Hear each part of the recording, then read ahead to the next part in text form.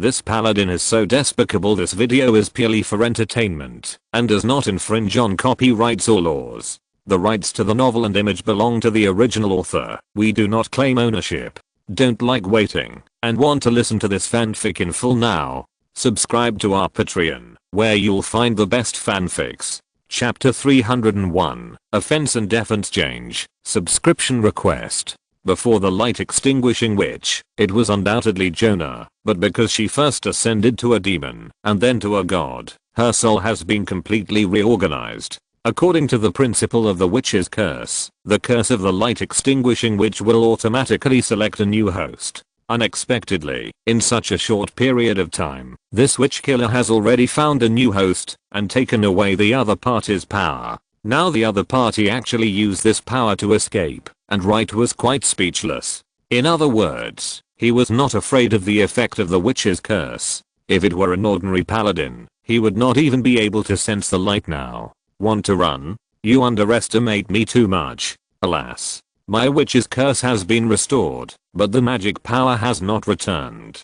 Emily had to call the fairy tale subspace first and replenish her missing witch power through the fairy tale kingdom. And Wright turned into a stream of light and rushed out directly, trying to catch the girl back as soon as possible. His speed was very fast, but the other party's speed was not slow either. After all, they all use the power of holy light, and it would take some effort to catch up with her. However, the girl did not seem to have much power of the light extinguishing witch in her hand, and she slowed down. Just when Wright thought he was about to catch the other party, the girl took out another match. You're still coming? Wright saw this and increased his speed again. But the next moment, the girl slid the match again. With a swish, the flame ignited and quickly enveloped her whole body. The swan costume dissipated with the flames, replaced by a blood red evening dress. It's over, Bloody Mary, the counterpart of Snow White. Wright never expected that the other party had even taken Scarlet's power of the Blood Witch. He quickly summoned the light chain to tie up the girl, but he didn't expect the girl to explode into countless blood water in an instant, falling into the jungle like rain. Holy throne sigh of the goddess of holy light. Wright directly gathered the holy light and shone it towards the place where the blood rain fell. Unfortunately, he was still a step slower. A small part of the blood water disappeared out of thin air after touching the shadow of the tree, and those blood beads that didn't have time to touch the darkness were directly destroyed by the pouring holy light. Looking at the charred jungle area, Wright was shocked and turned to fly towards Maple Leaf Valley. Emily had recovered her strength at this moment and caught the male magician who had been traveling with Witch Nemesis at the beginning. Be honest, or I'll kill you. Looking at the male magician who was tied up like a dumpling by the magic vines, Wright felt a little better. She ran away. Run away. Emily's eyes widened, looking a little unbelievable. She actually managed to escape from your hands. Is she that powerful? Wright took a deep breath and said faintly, Scarlet's ability plus Jonah's ability, when completely unprepared, is indeed a bit tricky. I didn't expect that she had secretly obtained the power of two witches. Emily shook her head, as expected of a witch killer. I didn't even sense her identity as a witch at the time, but she recognized me at once. It seems that from the very beginning of the design, she has the ability to track or hunt witches. Wright raised his eyebrows. You mean, her witch power has a witch radar? What's radar? That is, searching for other witches is an ability included in her witch power. Yes, that's what I mean. Although this guess has no basis, judging from the current situation, it is not impossible. What's more, this guess comes from Emily, who has a particularly accurate intuition. What should we do now? Let's go back first. Wright looked back at the direction where the witch Nemesis left. Since we know that she has seen Scarlet, at least we have a clue. What's more, there is a captive here. He picked up the human meat dumpling and took Emily out of Maple Leaf Valley and flew towards the direction of the Elf Kingdom. At the same time, in a dark corner of one of the border cities, a girl suddenly emerged from the shadows. Her face was pale and her body was weak, as if she had a serious illness and lost half her life. And in fact, it was exactly the case. Saint Wright, what a terrible guy. I almost felt that I would be left forever. The girl took out a blood red magic crystal and absorbed the blood element stored in it. Her condition recovered a little. This time I'm at a big disadvantage. They will definitely not give up. I have to leave quickly. The girl crushed the magic crystal residue into powder, carefully sprinkled it into the sewer, and stumbled and disappeared in the dim alley. Wright took Emily and the prisoners of war back to the war room of the Elf King's capital. Lilith and others had seen what had just happened through the secret broadcast. "Emily, are you okay?" As soon as the two came back, Lilith immediately went up to check Emily's body. "Woo woo. Sister Lilith, you are still good to me." Emily immediately threw herself into Lilith's arms and acted like a spoiled child. Suddenly, waves surged one after another, and Wright nodded repeatedly. Okay, not bad, not wrong." He threw the male magician on the ground and waved to the high-level succubus in the distance. "Come, deal with this. Dig out everything in his head for me." "Ah, Lord, what do you mean?" "Yes, I mean, use means such as soul extraction to ensure the integrity of his memory. Compared with the means used on Banda, the pain caused by vicious means such as soul extraction and soul stripping is a world of difference. Because it is too torturous, some demons even regard it as a means of punishment, rather than a means of seizing information. But it must be said that the memory obtained by this method is the clearest and most complete. Using other means, there may be various curses, oaths, contracts, divine spells and other messy means to restrict. But with soul absorption, there is no need to worry at all. The upper succubus looked at Lilith on the side. After getting permission, she stepped forward and put her hand on the head of the male wizard. No, please. I'm begging you. I'll say it. I'll say everything." Too late. Wright's eyes were extremely cold. "Since you joined the Tower of Truth, there has been no chance. Not all mistakes have the opportunity to be corrected." As Wright waved his hand, the high-level succubus eyes glowed green, and then his hands pressed on the male magician's head. The light of the soul kept flickering and was gathered in the palm of the succubus. And taking advantage of this time, Wright came to the front of the Elf Queen. "The first phase of the operation is over. Next, we have to break into the First Empire. We must use the results of the battle to tell the enemy. Now we are in a situation where both sides are on the offensive and defensive sides, and the situation has changed." Chapter 302. First hit the 10 bases, monthly ticket plus 66. In the dark room, Wright held the male magician's soul ball with one hand and examined the useful information in it with his eyes closed. Ding ding ding. After a slight knock on the door, Lilith pushed open the door and walked in. Wright heard the noise, opened his eyes and slowly exhaled. What a magnificent and meaningless life. Lilith sat on Wright's lap very naturally and fell into his arms. "Have you found any useful information? The Sage of the Void is indeed dead." Lilith was stunned for a moment. "I didn't expect this. I thought he would have a backup plan like the other two sages." He is dead, but he did have a backup plan." Lilith immediately understood. "He wants to be resurrected." Wright didn't say anything, but nodded heavily. "I was wondering before. The Tower of Truth is an organization that was obviously created by the Sage of Wisdom himself. From the memory of the Sage of Wisdom, this broken organization had no connection with the Gate of Truth until she died completely on Dragon Island. It's the kind of situation where you can't find the right temple to burn incense. How come you suddenly get in touch with the Gate of Truth?" It turns out that it's on the Nether Beach. Lilith suddenly realized that place is a place where talents are produced. All those who die but are rejected by the Nether Sea will be stranded on the beach of the Nether Sea. It's simply a carnival gathering for all those who died unconventionally there, let alone meeting the followers of the Gate of Truth. It is not surprising to find people from any power. So, did this Sage of the Void reach some kind of deal with the Gate of Truth, which led to the corrupted lady, one of the apostles of the Gate of Truth, targeting this world? Wright shook his head and said, "I don't know about this. This 5th level magician doesn't know much. But one thing is, that the Sage of the Void, who has been dead for many years, summoned the old members of the Gate of Truth and secretly began to plan something. As expected, that shitty truth workshop was created by them. It was originally a group of rabble, but if they really hooked up with the Gate of Truth, it would be difficult to deal with. What's more, there is an old bastard hiding in the Hades Beach to make trouble." Lilith put her arm around Wright's neck. "Then, can we discuss with the God of Death? and ask them to help deal with the Sage of the Void in the Hades Beach. We can find the God of Death. After all, we have a cooperative relationship with them. It is also their obligation as a partner to help us solve problems in this area. But Wright scratched his head, not feeling very excited. This Nether Beach is not within the sphere of influence of the Nether Sea, and the size of the Nether Beach is not small. Although I have never been there, it is said to be comparable to high-level worlds such as the God Realm and the Dragon Realm. Moreover, the planes inside are complex and extremely irregular, and there are many old monsters hidden that are not tolerated by the law of death.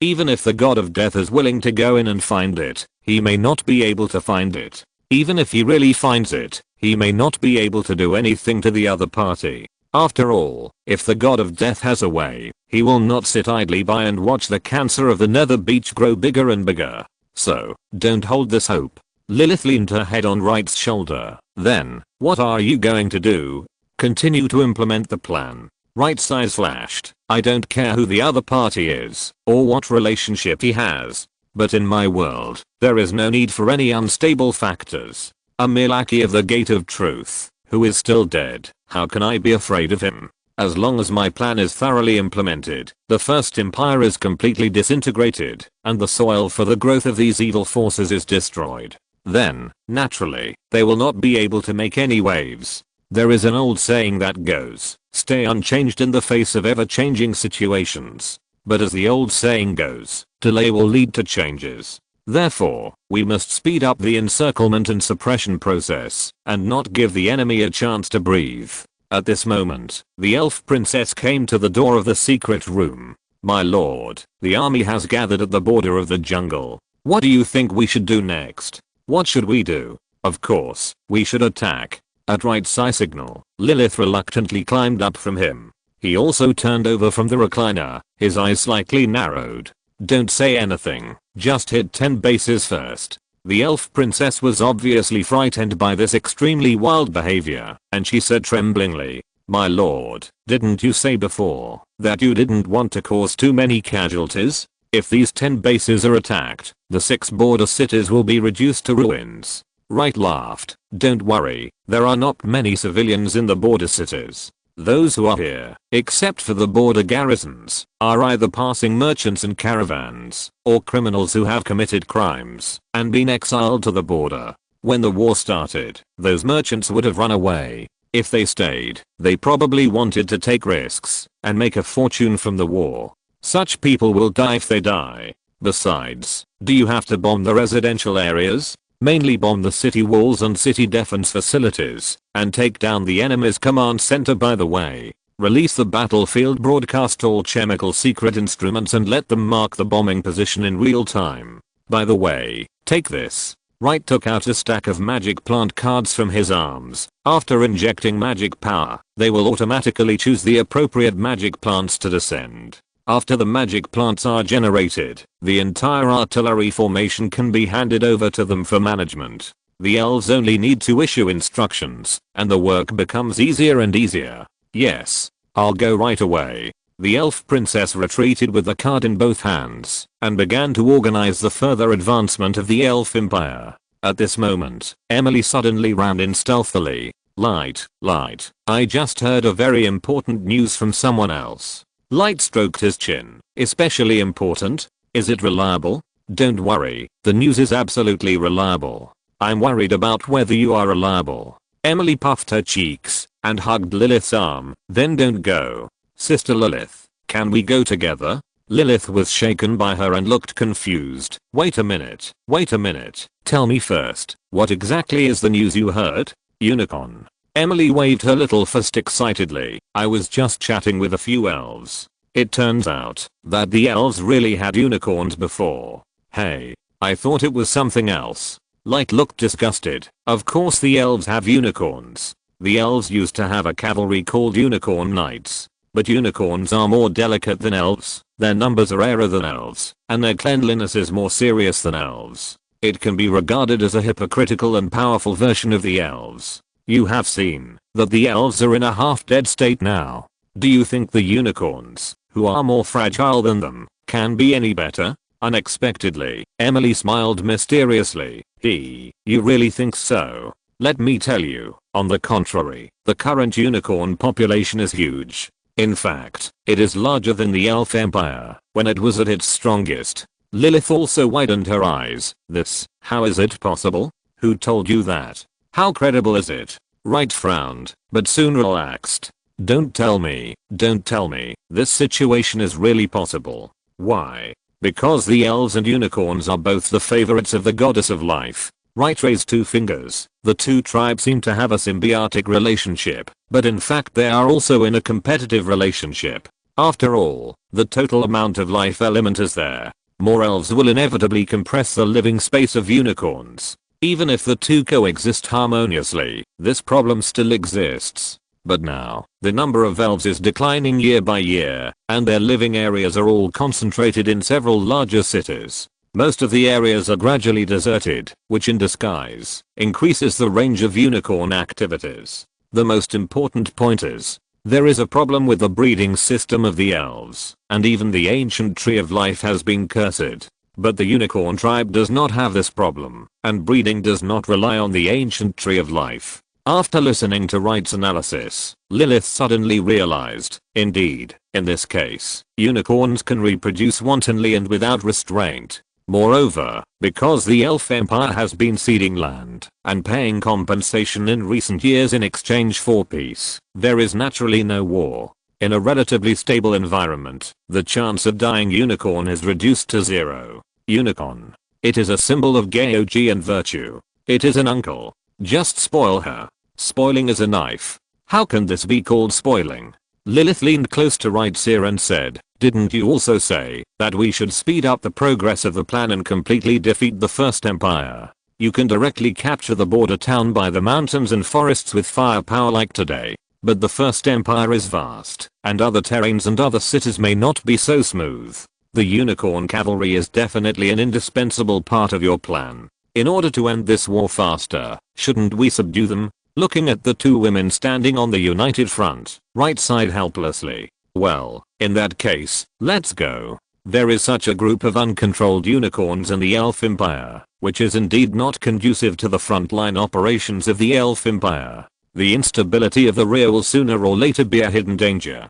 Great. Emily ran out happily, and Wright followed closely with Lilith. Look at her. How can she look like she just encountered a witch killer? But this time, you didn't rush to find the little match girl like before. Lilith tilted her head and looked at Wright. Do you want to solve the elves' problems first? Wright shook his head, because she will definitely come to me again. Why? Did you do something to her? Wright grinned. People die for money and birds die for food. I have an inexhaustible supply of witch power. If you were the little match girl, what would you choose? Would you blindly oppose me, or find a way to cooperate with me? The reason why she ran away at that time was that once I caught her, her identity would be a captive. And she knew me, knew my identity, and naturally knew my attitude towards the remnants of the Tower of Truth. Therefore, in such an extremely unfavorable situation for herself, she would try every means to escape. But from the pros and cons analysis, cooperating with me is her best destination. Instead of taking huge risks and paying a huge price to find trouble with other witches, why not join me? Not only will I have all the witches of the 6 witches, but I will also provide them in unlimited quantities. Lilith looked at Wright in surprise. Are you willing to accept her? Why not? Wright nodded and snorted. The smell of death is indelible. It is easy to tell whether a person has killed someone or not. This witch killer, although called a killer, should not have killed anyone in my opinion. And from the memory of the male magician, it can be seen that she recently followed other black magicians into the First Empire and joined the Tower of Truth organization. Because she was just a low-end peripheral member, her identity as a witch was not discovered. Even the male magician who acted with her did not know that she was a witch. Or, the peripheral members of his level did not know about the witch plan at all. You see, it won't be long before she comes back to me. And, I hope to reach a cooperation with us as an equal. Lilith laughed. If she is really like you said, not deeply involved with the Tower of Truth, and willing to surrender, then it saved us a lot of effort. I believe that the other 2 witch flowing out will find it soon. What do you do? Light shook his head. I said to play. Lilith was shocked. As soon as I wanted to ask carefully, I heard that Emily was beckoning to them not far away. Chapter 303, Violent Beast Taming. Slap. The horse's hooves were brisk and the wheels were rolling. After leaving the capital of the elves, the group headed north until they came to a beautiful lake. The elf who led the way stopped the carriage on the road not far away and refused to follow them no matter what. According to her, unicorns are not only arrogant but also irritable. What they hate most is that filthy people set foot on their living place, and they will have a very strong desire to attack outsiders. Even the elves under the command of the goddess of life rarely have a good relationship with these unicorns. In the eyes of these unicorns, the other party must not only be beautiful in appearance, but also beautiful in heart, and their character must be impeccable, and their bloodline status must be as noble as possible. Otherwise, at the least, they will ignore them, and at the worst, they will be violently expelled. An ordinary elf like her who works as a coachman rashly enters the territory of unicorns without bathing, changing clothes and fasting for 3 days. There is a great possibility that she will be elegantly wiped out by the other party. After hearing the words of the coachman's sister, Wright, who was originally in a low mood, suddenly became energetic. The dangerous light reflected in his eyes frightened Emily. Oh no, this man is going to cause trouble. It's bad. The unicorns are going to suffer. Suddenly, Emily regretted telling him about the unicorns. But now, it's too late. Wright jumped off the carriage and led the charge towards the bright and elegant lake. As soon as he entered the lakeside, he saw groups of unicorns living in this area. Some of them were lying on the grass, some were playing in the lake, and some were eating fruits on the rock wall. But when the Wright trio appeared, the eyes of these unicorns were instantly focused on them. What a blasphemy.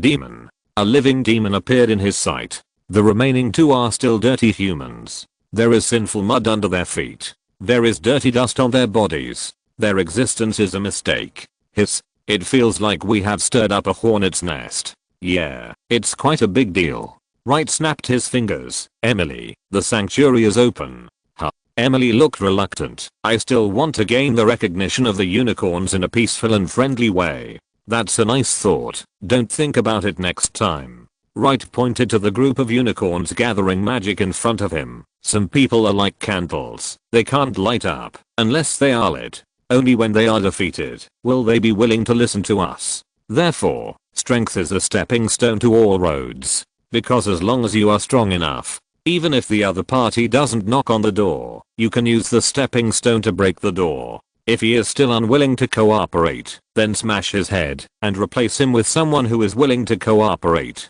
As a person, you can't be too pedantic. Understand? Understand. Emily's eyes widened, and the elemental carnival city suddenly expanded with her as the center of the circle. In the blink of an eye, all the unicorn territories were wrapped in it. Thousands of unicorns at the huge lakeside were silent almost at the same time. They stared at the trio with horrified eyes, and their faces were full of disbelief. Wright looked at Emily's back and couldn't help but be amazed. As expected of a witch who is specially used to deal with the elves, this sanctuary is really convenient. Even if I take action, it will be more troublesome to achieve this effect. Is this what is called? The county magistrate is better off taking charge now? Emily looked back at him. So, what should we do next? Leave the rest to me. Wright took 2 quick steps to the frightened horses, put his hands on his waist and roared. Who is in charge here? Get out of here. Such inelegant and vulgar words made the unicorns recover from their shock and become extremely angry. At the same time, a unicorn that was extremely tall and strong walked towards him. Wherever it passed, the unicorns consciously stood on both sides and lowered their proud heads. Judging from the kingly aura it unconsciously exudes, this unicorn should be the king of this tribe. You are worthy of being the king of unicorns. The king of unicorns walked in front of Wright and looked down at Wright, trying to overwhelm him with his momentum. Unexpectedly, Wright suddenly stretched out his hand and slapped the opponent's horse face. The palm as big as a palm fan was so powerful that it directly stunned the king of unicorns. The opponent staggered and fell to the ground with a bang, stirring up a burst of mud. Hiss. The king of unicorns was furious, struggling to stand up, raised his front hoof, and pressed towards Wright. Wright immediately cast the Holy Healing Art modified on himself, instantly strengthening the muscles of his whole body. He saw that his waist and horse were one, and he grabbed the front hoof of the King of Unicorns with both hands, and the two competed with each other. Although the King of Unicorns is handsome and powerful, he is still not enough in front of Wright, the paladin. As time went on, it began to show signs of fatigue. Wright seized the moment when the other party was distracted, and directly threw it away. The King of Unicorns quickly adjusted his center of gravity and finally landed safely. But before it could stand firm, Wright had already arrived in front of it, and swung his hand in the face and slapped it hard. With a loud snap, the unicorn's head was twisted, and it was also seeing stars, and it fell to the ground with a bang. After a long while, the King of Unicorns staggered, and stood up again. As the King of Unicorns, where had it ever been slapped so cleanly? The ones he had seen before were either the best of the elves, or the queen or princess of the elves. Not to mention slapping, he had never heard a single dirty word. After these 2 consecutive slaps, the King of Unicorns felt greatly humiliated. He angrily wanted to mobilize the magic element, but found that it was useless. Just as he was thinking about how to break the situation, snap! Wright once again gathered all his strength and slapped the Unicorn King hard on the face. The latter stumbled and fell to the ground with a bang. The 3 slaps were crisp and pleasant. When the first one came, many unicorns were extremely shocked. When the second one came, they were extremely angry. But when the third slap came, almost all the unicorns twitched all over and subconsciously retreated half a step. The Unicorn King was furious. It roared and stood up, and attacked Wright frantically again. But perhaps it was because of anger that it was overwhelmed, or perhaps it was because it had been using magic power for many years, and was not good at hand-to-hand combat. Wright easily dodged the swift trampling of the Unicorn King. Wright, who stood firm, gathered all his strength again and slapped him again. Pa. This time it was even more powerful, and the huge body of the Unicorn King was directly slapped away. One person slapped a horse away, and the visual impact filled the eyes of the unicorns with fear. Even Emily and Lilith, who were watching, gasped. After this slap, the Unicorn King was ashamed and angry. It looked at the other unicorns in its group, and then looked at the man who slapped it in the face. In response, he received another crisp and loud slap. It just stood up, and fell down again. When this happened, the atmosphere at the scene quickly changed from tragic to awkward. The angry and passionate blood quickly became a little overwhelmed. The unicorns looked at each other, not knowing what to do for a moment. After all, no one had ever seen such a situation. It can be seen that they had never seen it before, but it did not prevent the Unicorn King from continuing to be slapped. Wright did not say anything. Just slap. If you fight me, I will fight you, and then slap you. If you want to run away, I will catch up, and then slap you again. If you want to commit suicide, I will revive you, and then slap you. Anyway, just slap. I have to slap. I will slap you anyway. Keep slapping. Since they came to the lake, Wright slapped from morning to afternoon. He himself did not remember how many times he slapped. Finally, when he raised his hand again, the Unicorn King slowly knelt down on his front legs and lowered his proud head. It chose to surrender. It's finally over.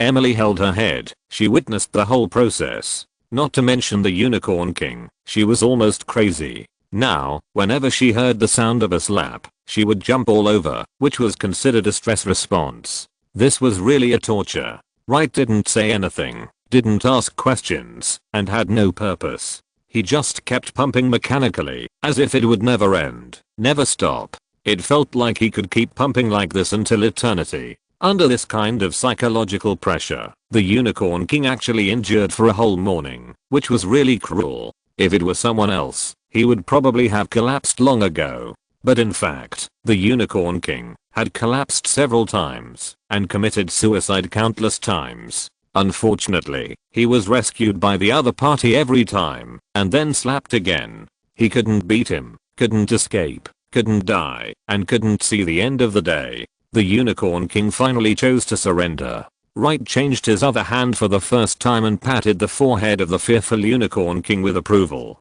You are very good, with strong willpower and a natural body for working. If you develop well, you will definitely be able to work for a lifetime. Then Wright turned around and snapped his fingers at Emily. Come here, try riding it. Emily quickly came to, right, and looked at the majestic king of unicorns with envy. I can't ride it, because unicorns only recognize one owner in their lifetime. Even if it is for the owner's sake, other people can't ride it. Wright turned his head and looked at the king of unicorns. Is there such a rule? The king of unicorns hesitated for a moment and nodded weakly. Don't have it in the future. The king of unicorns didn't dare to refuse, so he nodded immediately and rubbed Emily with his head. Emily turned over and rode on it with a shocked face, looking at Wright in disbelief. This is too amazing. Humph, these inexplicable little rules are all caused by people like you. Isn't it riding on it? Is the world destroyed, or did you two explode on the spot? Wright shook his shoulders. I don't like to indulge these bad habits. Pretentious. Emily didn't listen to her and immediately started running on the king of unicorns. It must be said that unicorns are indeed much better than ordinary horses in this regard.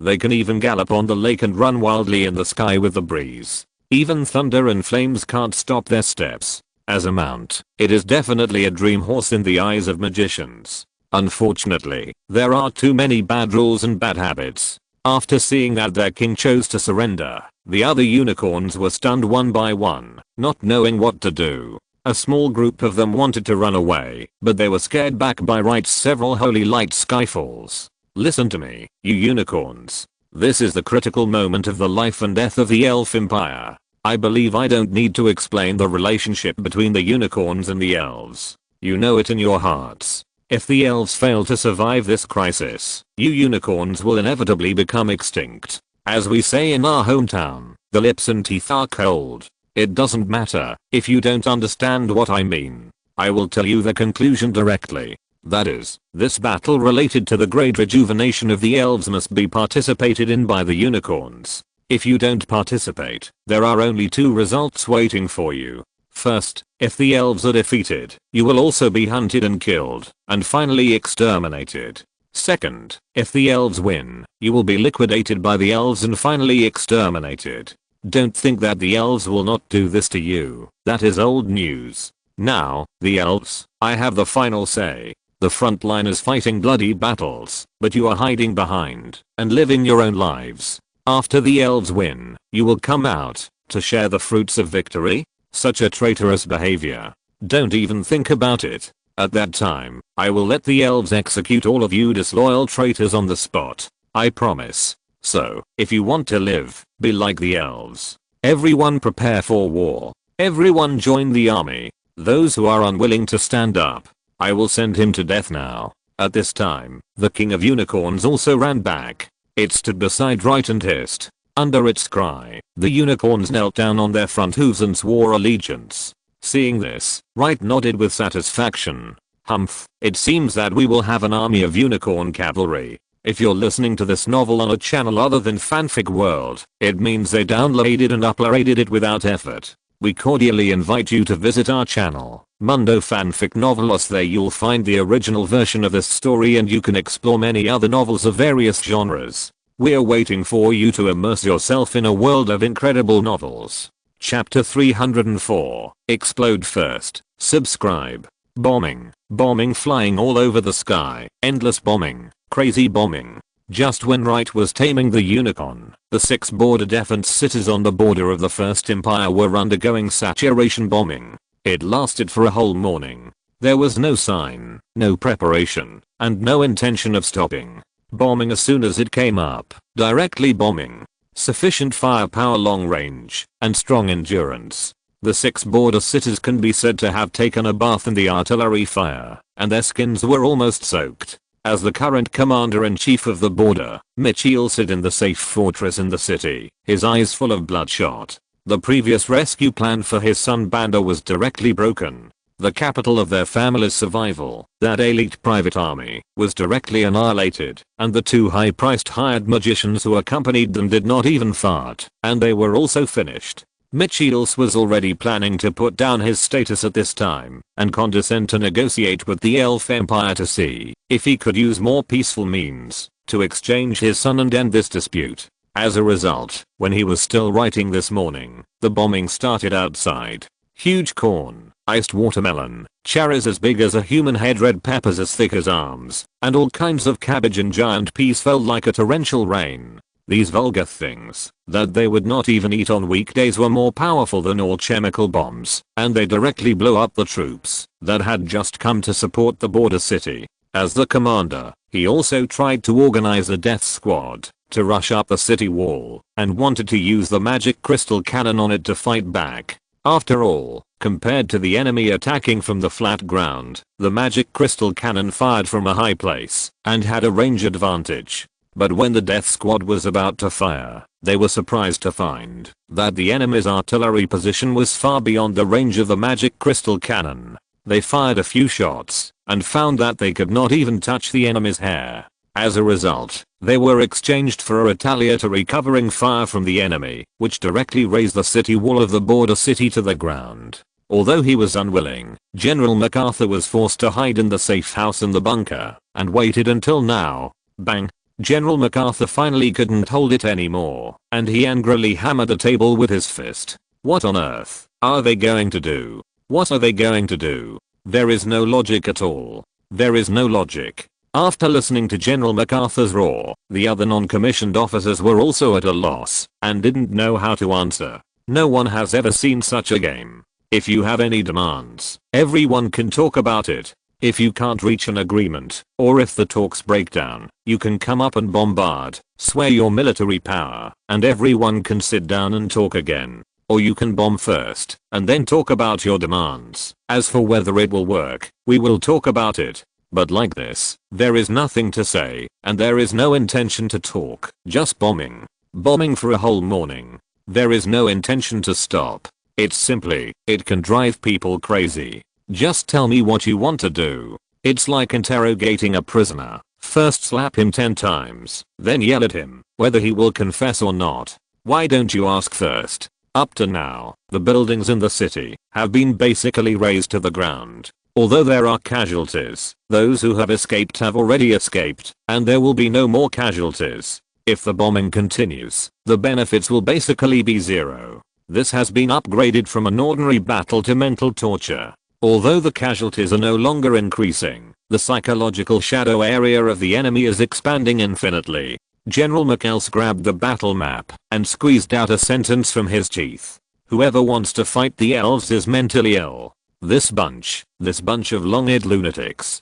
The 6 border cities of the First Empire are still immersed in the baptism of artillery fire, and even everyone in the war room of the Elf Empire is tired of it. At the beginning of the artillery bombardment, they were extremely excited. The feeling of raising their eyebrows and breathing makes people feel refreshed. But as time goes by, the elves seem a little anxious. If the bombing continues like this, the firepower will not be enough, right? Then gradually, the elves gradually became numb. After all, bombing all the time is too boring. In the end, they even turned the screen to mute. There was no other way. They kept listening, and some elves had slight tinnitus, and some elves even had auditory hallucinations. To be honest, after bombing for so long, even the elves themselves were a little anxious. At this time, a messenger and in breathlessly, "Your Majesty, Your Majesty, Mr. Wright is back. If he's back, then he's back." Her Majesty the Queen pressed her temples. "Don't shout, my ears hurt, and my head hurts. Speak softly, okay? Okay, Your Majesty." The messenger tried to calm himself down. "Well, Your Majesty, Mr. Wright is back, and he brought a unicorn with him." The elf queen nodded. "Okay, I see. Didn't he go looking for unicorns early in the morning? With Mr. Wright's ability and status, you don't need to make a fuss if he subdues 1 or 2 unicorns. Not 1 or 2. Did he subdue 3? That's impossible. Miss Lilith is a demon. Even if the unicorns are dead, demons won't be allowed to ride on them. But then again, demons hate riding unicorns, right?" The messenger waved his hands. "No, not a few. It's Mr. Wright subdued an entire tribe of unicorns and brought them back." "What?" The queen screamed in shock, her voice rising 2 octaves at once. The other elves were shocked, and her own head was throbbing with pain. But she still endured the pain, holding her forehead with one hand in the wall with the other hand, and asked, "Are you kidding? An entire tribe of unicorns has been subdued. Mr. Wright has subdued the king of unicorns and the entire unicorn tribe, and incorporated them into the battle sequence. Now, he has brought these unicorns into the city, and is holding a pre-war motivational oath-taking meeting. The Queen of Elf didn't care about being reserved anymore. She lifted her long skirt and almost ran out of the battle meeting room. As a result, she saw Wright standing on the high platform, waving his fist, and shouting at a group of unicorns. If the country is in the midst of war and you are dressed in bright and spotless clothes, then this is the dirtiest attire. If the country is prosperous and strong, even if you are covered in mud and tattered, it is the purest attire. Do you want to seek true nobility? Do you want to gain supreme glory? The way is right under your feet. Now I declare that the Unicorn Cavalry Regiment is hereby established. And what responded to him was the neighing of a group of horses. Chapter 305. Have you heard of Holy Protestantism? War is a terrible monster. Under the threat of this monster, the civilians in the 6 border cities have basically fled. After nearly 6 or 7 hours of continuous precision bombing, the entire border defense basically lost everything that can be called fortifications. What city walls, drawbridges, moats, arrow towers, traps, and wizard towers were all razed to the ground. After the elves stopped shooting, all the surviving soldiers of the First Empire made the same choice: escape. They abandoned the city and fled without hesitation, if the ruins could still be called a city. What puzzled them was that the elves did not launch further invasions. In other words, after they bombed, they had no desire to enter these human cities. This gave the prince, who fled in panic, some new thoughts. Could it be that these elves could not get out of the forest at all? Or, if they left the forest, their combat effectiveness would be damaged? At this moment, the general who was forced to flee suddenly stood up. He suddenly thought of a way to defeat the enemy. At this moment, he did not feel sad for giving up the border city. On the contrary, he even thought that abandoning the city and fleeing was a very wise thing to do. Because behind the 6 border cities is a vast grassland. It is an open area without any cover. In this terrain, the elves' heavy firepower cannot be used at all, and their slender bodies are destined to be unable to confront humans head-on on this terrain. When the elf empire was once powerful, they were also deterred by this terrain. I'm using space to exchange time. This is to magnify the strategic depth of the war. It is like pulling like fishing, and it is letting out the line. It's a good idea. After figuring this out, Prince MacArthur immediately adjusted his mentality. The first order he gave, after arriving at the rear city, was to expel all the refugees outside the city and the poor in the city, and asked them to go to the front border city for reconstruction. This move is not to be said to be vicious. These poor people and refugees are a real burden to the rear city. They will continue to grow like a snowball, and eventually cause huge losses to the entire empire. Now, they have a better place to go, that is, the 6 border cities that have been lost. Prince MacArthur coaxed, deceived, coerced, and lured, and drove a large number of refugees in the rear to the border. If these people go to the border city, they will become a trouble for the elves. If the elves kill these refugees madly, then this will cause crazy revenge from the entire human society. At that time, the First Empire will have a reason to drag other countries into the water, and even let the Holy Light Church help. But if these elves do not accept these refugees, judging from the rations these refugees carry, they can't support them to return to the rear city. Therefore, they are still waiting for mass death. At that time, they only need to throw the black pot on the elves, and they can still carry out their plans smoothly. Unless these elves can accept and settle all these refugees. But, humans are humans after all, and elves are elves after all. Even if the elves are kind, when the First Empire's army comes back again, these humans will still choose to help their compatriots. Then these refugees will become a hidden danger. In any case, this dirty trick will surely make the elves pay the price. While hoping so, Prince MacArthur mobilized troops in the Empire, and summoned black magicians, to form a magic army, ready to wait for an opportunity to kill back. He must find a way to get back the face he lost. What's more, his only son is still in the hands of these pointed ears, and it is unknown whether he is dead or alive. He is confident that, as long as the refugees reach the border city, the elves will be in chaos. He only needs to wait until the best time to send troops. Finally, the bitter wait finally got a response. The scout captain who was sent out to investigate the enemy finally returned to the barracks to report.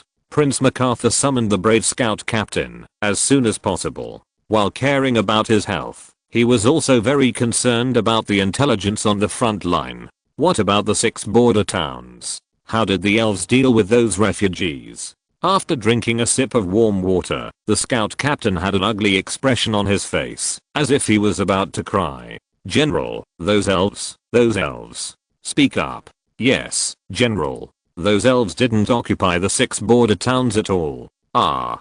General MacArthur's eyes widened. Didn't occupy them? After we retreated, didn't those pointy-eared bastards enter those border towns? Yes, they didn't show up at all. This result was beyond the expectations of His Royal Highness. They fought for more than 7 hours, but they didn't even enter the city in the end. The prince suddenly slapped his hand on the table, his teeth itching with hatred. These bastards, if they didn't plan to occupy the city, why did they bombard it for so long? Are they sick? What about those refugees? Did they enter the city? Yes, those refugees entered the city without any obstruction. Damn it. The prince never expected that it would be such a result. Why did he flee in a hurry? Wouldn't it make him look stupid and cowardly? These damn pointy ears. Assemble. Gather the troops. We have to take back the 6 border cities. General. No. The scout captain suddenly shouted. We can't go back to those border cities. Why? Do you think I'm afraid of those refugees? No. Wait for me to finish my words. The scout captain had a strange expression. Not long after the army withdrew, a group of missionaries from the Holy Light Church came to those border cities. What? The Holy Light Church? They actually openly intervened in this war? No, there are only missionaries from the Holy Light Church. Speaking of missionaries, the scout's face was suddenly filled with horror. They are a group of very scary missionaries. They call themselves the Holy New Sect. When those refugees arrived at the border city, the missionaries immediately accepted them. The missionaries distributed water and food, and helped the refugees treat diseases and injuries. Soon, they won the hearts of the people. Later, they began to preach among the people. The missionaries often muttered something. Sir, I'll take a few minutes from you. I'd like to introduce our sect, the Great Holy New Sect. In less than half a day, all the refugees became believers of the Holy New Sect of the Holy Light Church. It's terrible. Their missionary ability is simply terrible. I sent my team members to explore the city, but only one of the 10 people came back. The remaining 9 all converted to that strange Holy New Sect.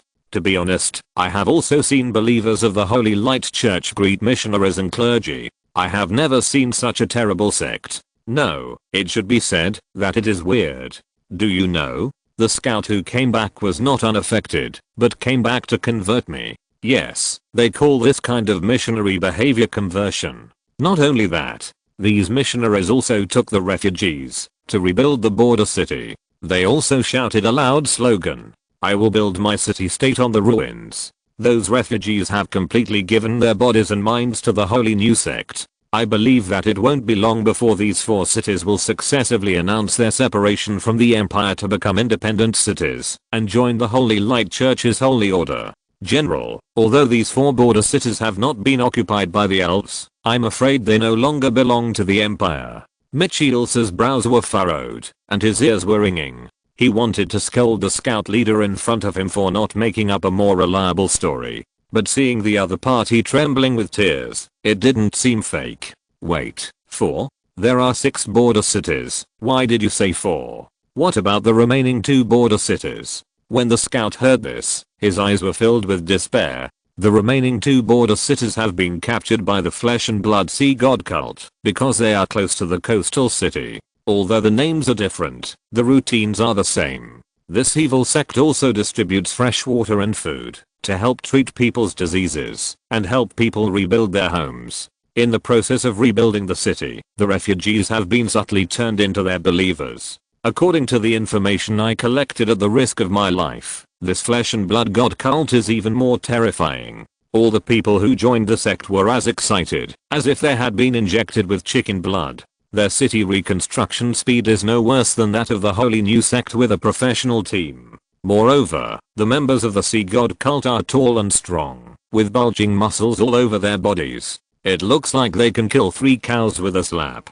But the female members are all beautiful and have excellent temperaments, and the polarization is very serious. The only thing that remains unchanged is that they are all very strong. Ridiculously strong. After listening to the scout's report, the prince sat down on the chair with a bang. The passion that had just been ignited was extinguished in an instant. That heart was cold. He had planned everything, but he had not taken into account these 2 sects that suddenly showed up. Now, his sinister plan had not worked, and 6 cities had been lost in vain. Not only that, he seemed to have sent a large number of people to the other side in vain. His Royal Highness almost vomited blood.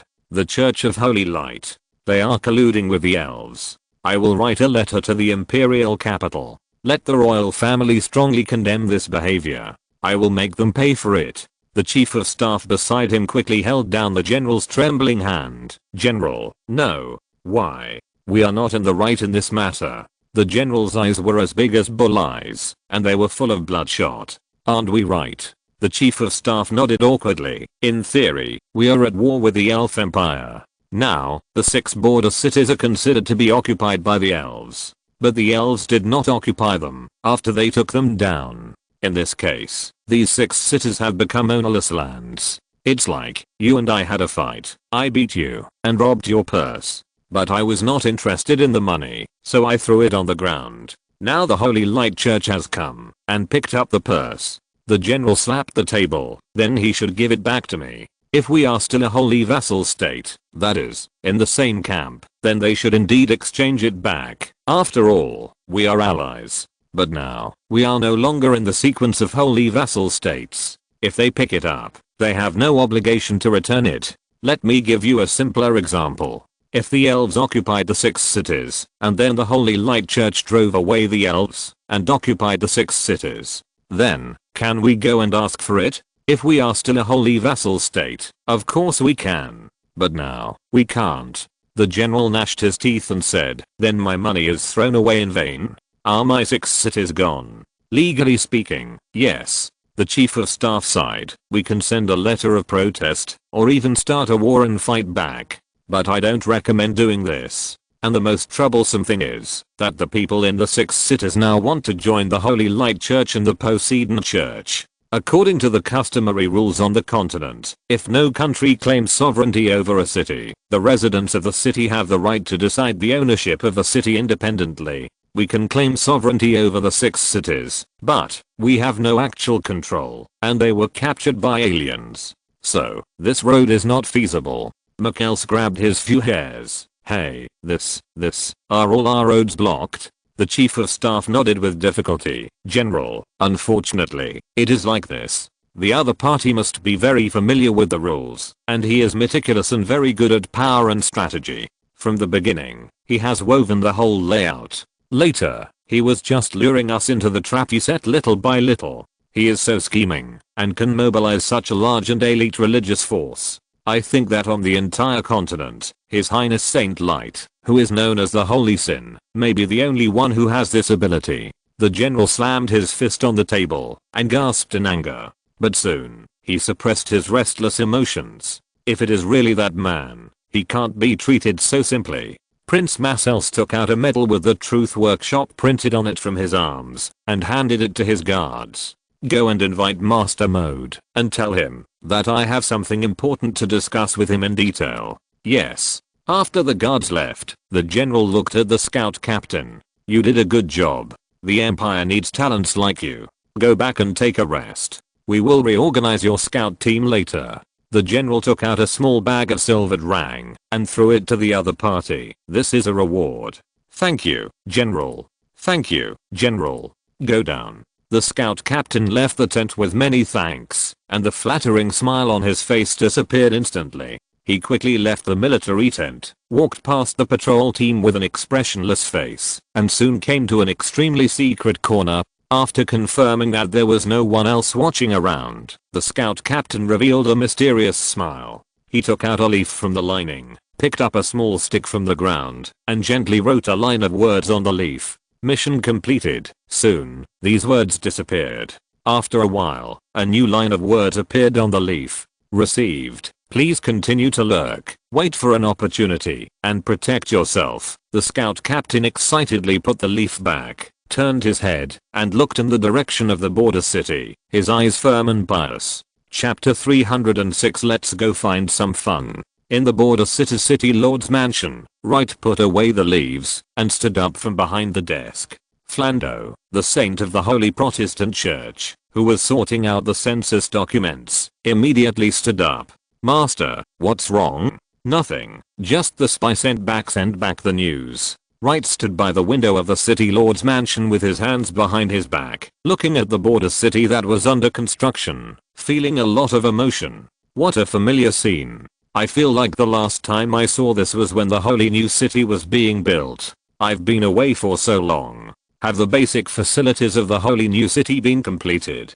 Flando hurried forward to report, Your Highness, the Master, the holy new city has been completed according to your previous planning blueprint. Originally, the engineering team of the holy new city had been on vacation for a month and was looking for a new project. Just as we received your order, we rushed here day and night. President Grandit and President of the Temple of Idris both wanted to come along, but they were too busy with official duties, so they had to give up. Humph, these two guys, the Holy Light Chamber of Commerce and the temple are so big, yet they are still thinking about these trivial things. The two presidents miss your master too much. Wright waved his hand. Flando, you are also an apprentice saint of the Holy Light Church now. You don't need to call me master anymore. Just call me by my name. No, your highness will always be your highness.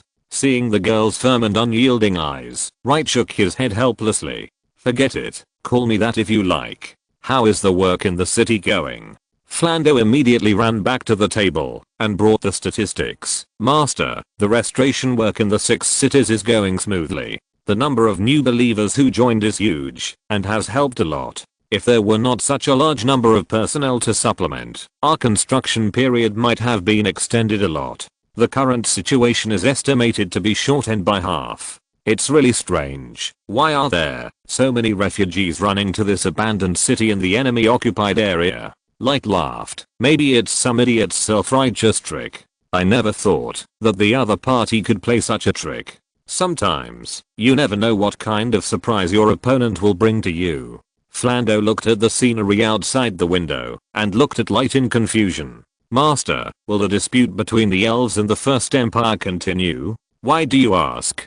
Flando bit her lip, a little embarrassed. Now that 4 of the 6 border cities have been accepted by the Holy Light Church, haven't we successfully separated the elves from the First Empire? If they continue to fight at this time, won't it be difficult for us to survive in the middle? After hearing this, Wright laughed and reached out to touch Flando's head. Now, you have also learned to look at things from an international perspective. Very good. But have you forgotten? There are 6 border cities. Why did I only let you take 4, and the remaining 2 were given to the Sea God Church?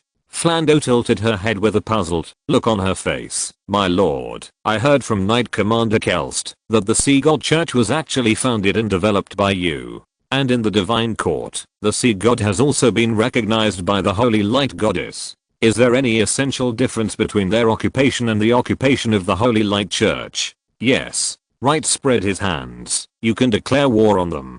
Or, they declare war on you. Flando didn't understand what Wright meant at first, but when her eyes fell on the map, she suddenly realized it. Oh, I understand. I understand. My master, you are so smart. Light laughed. Do you really understand, or are you just pretending to understand? Tell me. Flando ran to the map with a bang, picked up a long pole, and pointed at the 6 border cities. Although there are 6 border cities in the First Empire, the distribution is not very even. The 2 border cities close to the coastal city are relatively close to each other. The 4 inland cities are closer. We occupy these 4 cities, and the Poseidon cult occupies the other 2 cities. It's like 2 door panels, one large and one small. Moreover, we are the holy new sect of the Holy Light Church, and they are the flesh and blood sect of the Poseidon cult. If we go to war with them, the wide gap between the 4 cities and the 2 cities will become a war zone. At that time, even if the elves pass through the middle, we can pretend not to see it. Even if someone wants to condemn us, it is not tenable on the surface. If the elves retreat back, and the First Empire wants to pass through here, we can end the war and form an alliance. Then this gap becomes the internal defense zone of the alliance, which is equivalent to closing the door. It will be troublesome for them to pass through here. Moreover, the First Empire has already broken away from the Holy State, and this matter has risen to a very high level. In order to reach an agreement, I don't know how many negotiations and procedures it will take. Opening and closing the door are all decided by us. Is that what you mean? Wright rubbed Flando's head approvingly. Not bad, not bad. You have great potential. This is the door I specially left open to take sides. Flando couldn't help but marvel at it. After all, it was the first time she had seen such a method. At this moment, there was a knock on the door outside the house. My lord, are you there? It's Her Royal Highness the Princess. Please come in. The elf princess Rasatina pushed the door open and walked in, bowing. My lord, 1,000 unicorn cavalrymen have been assembled and are ready to go into battle at any time. Too early. Wright was speechless. You are preparing too early. We have to wait until the 6 cities are almost repaired before we can continue to march. But now that you have assembled, let's train well. Don't worry, you will have a battle to fight. Yes. The elf princess agreed and did not leave. Seeing that she was hesitant to speak, Wright couldn't help but become interested. You, just say whatever you want to say. My lord, I heard from Lady Emily that you have a new path to promotion. I wonder if I have this opportunity. Oh, you mean the magical druid path of the fairy tale sequence, right? Yes. Why do you want to take this path? The elf princess was a little shy. Actually, I was just a pharmacist before. I'm not very good at things like fighting. I just wondered if I could gain combat ability through this path. As you know, the elf empire is now fully prepared for war. I'm a princess, but I don't have any combat ability. It's really, Rasatina, it's not only fighting on the front line that counts as participating in the war to defend the country. The rear is also very important. The elf princess nodded repeatedly. My lord, I understand what you said. If I didn't know that you had a brand new path to promotion, I would definitely help in the rear with peace of mind. But now that I know there is such a way, I can't just turn a blind eye. In any case, please let me try.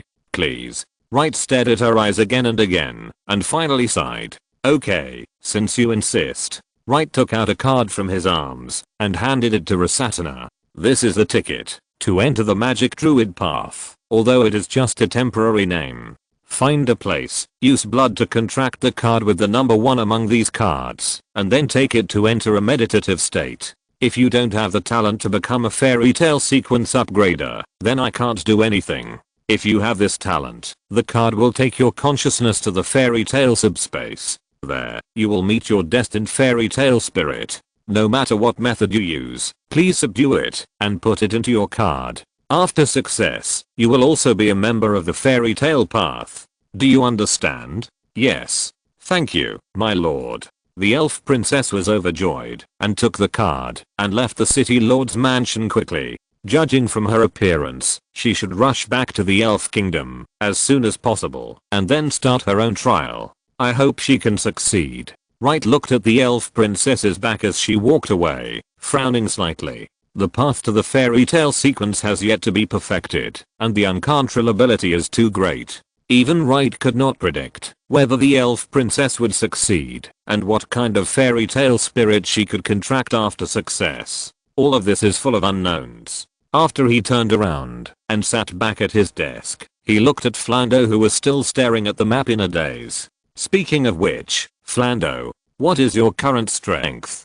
Flando trembled all over, her eyes began to dodge, and finally hesitantly said, 4th level. That won't do. Wright frowned. You are now an novice saint, and you will at least be a person at the level of an archbishop in the future. The teachers are getting older, and you should start to take the initiative to share the work for them now. This has already occupied a lot of your training time, and it will be even more serious in the future. In that case, the progress of cultivation will only be slower than it is now. If you can't be promoted to the saint level within 2 years, it will be difficult later.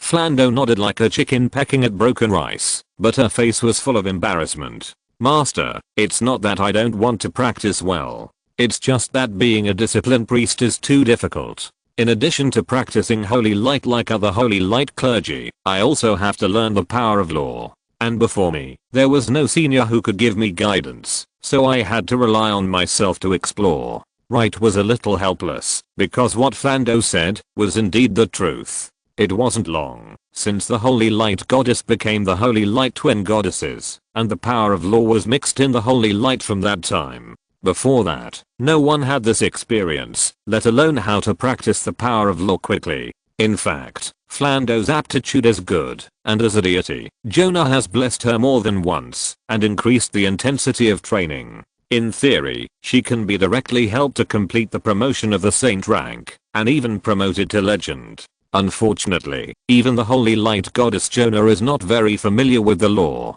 If even the goddess is like this, it's no wonder that Flando, the saint, can't speed up. Wright looked at the map on the wall and suddenly had a flash of inspiration. I'll leave these 4 cities to you to manage. Ah, what? My lord, are you kidding? Wright pointed out the window. What you lack is the power of law. That's right, what these 4 cities lack now is strong laws. I ask you not to completely copy the laws of the First Empire or the laws of the Holy Light Church. You must analyze the current situation in light of local conditions, take the essence, and discard the dross, and summarize a set of effective temporary management methods to govern these 4 cities. All trials must be based on actual combat. I think that, when you are able to manage all 4 cities in an orderly manner, your problem of the power of law will be solved. Flanda blinked her confused eyes. This will work. I don't know, but it's worth a try. Even if it doesn't help your practice at all, it is a rare trial for you. At least, the 4 cities will be governed, and you will also accumulate experience. This is already a business that is sure to make money, so what is there to hesitate about? Flando thought it was right, and nodded in agreement. Master, don't worry, I will not disappoint you. Well, this new city lord's mansion is yours from now on. This study will be your office in the future. Wright stood up and walked to the door. If there are not enough people, you can mobilize from the Holy Light Church. But the formulation of laws is a practice. You can't be lazy. Don't worry, Master. Then you should get familiar with your work. Wright openly became a hands-off shopkeeper and left the city lord's mansion that was still under repair and construction without looking back. He had just strolled in the city for a while when he saw dust flying in the distance and the sound of hurried horse hooves. Emily was riding the tall and handsome Unicorn King, galloping towards him. Wright frowned and stretched his hand forward. Several rays of light burst out, like a bond, tying Emily and her horse to the spot. Are you crazy? Riding like this on the street? What if you hurt someone? If you have too much energy, go run wild outside the city. Emily was tied up like a dumpling, and she said in a muffled voice, don't be angry, we were originally outside the city, and this guy felt your breath, so he ran over uncontrollably. Besides, this broken city is in ruins. Is there any difference between inside and outside the city? Wright slowly came to the Unicorn King. Not bad, not bad. You know to come and say hello when you see me. Sometimes people are not as good as horses. Emily rolled her eyes at the connotation. I just saw you busy all day and didn't want to disturb you. Besides, Sister Lilith has been staying with the elves, secretly monitoring Sicilius, and can't come out with them. I can't help. I'm so bored. You can't help? A full system magician, a congenital earth and wood holy body, a natural dust fighter. Mr. Wright, there are so many elves helping here. Do you think you need a full system magician like me? That's true. Wright stroked his chin. How about I take you to the heart of the First Empire to have some fun? Chapter 307, The Holy Crow from the Light of Sin. When Wright said he was going to have some fun, Emily shuddered. She vaguely remembered that the last time she went to have some fun, she followed him and Lilith to the Holy Work Town to hunt the evil god worshipped by the cult of the First Fire. That new way of playing was still fresh in people's memory. It turned out that the evil god could be played with for fun. And now, Wright was talking about what kind of fun to have. Emily hesitated in her heart. Although she was bored, she was still skeptical about the fun Wright mentioned. I have a bad feeling. The so-called fun you mentioned is probably not the same as what I understand. Tell me first, what kind of fun is it? There shouldn't be any cults in the First Empire, right? Even if there is, you won't be kind enough to help them eradicate it, right? Wright raised his finger and shook it. You underestimated me.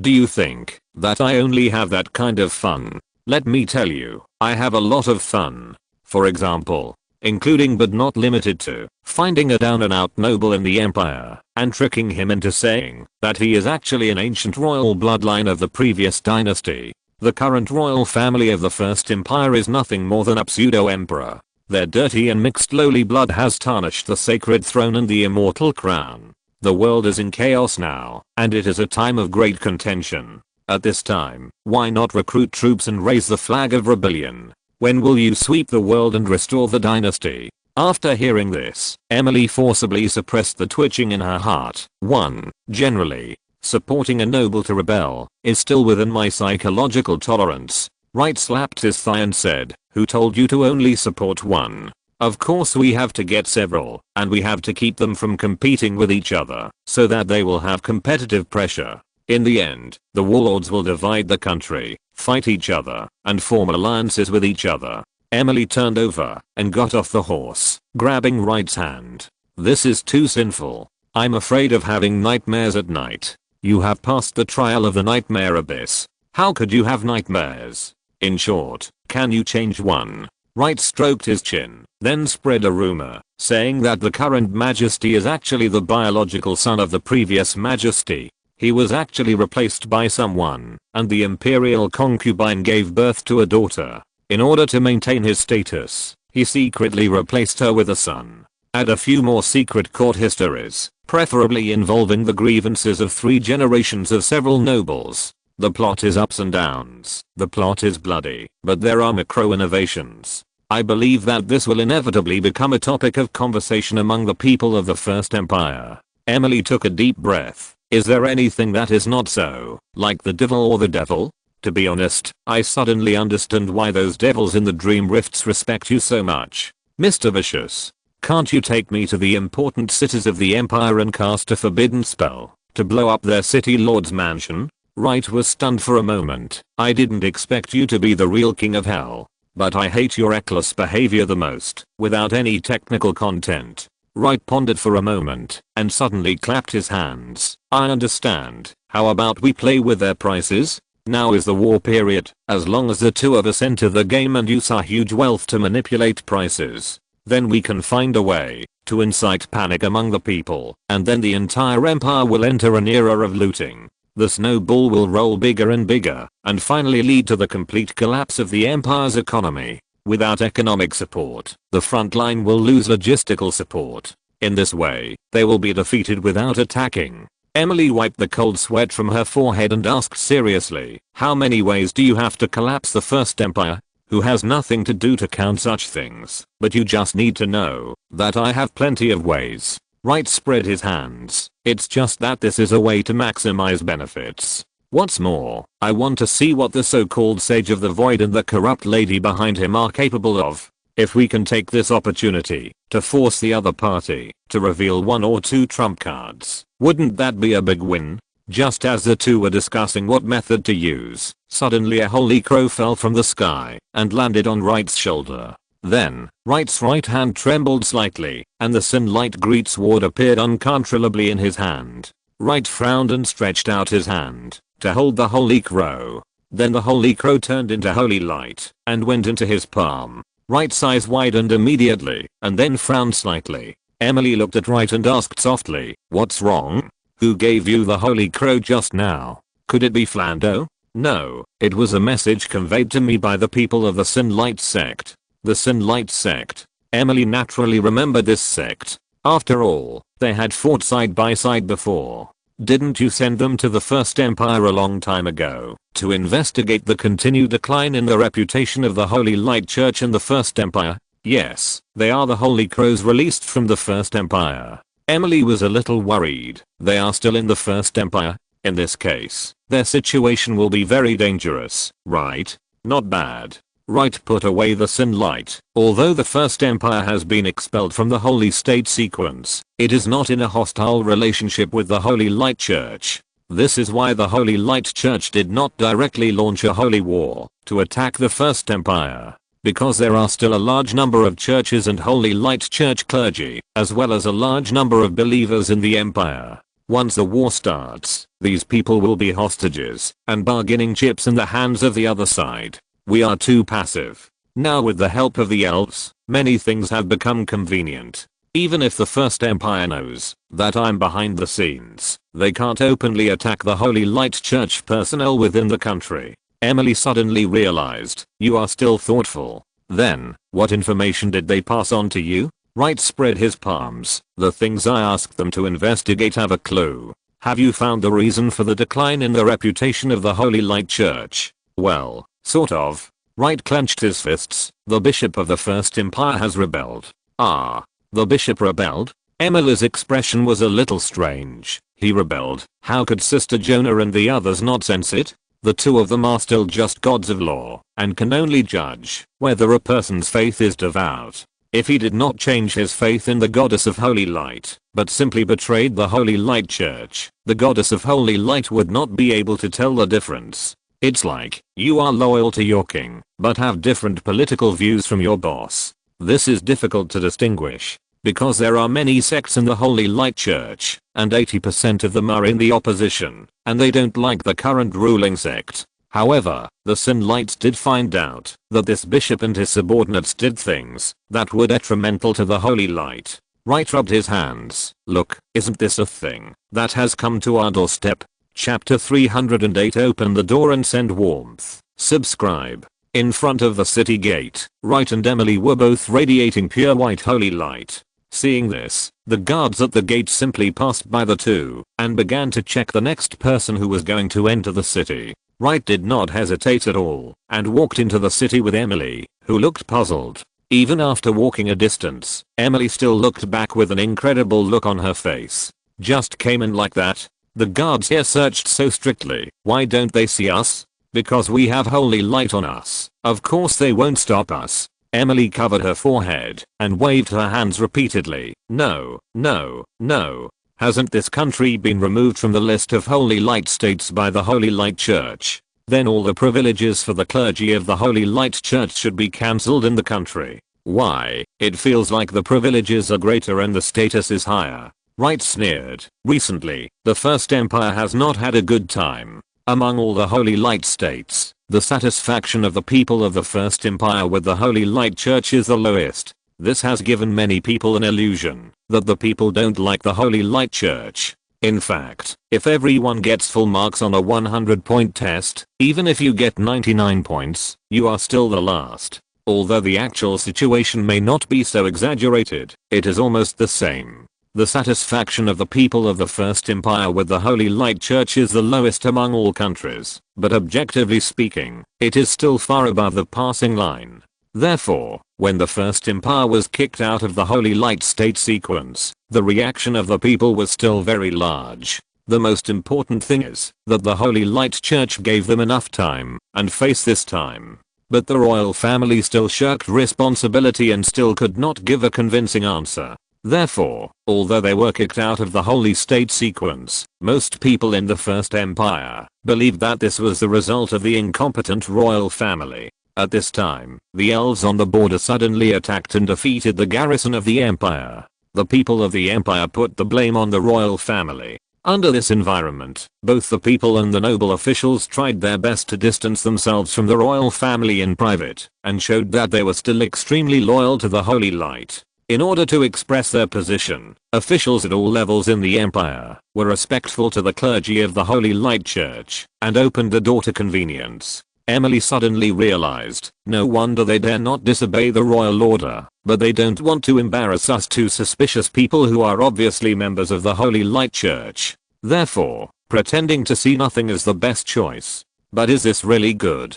Of course not. Wright raised his eyebrows. Do you think there are no bad people in the Holy Light Church? When the clergy do evil, they are even more hateful than the local nobles. Why is the public satisfaction of the First Empire the lowest all year round? It is because there are big problems with the clergy of the Holy Light Church in this country. So, after the Holy Coming ceremony, I sent people from the Sin Light faction here to secretly investigate those clergy who violated the rules. Only by eliminating all these guys can we slowly reverse the reputation of the Holy Light Church among the people.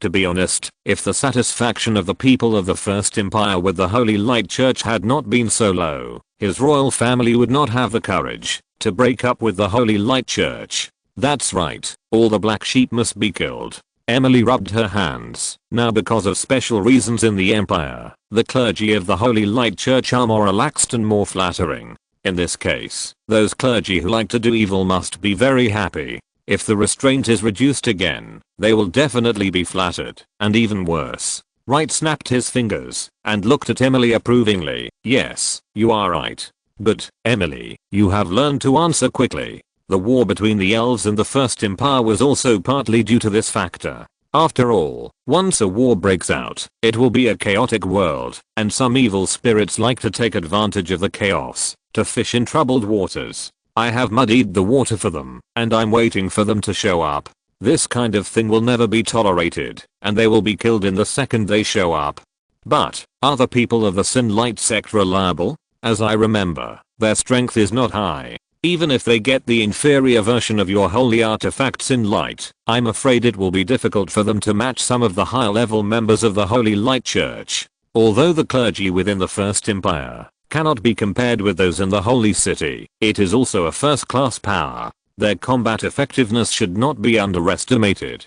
Don't fail to subdue the other party by then, and fall into danger instead. For outsiders, their strength is indeed not worth mentioning. But for the clergy inside the Holy Light Church, they are targeted. Light spread his hands, and a ball of light twisted and deformed in his palm. This is the power of will, or the power of oath. They made an oath, and acted according to the oath, so they will gain specific abilities. Emily suddenly realized, the oath of Sin Light, right? Indeed. Then they asked us to come this time. Of course, they encountered interference from outsiders. Emily took 2 quick steps and looked at Light. Isn't it said that everyone in the First Empire is in danger now and dare not offend members of the Holy Light Church? Although Sin Light has a special mission, he is also a member of the Holy Light Church. Is there anyone who dares to offend them? Yes, for example, the Empire itself. Emily was stunned in place and only came to her senses after Light walked a long way away and quickly followed. Empire? Yes. Why? The world is bustling with people for profit, and the world is bustling with people for profit. Wright spread his hands. For the clergy in these empires, who is their community of interests? They are doing evil and ruining the reputation of the Holy Light Church. And this is beneficial to the First Empire, to strengthen the status of the royal power. After all, royal power and religious power are in a potential competitive relationship. The authority of the religious power is strengthened, and the people will naturally move closer to the royal power. This is the simplest thing. Emily covered her mouth in surprise. You mean, the corruption of the religious power is deliberately done by the royal power? Then you overestimate those clergy who break the law. These guys are just like this by nature, and the royal power is just going with the flow. However, it is not wrong for you to think so. After all, malicious deliberate connivance is ultimately a performance that cannot be put on the table. Oh, here we are. Wright took Emily to stop in front of a solemn church, looking at the magnificent decoration and the majestic buildings. This Holy Light Church is even more luxurious and magnificent than most churches in the Holy City. But this is just an ordinary city in the First Empire. Look, who said that the First Empire is not good to the Holy Light Church? Wright joked as he walked up the steps of the church. At this moment, an old man selling fruit on the side suddenly called him. Young man, come here, come here. Wright and Emily looked at each other, then turned and came to the fruit stand. Old man, we don't want to buy fruit for the time being. Oh, no. The old man seemed very nervous. He deliberately lowered his voice and asked carefully. You two, do you want to go to the church to pray? Yes, we are 2 devout believers of the Holy Light. Listen to the old man. Don't go here. There is a church in the northwest corner of the city. You can go there to pray. Emily was very surprised. Northwest corner? Another church? Old man, we have already walked to the door. Why should we go to another church? The old man sighed. You two, you are from other places at first glance, right? Let me tell you, this church is not affordable for ordinary people.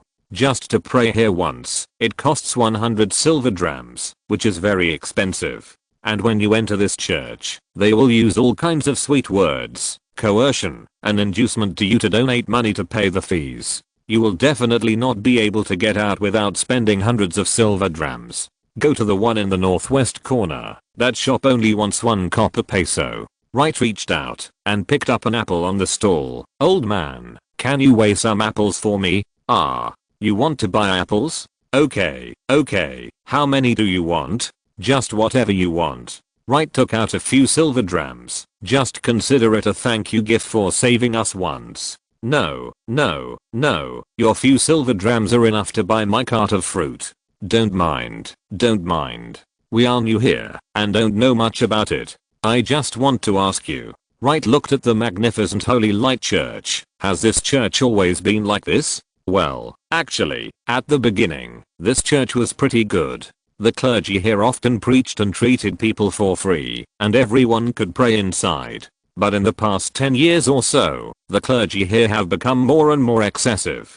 Every day, instead of praying to the goddess of holy light, they think about how to make money from believers. This church is getting bigger and more beautiful, but the money collected is also more, and the reasons are also varied. They also said that they want to build this church into the first church in the empire. They want to make this city into a small holy city of the empire. Listen, what kind of blasphemous remarks are these? Those clergy who were unwilling to go along with them left here one after another and went to the northwest corner to build a new small church. Don't anybody care when they do this? Haha, who dares to care about the affairs of the clergy of the Church of Holy Light? These clergy are in cahoots with the city lord and protect each other. They are not afraid of the censorship of the empire, nor are they afraid of the investigation of the Church of Holy Light. In the end, they have power, money and status, and others can only avoid them. The old man shook his head as he spoke. He picked up a piece of cloth and wiped the 2 reddest and largest apples on the stall clean and handed them to Wright and Emily. Over the years, many devout believers have wanted to punish them, but unfortunately they have not succeeded. However, since the Holy City cleared us out of the sequence of the Holy States, these guys who usually show off their power have all retreated inside and will not come out. Humph, it feels like their days of arrogance will not last long. Emily took a bite of the big apple, which was sweet and sour, delicious, and juicy. Grandpa, why do you say that? The old man chuckled. Don't look at me, because I'm old and my eyes and ears are not very good, but I know it in my heart. This holy city announced the deprivation of the title of the holy state of the empire. Before that, it did not say hello to any holy light church in the empire. After the title was deprived, there was no intention to welcome these clergy back. It was just like cutting them off directly to the empire. In other words, the Holy Light Church is actually unwilling to admit that these termites in our empire are clergy of the Holy Light Church. They not only deprived the empire of the title of the holy state, but also deprived these domestic churches of their legitimacy. To put it bluntly, they were not regarded as their own people, right? If they really regarded them as their own people, the Holy Light Church would definitely not announce the title of the holy state so directly. Wouldn't that put the domestic clergy in a very embarrassing position? For their safety, they must be taken away quickly after the announcement, right? Wright gave a thumbs up. Old sir, it's great. You really understand it. The old man selling fruits was very happy after being praised and took some other fruits and stuffed them into the paper bag. You guys, eat the fruits and hurry to the church in the northwest. Wright reached out and took the oil paper bag full of fruits. Thank you, old man. But we must go to this church today. The old man trembled all over. His face was a little ugly. Could it be that you have acquaintances here? Wright laughed. Don't be afraid. I'm actually a clergyman. However, I'm a clergyman from the holy city. I came here to investigate and punish these clergy scums who corrupted the glory of the holy light goddess. In the name of the goddess, I will give you the blessing of light as a reward for your honesty, kindness, and hatred of evil. The milky white holy light bloomed from Wright's fingertips and enveloped the old man's whole body. When the light dissipated, the old man looked much better. Are you really sent by the goddess to deal with these bastards? Yes. Wright reached out and held the old man's hand, speaking in a kind and gentle tone. I'm sorry, we are late and you've been wronged. But please believe that the goddess has never thought of giving up any devout believer. The law of light will give these guilty people the punishment they deserve. The old man was very excited, raised his hands high, and sang loudly, "Praise the holy light. Praise the goddess." Some other passers-by nearby cast puzzled glances, but Wright ignored them. Instead, he took Emily out the stairs with fruits in his arms, and came to the door of the cathedral. Bang bang bang. After a rhythmic knock on the door, impatient questions came from the church. Who is it? Hello, we are a community service provider. Could you please open the door? What community? What service? What warmth? A clergyman in the church opened the door with annoyance on his face and glared at Wright angrily. Who are you? How dare you talk nonsense in front of the Holy Light Church? Wright immediately summoned his own holy shield, the embrace of the goddess, and slapped it directly. With a loud bang, the huge door panel was directly smashed, and the clergyman who opened the door flew out and fell heavily to the ground, fainting. Wright stood in front of the door, holding the holy shield, and asked enthusiastically and concernedly, "How is it? Is it warm enough?" Chapter 309, Decayed Pollution, Monthly Ticket plus 77. Light walked into the church with the holy shield in his hand, looking left and right, and couldn't help scratching his head. Emily saw this and asked hurriedly, "What's wrong? Why don't you see anyone from the Sin Light sect?" "Let's not talk about that first." Emily pointed at the man lying on the ground. "You just came up and started fighting? At least you should ask first, right? I know you don't like procedures, but if you start fighting, just because you don't agree, what if you hit the wrong person?" Light stretched out his finger and hit Emily's forehead fiercely. "You are stupid. Use your mental power to feel it carefully." Emily hugged her head, but still used her mental power to detect the clergyman who fell to the ground as Light said. Suddenly, her face changed, and she turned around and vomited on the ground. Ugh. What is this? This man's soul is so disgusting. His soul is rotten? Wright nodded. Yes, rotten in the literal sense. When he opened the door just now, I felt a stench from the soul level. Otherwise, why do you think I took action? Do you really think I'm sending you warmth? How could this happen? Emily vomited and her face turned pale. I have read in some books that necromancers can use corpses to create a kind of monster called ghouls. They are like pictures of rotten corpses that can move. But that is only the decay of the flesh.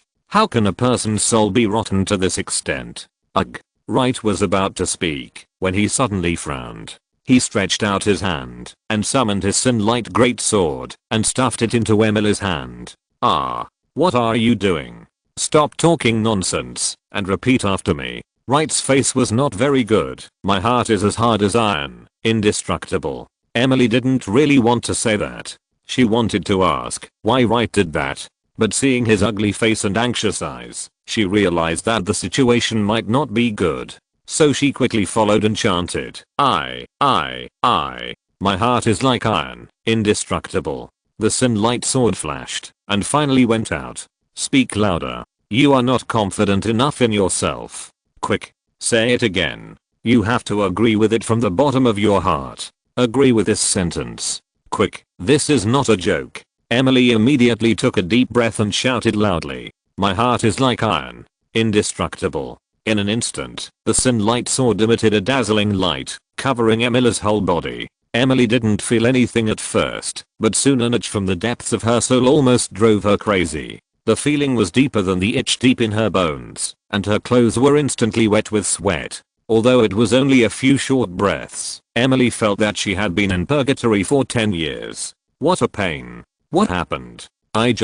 Wright held the black shield with a grim expression. "Just now your soul has also been corrupted. If you don't deal with it in time, you will probably be the same as the guy lying on the ground soon. No, because your soul is abnormally large, you may be more painful and more difficult to deal with than ordinary people." What is this? Corruption from the soul. Ah. Emily clenched the sunlight and asked in surprise, could this be the apostle of the gate of truth, Madam Corruption?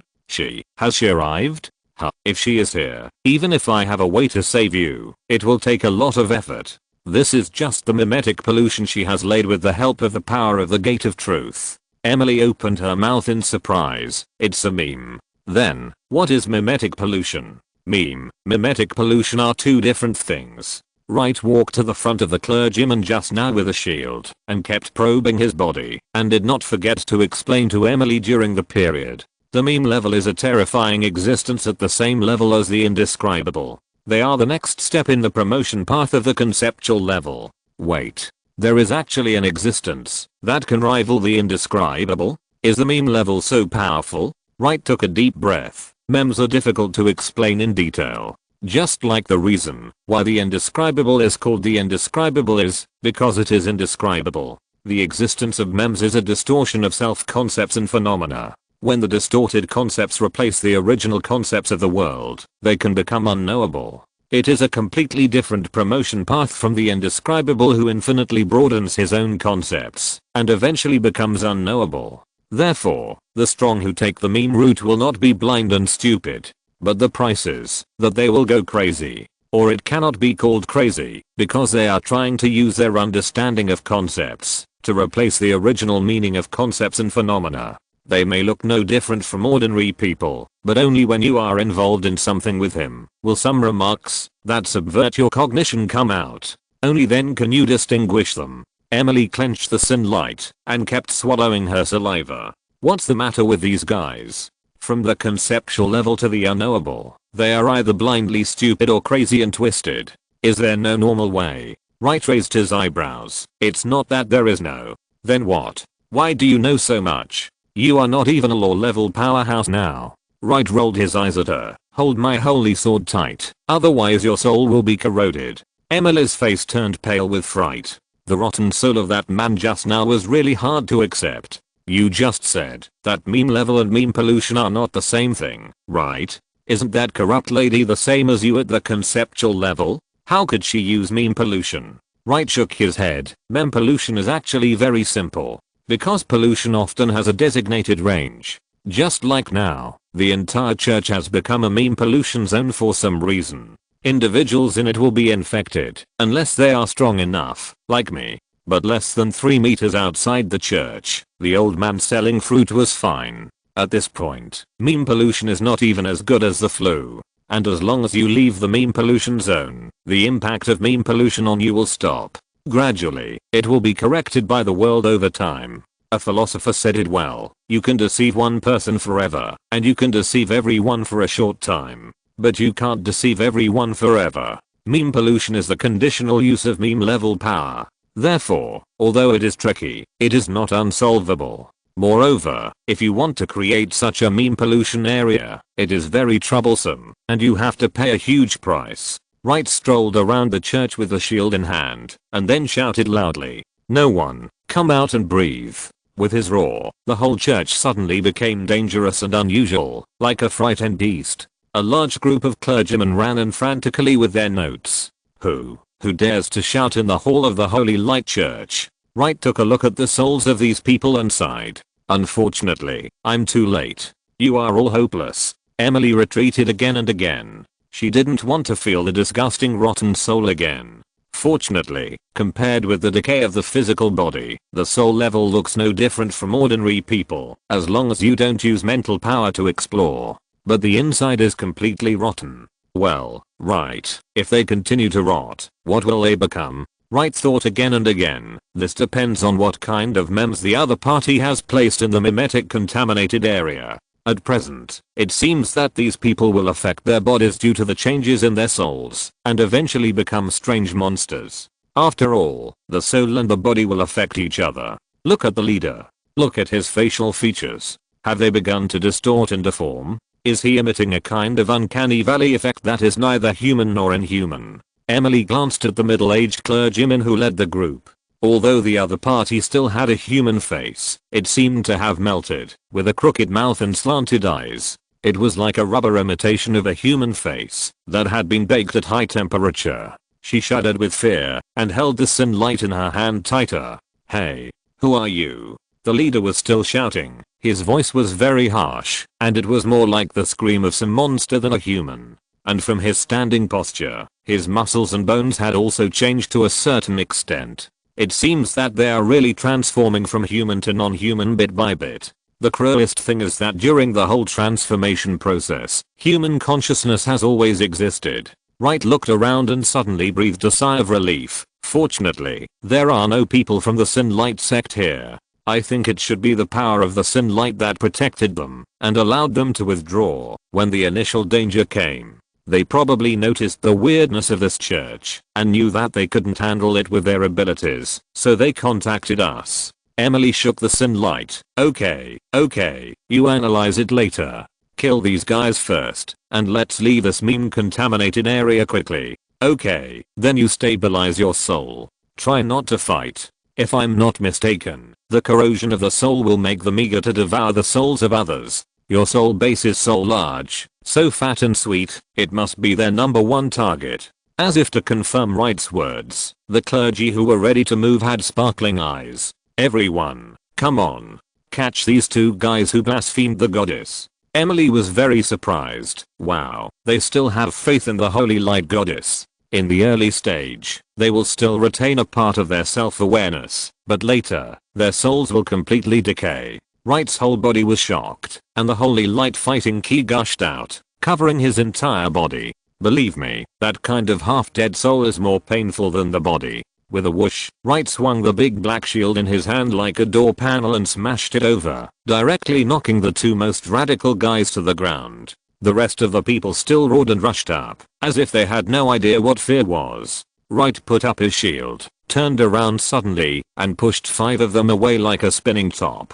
He then kicked the leader to the ground, and raised his shield. When they are 100% infected by memes, these guys will also become part of the meme-contaminated area. It's like a player turning into a scene NPC. The meme-contaminated area that has been supplemented with content will either have a higher contamination capacity or a larger contamination area. In a word, if left alone, it will be a disaster sooner or later. Emily swung the Synlight Great Sword and directly killed an attacking enemy with the sword. What is NPC? With your life experience, it's hard for me to explain it to you. Emily pouted, held the Synlight Great Sword upright in front of her, and shouted angrily. My heart is like iron. Indestructible. She seemed to have found some trick, and the Synlight Great Sword responded to her call and burst out with powerful power. Emily slashed with all her strength, and directly vaporized the polluters present. She put away the sword and stood up, looking very excited. Hey, Wright. Your holy sword is really useful. Didn't you find that you didn't feel any shame when you shouted these lines this time? In fact, you want to do it again. Emily nodded like a chicken pecking at rice, and suddenly her face changed, looking at the Synlight Great Sword in her hand. This. Why does it sound so much like mimetic pollution? Right, your sword is not the same as this one, right? If I continue to use it, will my soul change into your shape? Wright rolled his eyes. Don't talk nonsense. I'm a good young man of the era of 4 good deeds and 5 beautiful women. If you don't want to use it, give me the sword. Emily immediately hugged the Synlight Great Sword tightly in her arms. No, I don't want my soul to rot. But why didn't your soul rot? Oh, I know.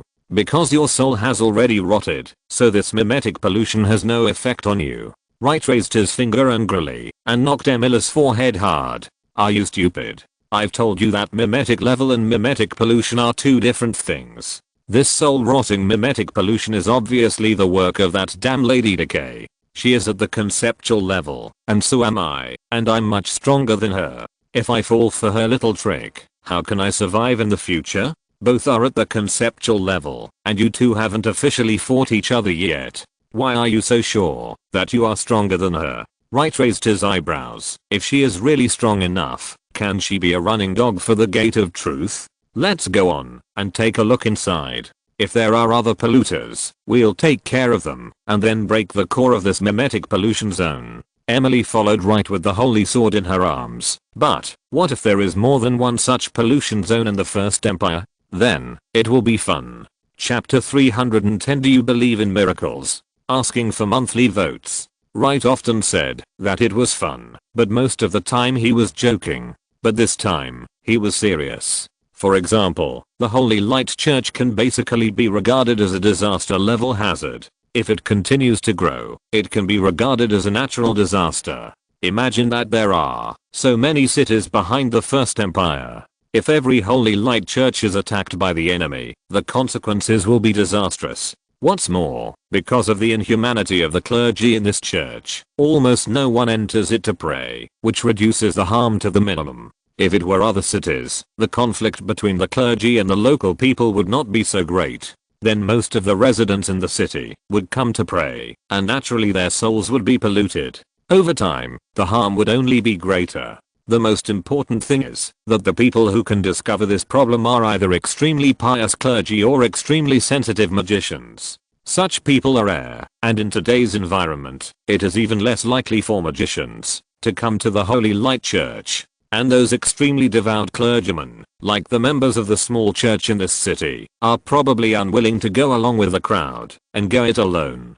They are unlikely to find the problem. If these meme pollution areas are allowed to develop, the entire First Empire will fall. By then, the surrounding countries will also be greatly implicated. The most important thing is that once the meme pollution reaches a certain scale, the Lady of Decay can pass through the pollution area and come directly to this world. She perfectly bypassed the path of the world whole. This made the series of precautions and countermeasures designed by Wright all fall through.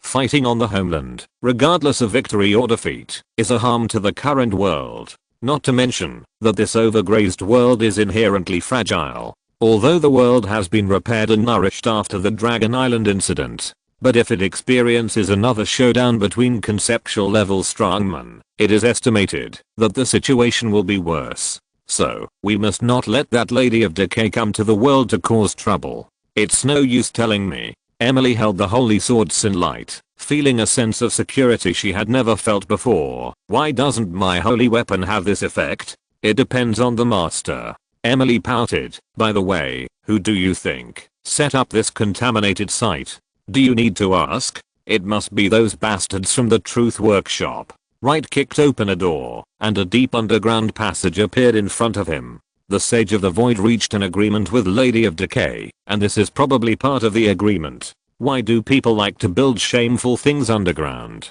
Because they are shameful. Emily raised the holy sword in her hand. My heart is as hard as iron. Indestructible. Synlight suddenly emitted a dazzling light, illuminating the entire passage. Wright raised his eyebrows. You are getting more and more proficient and comfortable with it now. Yes. It won't be long before you can shout such slogans in public without feeling any shame.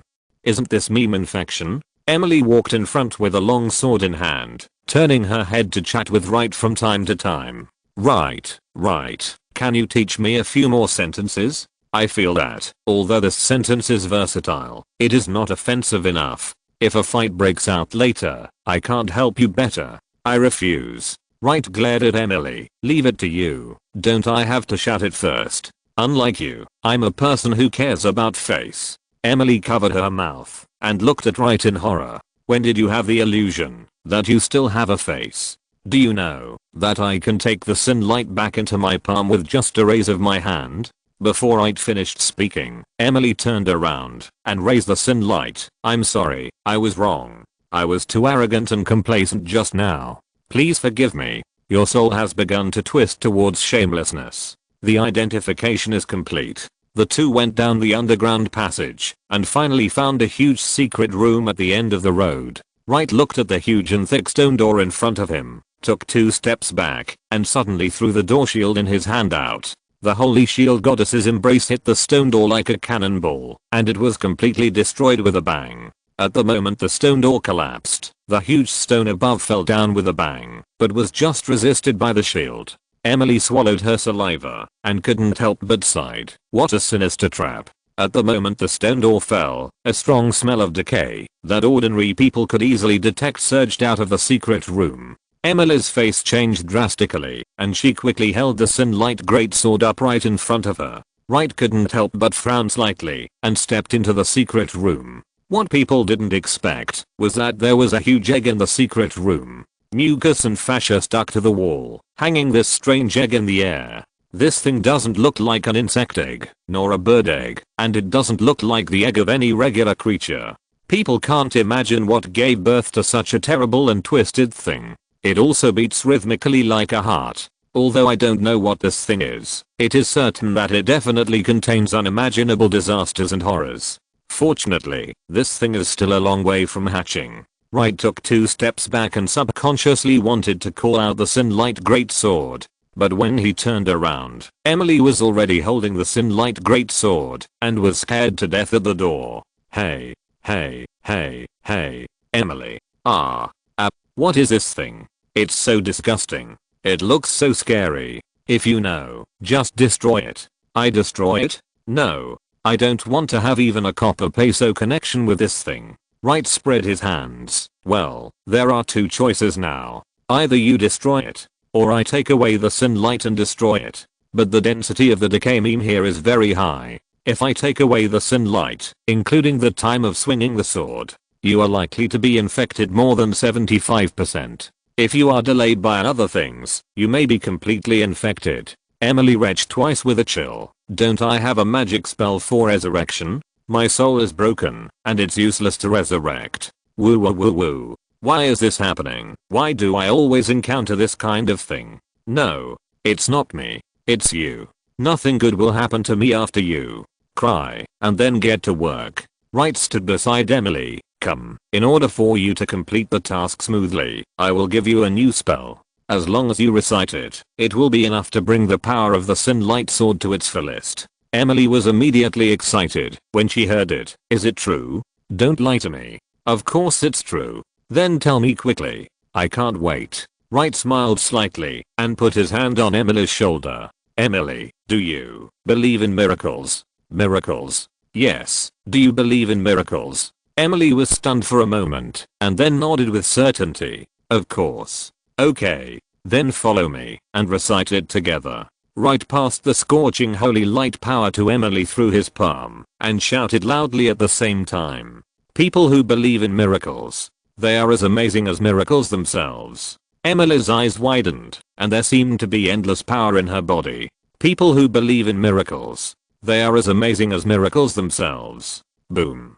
In an instant, the Synlight sword burst into an unprecedented colorful light. Go, Emily. Kill it. If you're listening to this novel on a channel other than Fanfic World, it means they downloaded and uploaded it without effort. We cordially invite you to visit our channel, Mundo Fanfic Novelos. There you'll find the original version of this story and you can explore many other novels of various genres. We're waiting for you to immerse yourself in a world of incredible novels. Chapter 311 The Wail of the Corpse Angel. The Synlight roared, and colorful light burst out along the sword, instantly submerging the dirty and weird evil egg. Under the impact of the hot and pure energy, the corrupt egg, that had not yet taken shape, was completely destroyed. When the light faded, Emily knelt on the ground with a bang, gasping for breath.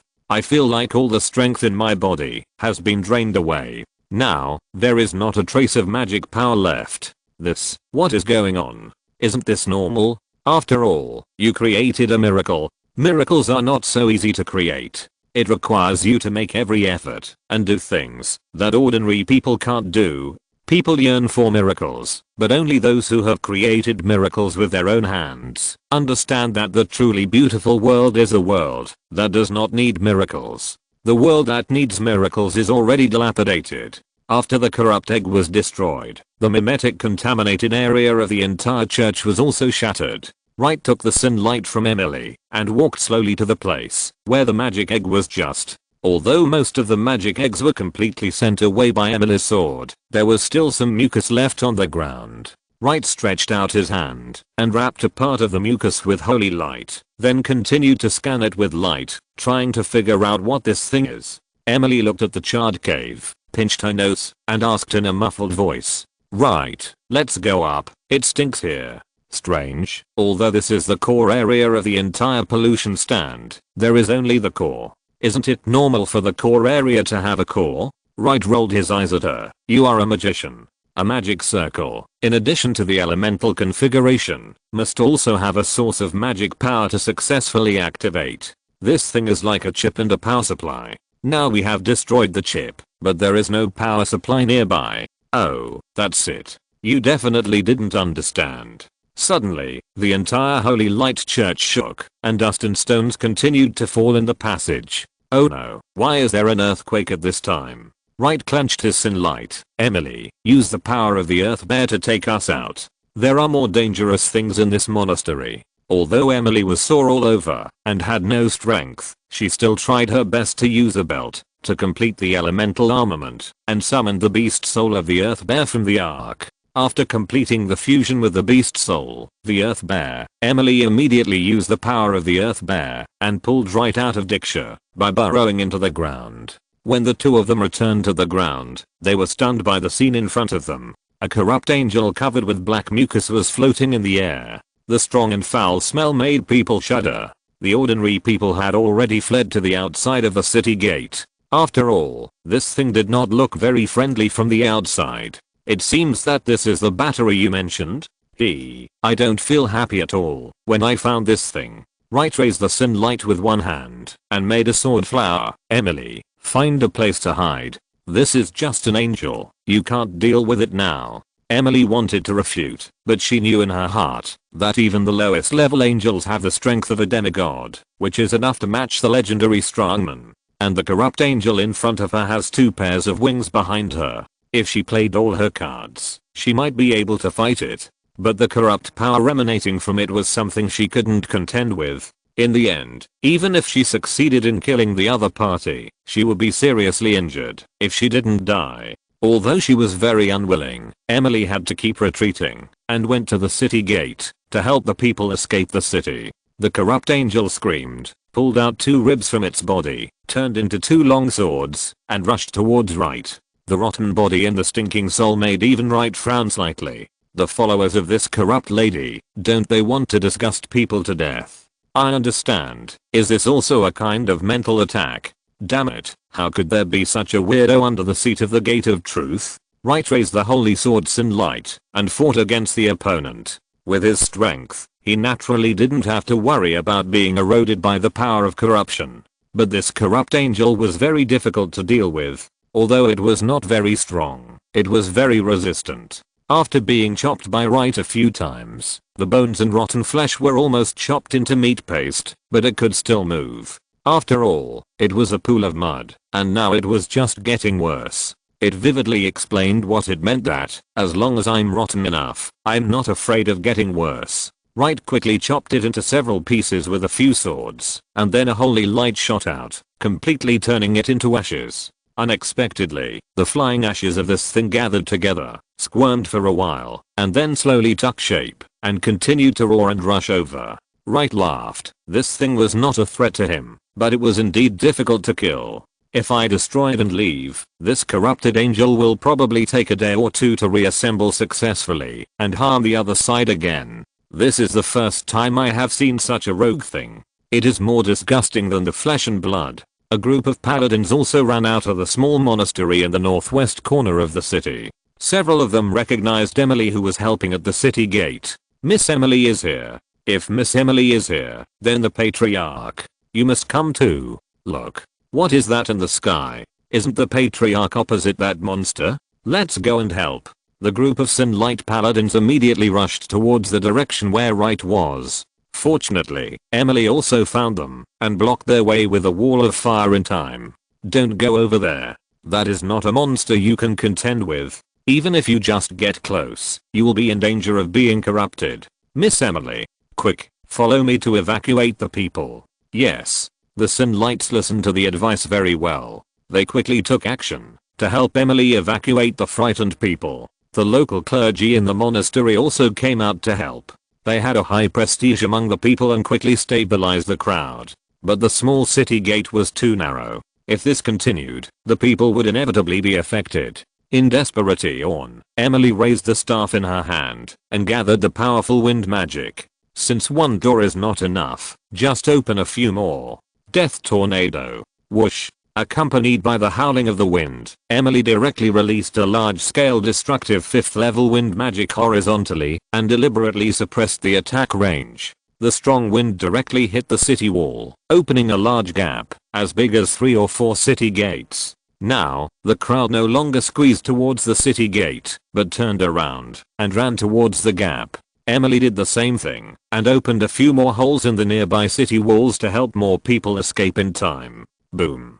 At this moment, the magnificent Holy Light Church building complex in the distance was razed to the ground. Wright was hovering in the air, and the 4-winged corrupted angel struggled to stand up from the ruins. TSK, this little thing is not only unique in appearance, but also quite difficult to kill. It's just a skeleton of rotten flesh and bones, but its health bar is very thick. What is this? The less you wear, the higher your defense is? Although he said so, Wright knew it very well in his heart. This thing can't be considered a living thing at all. But at the same time, it's hard to define it as a dead spirit.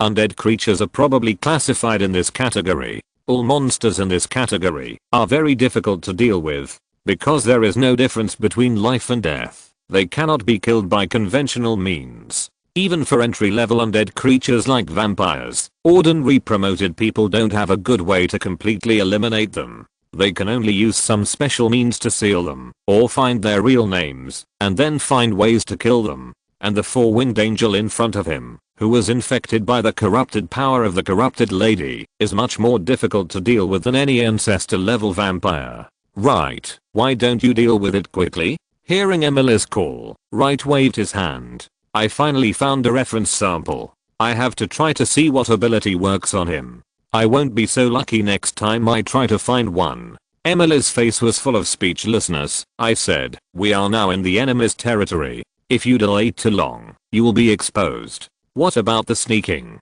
What about the secret investigation? Wright turned around and said, as a matter of course, kill all the enemies who see you, so the enemy won't know we are coming. Since the enemy doesn't know we are coming, haven't we successfully sneaked? Emily wanted to refute, but she didn't know where to start. What he said was strange, but it made sense, so it made sense. Although he said so, Wright didn't want to continue to entangle. In just a few minutes of fighting, he had already figured out the details of the opponent. Very clever, but not too clever. Hard to kill, but not too hard to kill. Wright thought about it for a while, and then he had a good idea.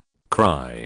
The rotting 4-winged angel in the ruins cried like a night owl, and the smell of decay spread out. Everything it touched, even the soil and stones, melted and decayed. To outsiders, this power was so brutal and unreasonable. But Wright knew that there were even more brutal and unreasonable means. He stretched out his hand and pointed to the sky. Jonah, lend me your power. Boom. A holy light fell from the sky, covering Wright's entire body. The shadow of the goddess of holy light Jonah appeared behind Wright, and beside her stood 4 angels, who symbolized judgment, trial, punishment, and punishment. The corrupt angel wanted to flap his wings and fly high, but the 4 6-winged high-level angels threw 4 chains at him. The chains carrying the power of law fell from the sky and pierced into the body of the corrupt angel like a sword, nailing it to the ruins. No matter how it roared and howled, it could not break free of these chains. The power of corruption began to erode the chains of the law, but the speed was very slow and reluctant. Even though the law could be infected and corrupted, it was much stronger than other things. Moreover, Wright would not give him so much time. He raised his sin-light sword, and Jonah's shadow also placed her hand on the hilt. In the name of the holy light law, he said so. You are guilty. You should be killed. As the long sword fell, the holy light mixed with the power of the law roared and completely submerged the corrupt angel. Amidst the waves of wailing, the corrupt angel was completely blown into pieces and lost its activity. It did not regroup and recover like the previous times, but completely died. The holy light dissipated, and Wright fell from the sky. Emily couldn't wait to run to Wright's side. Light, how did you do it? Why can't it be resurrected? It is originally between life and death. It will be reunited after being destroyed.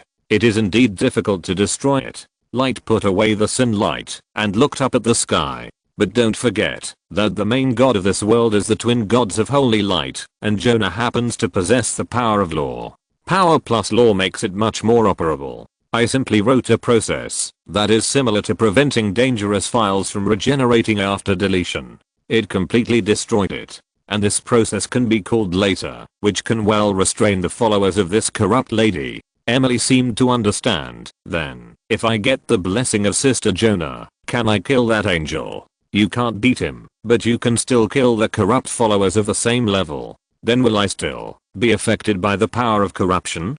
Yes, because it is only lethal to the corrupt followers and has no protective effect. Emily thought. Then if that corrupt lady comes to this world, will this rule work for her? No, useless, because she is a conceptual level strongman. Jonah's strength is still too low. Emily clapped her hands for the last time. I understand. This rule is completely useless. Wright knocked on her head with a dark face. Did I make it as simple and clear as you said? Other members of the Synlight cult also rushed over and knelt on one knee in front of Wright. Subordinates, I pay my respects to the patriarch. Alright, get up. Wright reached out and helped the Synlight paladins up. You did a great job. You discovered a major hidden danger in time. Otherwise, if this thing develops, it will be a big trouble. Patriarch, what on earth is this? One of the Synlight paladins was very confused. At first, we found out that some clergy in this city were doing evil and harming the people, so we came to investigate. But as soon as we entered the cathedral, we felt uncomfortable all over and had to retreat. When we entered the small church, there was no problem. Wright hurriedly checked the souls of everyone and found that they did have signs of being corroded. Fortunately, they were not exposed to much and had healed on their own. This is not a place to talk. Let's go to your church. It's a good opportunity to listen to your work report these days. Chapter 312. Invitation from the Witch Killer. The crisis in the city was resolved. The prestigious clergy in the chapel were assisting the city defense army and guiding the town residents back to the city. Of course, most people were unwilling to return to the city at this time. It was not their fault. After all, everything just happened too fast. The fear that came from the depths of the soul, the twisted and blasphemous corrupt angel. It was at the end that the shadow of the holy light goddess appeared. Otherwise these people would have run as far as they could. But even so, they wanted to wait and see. At this time, Wright was in the chapel, listening to the work report of the Synlights. So, you have found evidence that the royal family is the mastermind behind the scenes? Yes, Patriarch. Wright lay on the backrest with a frown on his face. Although the situation was similar to what he thought, he was still a little irritated after he really verified his idea.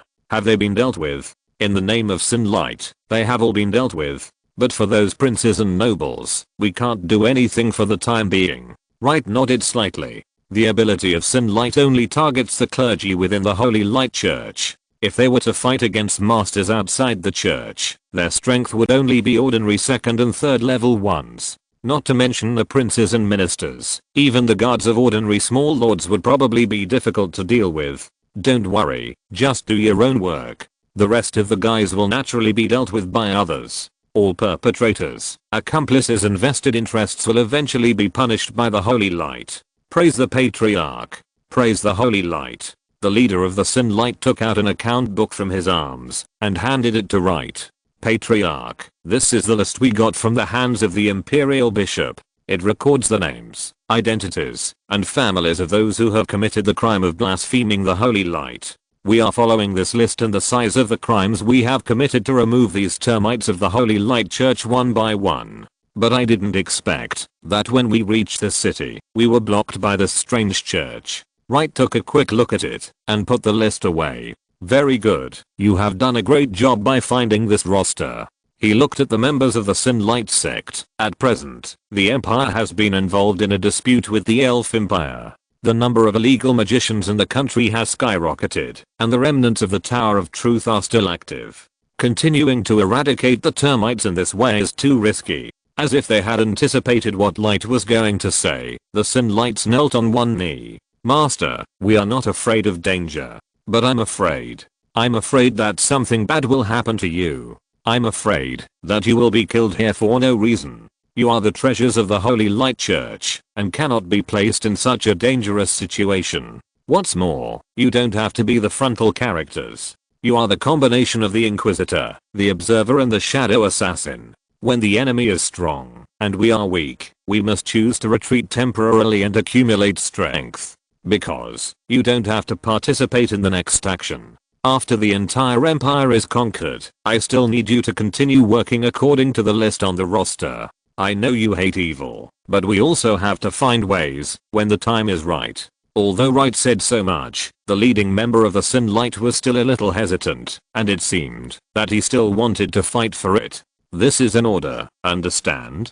The Synlight sighed helplessly. Yes, Patriarch. Okay, go and pass the message. All members of the Synlight sect must withdraw from the borders of the First Empire within 3 days, and must report back to the Holy City within 10 days. Yes, Patriarch. The members of the Synlight sect began to act one after another, and the originally lively chapel suddenly became quiet. Wright took Emily to visit here for a while, and was quite moved. This building looks like an ordinary shop. After transformation and renovation, it has become a small chapel for believers to pray and worship. This church can be said to be small but complete, whether it is a goddess statue or a holy water pool. And judging from the cleanliness, it should be cleaned and wiped carefully every day. Although it is small, shabby and simple, it is more likable than the magnificent church. Right, what should we do next?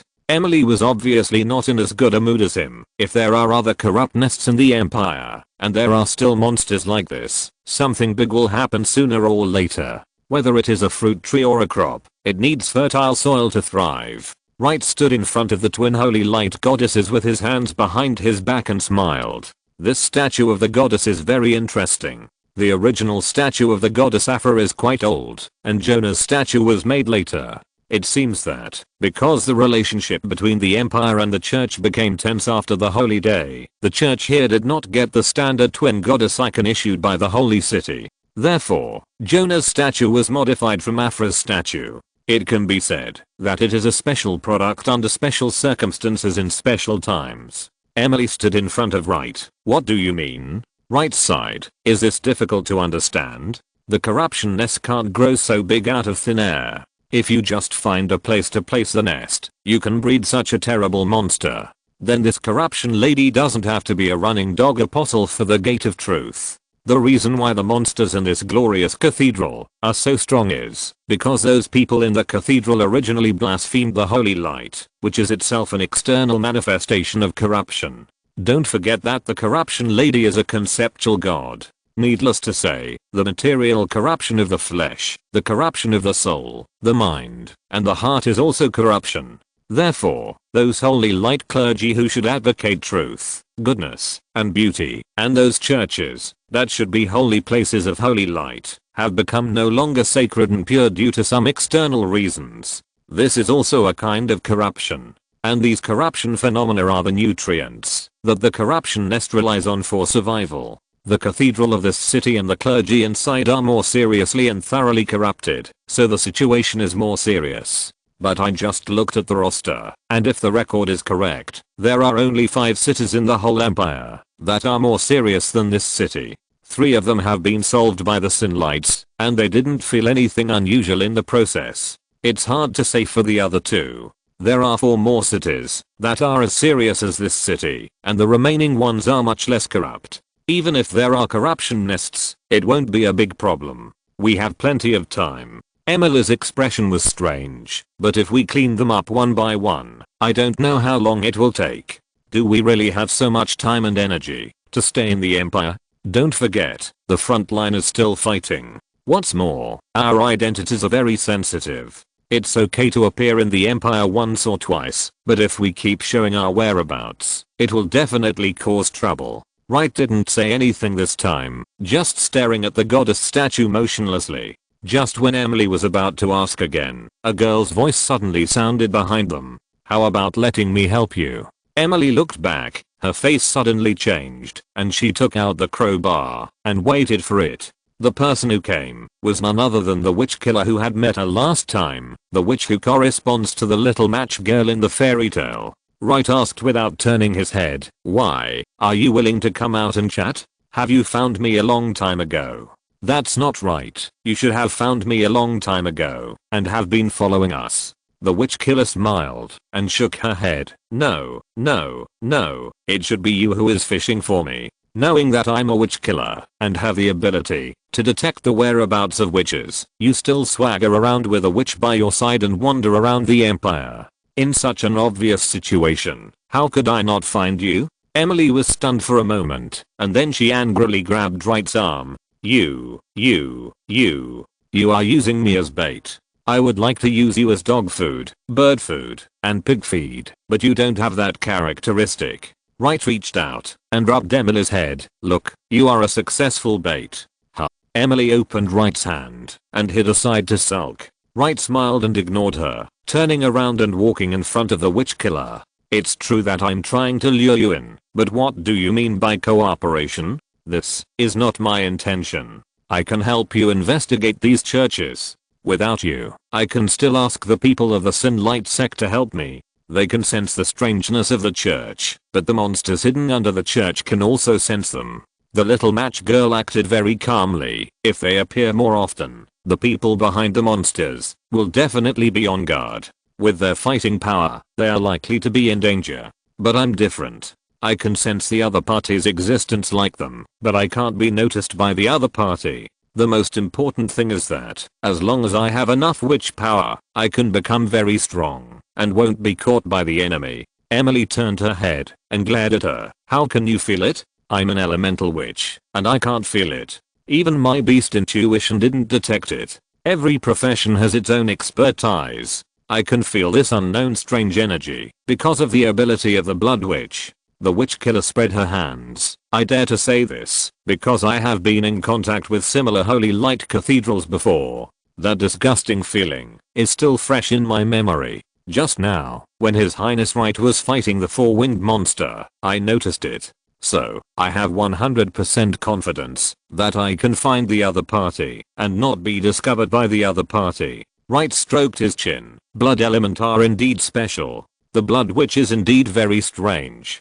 But, does a Blood Witch really have this ability? I can't explain the power of will to you. I just said that I can do it. The witch killer said, while wiping his neck. If you can destroy the power of this monster for me, I can even help you get rid of them. Wright narrowed his eyes slightly. You are a little arrogant. With your ability, can you do it? You haven't even reached the holy level, right? Emily waved her little fist. That's right. I don't know why. The power of the Blood Witch has a strong restraining ability against those monsters and their power. Unless you can find the Blood Witch Scarlet now and let her obey you. Otherwise, I'm definitely your best choice. The witch killer stretched out her hand. Give me the witch power and I will help you solve these problems. How about it? Isn't it a good deal for you? You can't give it to her. Emily quickly stood in front of Wright. We don't know whether this guy is an enemy or a friend. We may not be friends, but as long as you are willing to provide me with witch power in the future, we will definitely not be enemies.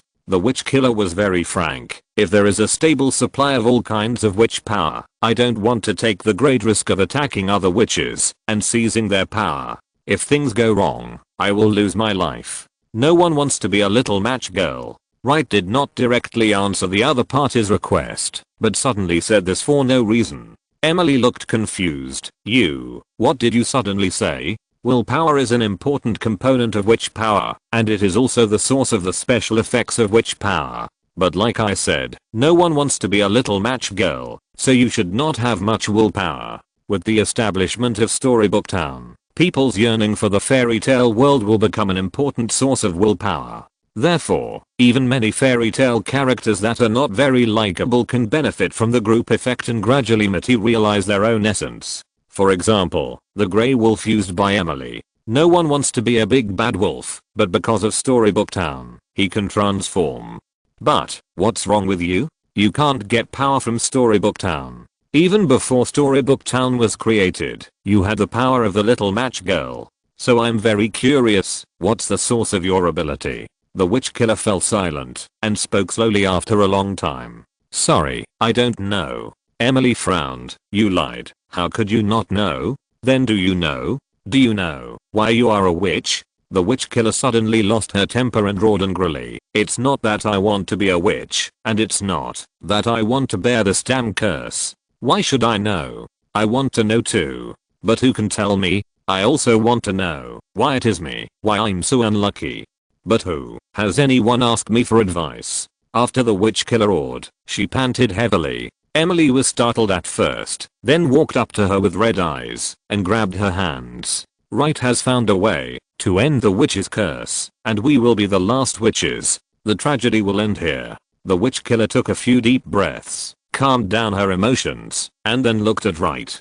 So, do you want to do this deal? Even if you don't know the principle of my power. Okay, but we have to discuss the specific details.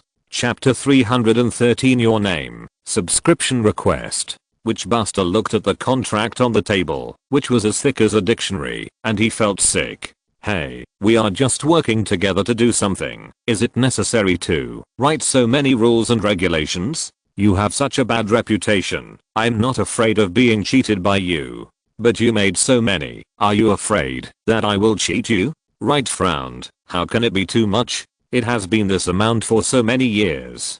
Don't talk nonsense with your eyes open. It's hard to cooperate with integrity. And this is only the main text of the contract. There are also supplementary clauses, precautions, and dispute notes. As he spoke, he took out 3 thick stacks of paper, and each stack was higher than the other. Looking at so many contracts, Witchbuster suddenly regretted it. Actually, I don't really want a stable source of large witch power supply. It doesn't seem to be a bad idea to challenge other witches to a duel to the death and seize their witch power. Life is always full of challenges. Why don't we ride the wind and waves? I suddenly remembered that there is something else. I'll leave first. Sit down. Wright slapped the table and glared at him with murderous eyes. It took me a whole hour just to draft this contract. Do you dare to leave today? The witch slayer wanted to cry, but had no tears, and Wright picked up a pen and looked at her. By the way, what's your name?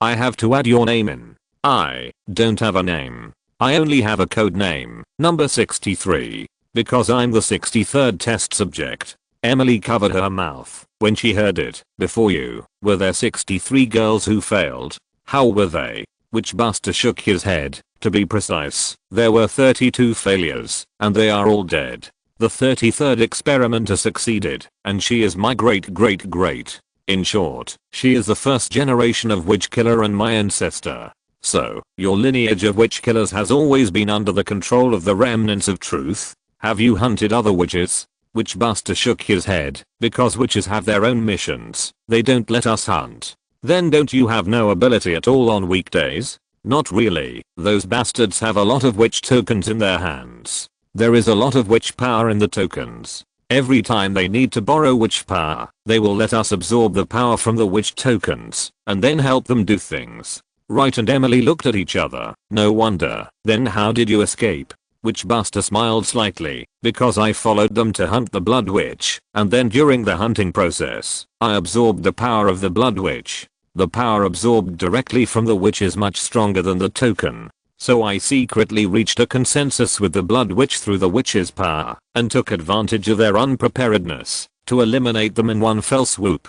I hid with the Blood Witch for a while, and only recently came out to move. Unexpectedly, I ran into you. I didn't even deliberately use the power of the Witchbuster, but I still ran into you by chance. It seems that the rumors are true. Witches can really attract each other. Wright tapped the contract. This won't work. Writing number 63 feels like this contract is a joke. How about this? I'll give you a name. Huh? No. Witchbuster resisted. Who do you think you are? What qualifications do you have to give me a name? I don't want to. Then what do you want? Witch Slayer was very arrogant. Even if I have to give a name, it has to be given by the holy light goddess Aphra.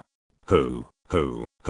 Now it was Wright's turn to lose control. Are you talking about Aphra? The Aphra I know? Holy light goddess. Lady Aphra. Wait. Why? Wright put his hands on the table. Why? Tell me why. Why do you think I'm not worthy, but that guy Aphra is worthy? Shut up. I don't allow you to call Lady Aphra like that. Unexpectedly, Witch Slayer was excited. You are a paladin. How dare you treat the goddess so disrespectfully? Are you worthy of your faith? Of course I am. At this time, Emily suddenly leaned close to Wright's ear and whispered, Right, don't forget.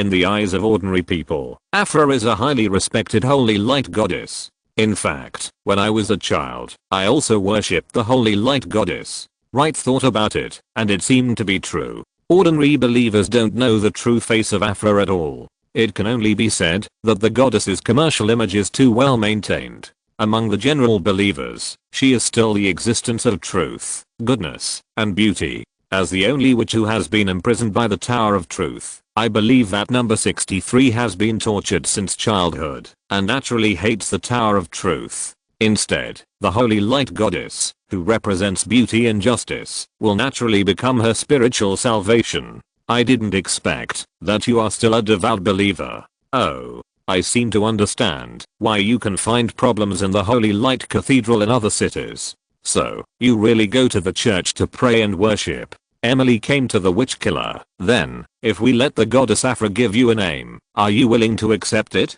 Really? Really? The witch killer suddenly became excited. Is it really possible? Is someone like me worthy of the name given by the Holy Light Goddess? Emily looked back at Wright, who was reluctant, but under the gaze of Emily and the witch killer, he finally got up and walked to the holy pool. I will definitely be blackmailed for divine coins. I say, can Jonah give me a name? Sorry, I only recognize Lady Aphra as the only holy light goddess. Hiss. Still a one-man fan. Wright sighed, stretched out his hand to gather the power of holy light, and injected it into the holy pool. As the holy water in the pool turned milky white, a ethereal divine figure slowly emerged. When Aphra saw that it was Wright who summoned her, she pouted and almost said something inappropriate. Lady Goddess. The witch nemesis suddenly sprinted on the spot, slid to her knees beside the holy pool, and prayed devoutly. Praise you, Lady Goddess. Although Aphra didn't understand what happened, she responded subconsciously. Oh, my devout believer, lost lamb. May the holy light protect you. It must be said that she still has some business ability. Wright curled his lips. I think I'm fooling you. Ahem. This not so devout believer, you came to me to ask to see me. Do you have any request? Say it. Say it as much as you can. Let me show you, as a goddess, how I can satisfy your request. It also allows you to reflect on how wrong it is for you to flatly refuse other people's requests. It's no use asking me about pocket money. The most I can do is find a way to transfer some funds from the demon world to you. But if Jonah confiscates it, I can't do anything. Aphra suddenly became energetic. Oh, my devout believer. Just tell me what's the matter. As long as I can do it, I will help you realize it. 3. Are 3 wishes enough? Are you the genie in the magic lamp? Wright really couldn't bear to look at this goddess of holy light who was obsessed with money. He pointed at the girl kneeling on the ground. She is your devout worshipper and hopes to be given a name by you. After all, she has been called number 63 for so many years. Come on, use your little brain, wise goddess. Poor child. In that case, I will call you Jenny. Aphra gave her a name immediately. It means something cherished by God. Chapter 314 Everything Will End. Monthly ticket plus 88. Jenny, it sounds so familiar. Emily suddenly took out a booklet and began to flip through it. Wright reached out and took a look. Wow. The mini collector's edition of Fairy Tale King. Why is there such a thing? I asked the Holy City Publishing House to make it specially. Why can you make the Holy Light Publishing House obey you? Isn't it an institution under my Holy City Chamber of Commerce? Wright grabbed his hair in surprise. The Holy Light Publishing House was a publishing house he specially established to unify all the fairy tales on the continent. Logically speaking, it should be an important institution directly managed by Grandad. Emily took back her booklet. This is what I prayed for with Sister Jonah, and Sister Jonah went to the Holy City to give an oracle, and finally Flander brought it to me. Don't use public resources for such useless things. Isn't it being used? Emily pointed to a fairy tale 7-color flower in the booklet and brought it to Wright. Look, I told you I've heard of it. Jenny is the protagonist of the 7-colored flower. A kind little girl got a 7-color flower, and each petal can fulfill a wish. The kind Jenny used the 7-color flower to help everyone, and the last petal was also used on people in need. What a beautiful fairy tale. It really exists, and it's a similar fairy tale to the one about the little match girl. Well, one is that you can see the desired illusion by lighting a match, and the other is that you can fulfill your wish by removing the petals. False fulfillment of wishes, and real fulfillment of wishes? Emily waved her hands repeatedly. There are many differences, not just this one. But, Lady Afra, did you name it according to this fairy tale? Afra looked confused. No. Jenny is the name of the artifact I prepared. Ahem. Right, did you hear that? It's the name I was going to give to my first artifact. Something cherished by God. Do you understand? You know I want to express. Wright frowned and directly lifted the summoning ceremony. Afra's words stopped abruptly, and the phantom dissipated. Jenny looked at the dissipated goddess image, and her face suddenly changed. No. Goddess. Toxic fans are terrible. Wright shook his head. I will pay your goddess with divine coins. So now, give me the contract to sign. It's so thick, how can I sign it? If you think it's thick, then you owe it to me. Wright took out a magical parchment. I have selected the contents of these contracts with this contract. You only need to sign this one, which means you have signed these. Humph. Don't try to deceive me. Let me see. Jenny was still very alert. She took the magic parchment and carefully examined the magic array and magic configuration on it, and found that Wright did not lie to her. So, she picked up the pen, and wrote down her name, and dripped her own blood. Because it was given by the goddess, the name of the witch killer is also a holy name, which has a very strong locking effect. The magic contract was successfully signed without any surprise. Looking at the arc of Wright's mouth, Emily was full of confusion. She felt that Wright must have used some method to trick Jenny, but she didn't know what it was. In order to carry out his work better, Wright gave Jenny a holy light metal to prove her identity. With this metal, she can freely enter and exit every church as a special envoy of the holy city. Of course, this is just a precautionary measure. After all, if you want to investigate, you can't run over openly in most cases. And in order to prevent the witch nemesis from messing around, Wright also gave her a small operation manual. Instruct her what to do after encountering special dangers, and how to contact him in time. Jenny disdained this booklet. She has been struggling in this world, and has formed her own set of rules of conduct. But she carefully kept the medal given by Wright, because it was an old-fashioned medal produced before the twin gods, and there was only a goddess statue of Afra on it. After waving goodbye to Jenny at the door of the church, Wright took Emily back to the chapel. What tricks did you hide? After seeing that no one was around, Emily immediately asked curiously, you must have hidden tricks to trick Jenny, right? But I thought about it for a long time, and I couldn't think of any way. After all, there was no problem with the signing of the contract just now. And you signed an equal contract, so if there is a problem with the content of the contract, it would not be possible to sign it successfully in the end. So, when did you do it? Wright's face was full of unhappiness. What are you talking about? Can't I be sincere for once? You are a person who even deceives the demon god. Think about the victims association in the demon world. I believe you didn't play tricks. Are you kidding? Emily grabbed Wright's arm. Tell me, quickly, what method did you use? Wright looked at her anxious look and sighed helplessly. He took out a piece of paper from the pile of original contracts on the table. Look, this is part of the contract. Yes. Look, the front of this paper is full of things, right? The front. Could it be? Wright turned the paper over. But, isn't there a large blank on the back of this paper? This. Is this okay? If two people sign a contract in black and white, then this is definitely not the way to do it. Because the content of the contract cannot be written on the back of the paper. This is a common practice. In addition, the contract is usually in duplicate. If there is a third party, it is even in triplicate. However, magic contracts are not like this. Because everyone believes in magic contracts too much. Therefore, when signing a magic contract, only one contract magic scroll is needed. And the contract content selected by the contract magic scroll is these selected papers. Wright shook the paper in his hand. This is an optimization made by people to save magic scrolls. After all, if so many contract contents are all written in magic scrolls, the cost alone is an astronomical figure. A magic scroll, and then select the specific content of the agreement, is an ordinary paper with the content written on it. In this way, no matter how much content there is in the contract, there is no need to worry. How to say it? It is a bit like calling a database with program code. In this way, there is no need to write massive amounts of data on the code page, which reduces the size of the program. But there is one thing that people often overlook. The database can also be written and modified. The most interesting thing is, the contract magic will only detect fairness when both parties sign, and it takes effect. In other words, the program will only verify the correctness of the data in the database when it is run for the first time. After that, I can modify the data in it at will, and there will be no problem. For example, writing some new supplementary terms on the back of this paper will also be included in the treaty. Although the treaty is no longer fair, the contract has been formed and will not be tested. Although Emily did not understand everything, as a magician, she was still shocked.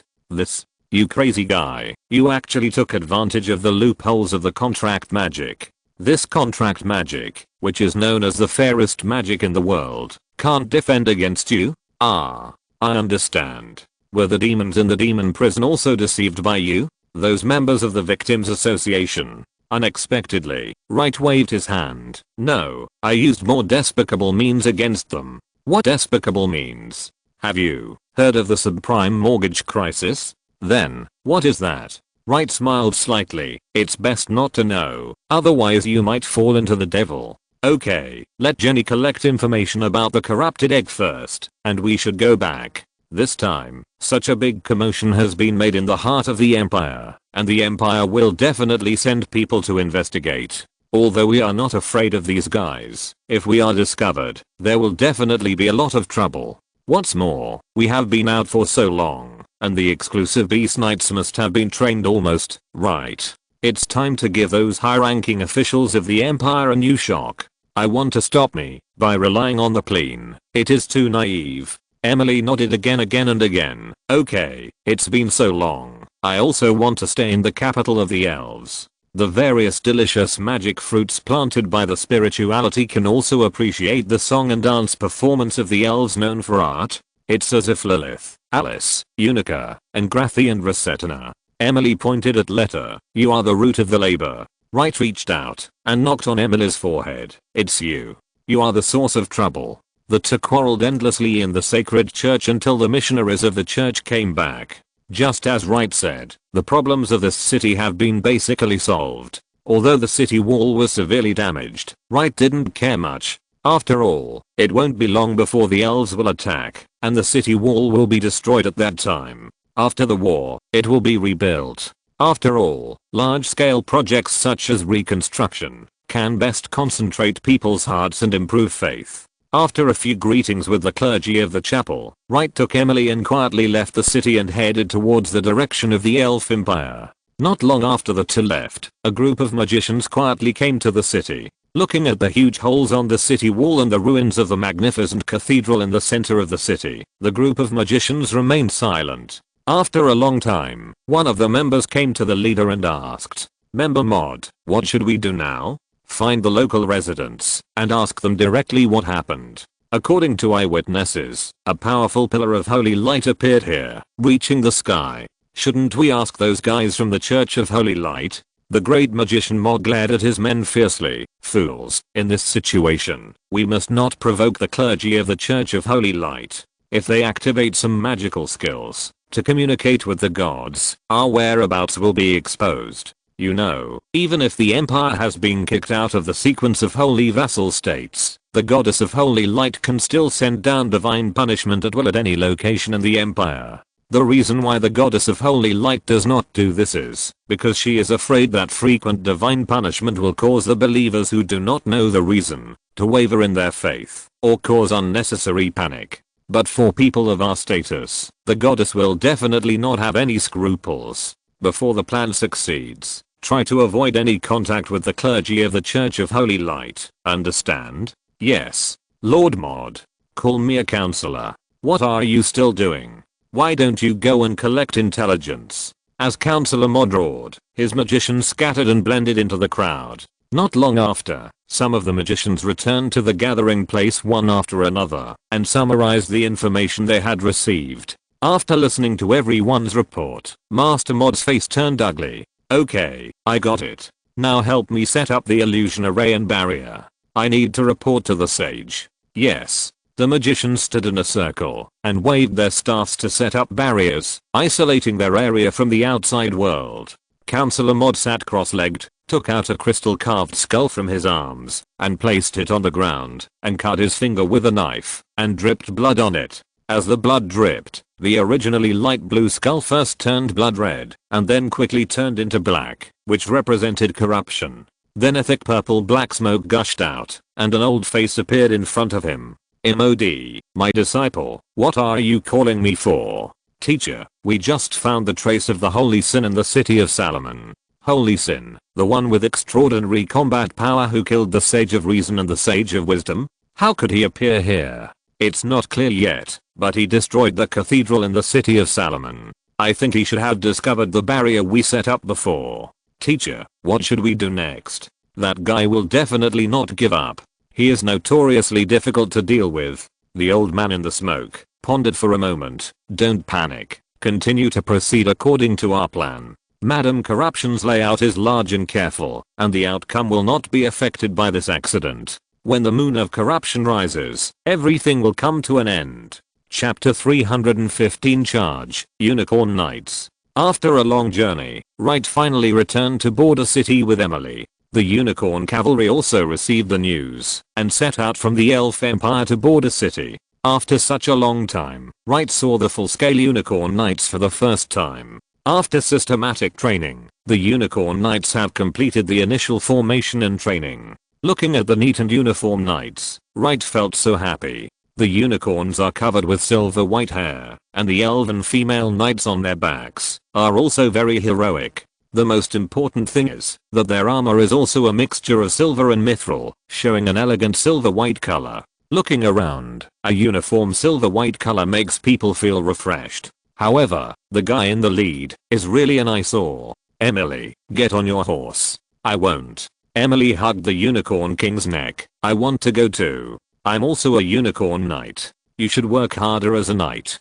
Wright stepped forward and pulled Emily down. This is the Unicorn Knights. We are going to capture the next city's defense line. It's not an autumn outing. You can bring one more or one less. Besides, can you ride a horse? Don't embarrass me here with your poor riding skills. Since the two of them came back from the rear of the Empire, Emily has been obsessed with Unicorn Knights and can't extricate herself. It is said that every girl hopes to meet a prince on a white horse, but Emily didn't expect that she wanted to ride a white horse herself. But this guy's riding skills are really terrible, not to mention riding a horse to fight. This application was naturally vetoed by Wright with one veto. I thought this guy would give up on her own, but I didn't expect that she would come to make trouble again when we needed to go on an expedition today. I'm not making trouble. I really have a way to improve my riding skills to the same level as other knights, or even higher. Are you kidding me?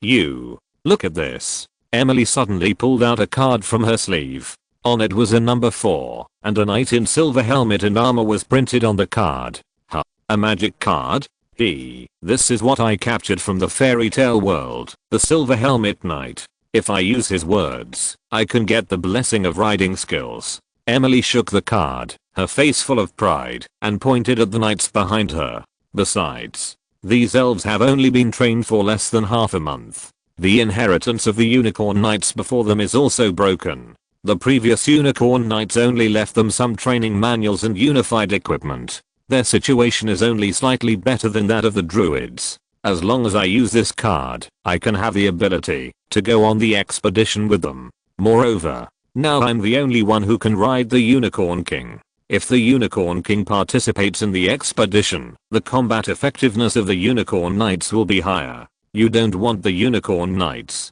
who you have worked so hard to build, to suffer heavy losses in the battle, right? With me and the Unicorn King, this loss can be minimized. Seeing that Emily was talking clearly, Wright knocked her forehead in annoyance. Where did you learn these messy things? Wright looked at the neat and uniform Unicorn Knights, and was indeed a little hesitant. This type of soldiers is really too precious. Whether it is unicorns or elf cavalry, both are extremely rare types of soldiers. At the same time, the combat effectiveness is also quite considerable. But as long as the battle begins, there will be losses, which is beyond doubt. If Emily joins, with the command ability of the Unicorn King, it will definitely greatly enhance the combat effectiveness of the entire knights. But, Wright looked at Emily, who was eager to try, and the corners of his mouth couldn't help twitching. "I'm mainly worried about you." Emily was very touched. "I didn't expect that my position in your heart is so important. I'm afraid that you will ruin my Unicorn Knights."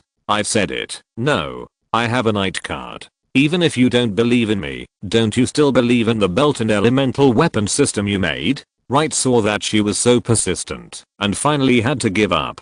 "Okay, you can go. But you can't lead, you can only follow behind everyone." Okay. Seeing that Wright made a concession, Emily stopped pestering. She didn't care much about the position herself. She mainly wanted to go on the expedition together and become a member of the Unicorn Knights. After all, Emily has had a strong interest in the elves since she was very young. For her, whether it is elves, druids, unicorns or ancient trees of life, they are all existences that she once revered. Now that she has the opportunity to fulfill her childhood fantasy, she must give it a try. Wright also understands this point, otherwise he would not have spent so much time studying the elementalization of the human body, and finally set up the Uruto Ramen sect. "Everyone, let's go." After getting Wright's permission, Emily happily rode the King of Unicorns back to the team. The original leader of the Unicorn Knights immediately issued an order, and then led the knights to the front line. This time, it was still an undeclared war. After the 6 border cities, there is a vast grassland area. After passing this endless open land, you can really reach the interior of the empire. And here, there are 10 cities of all sizes, which can be regarded as the second line of defense of the empire. In fact, when you get here, it can no longer be said to be a simple line of defense. After all, these cities are very daily cities, which are completely different from the border cities that were built specifically to guard the border.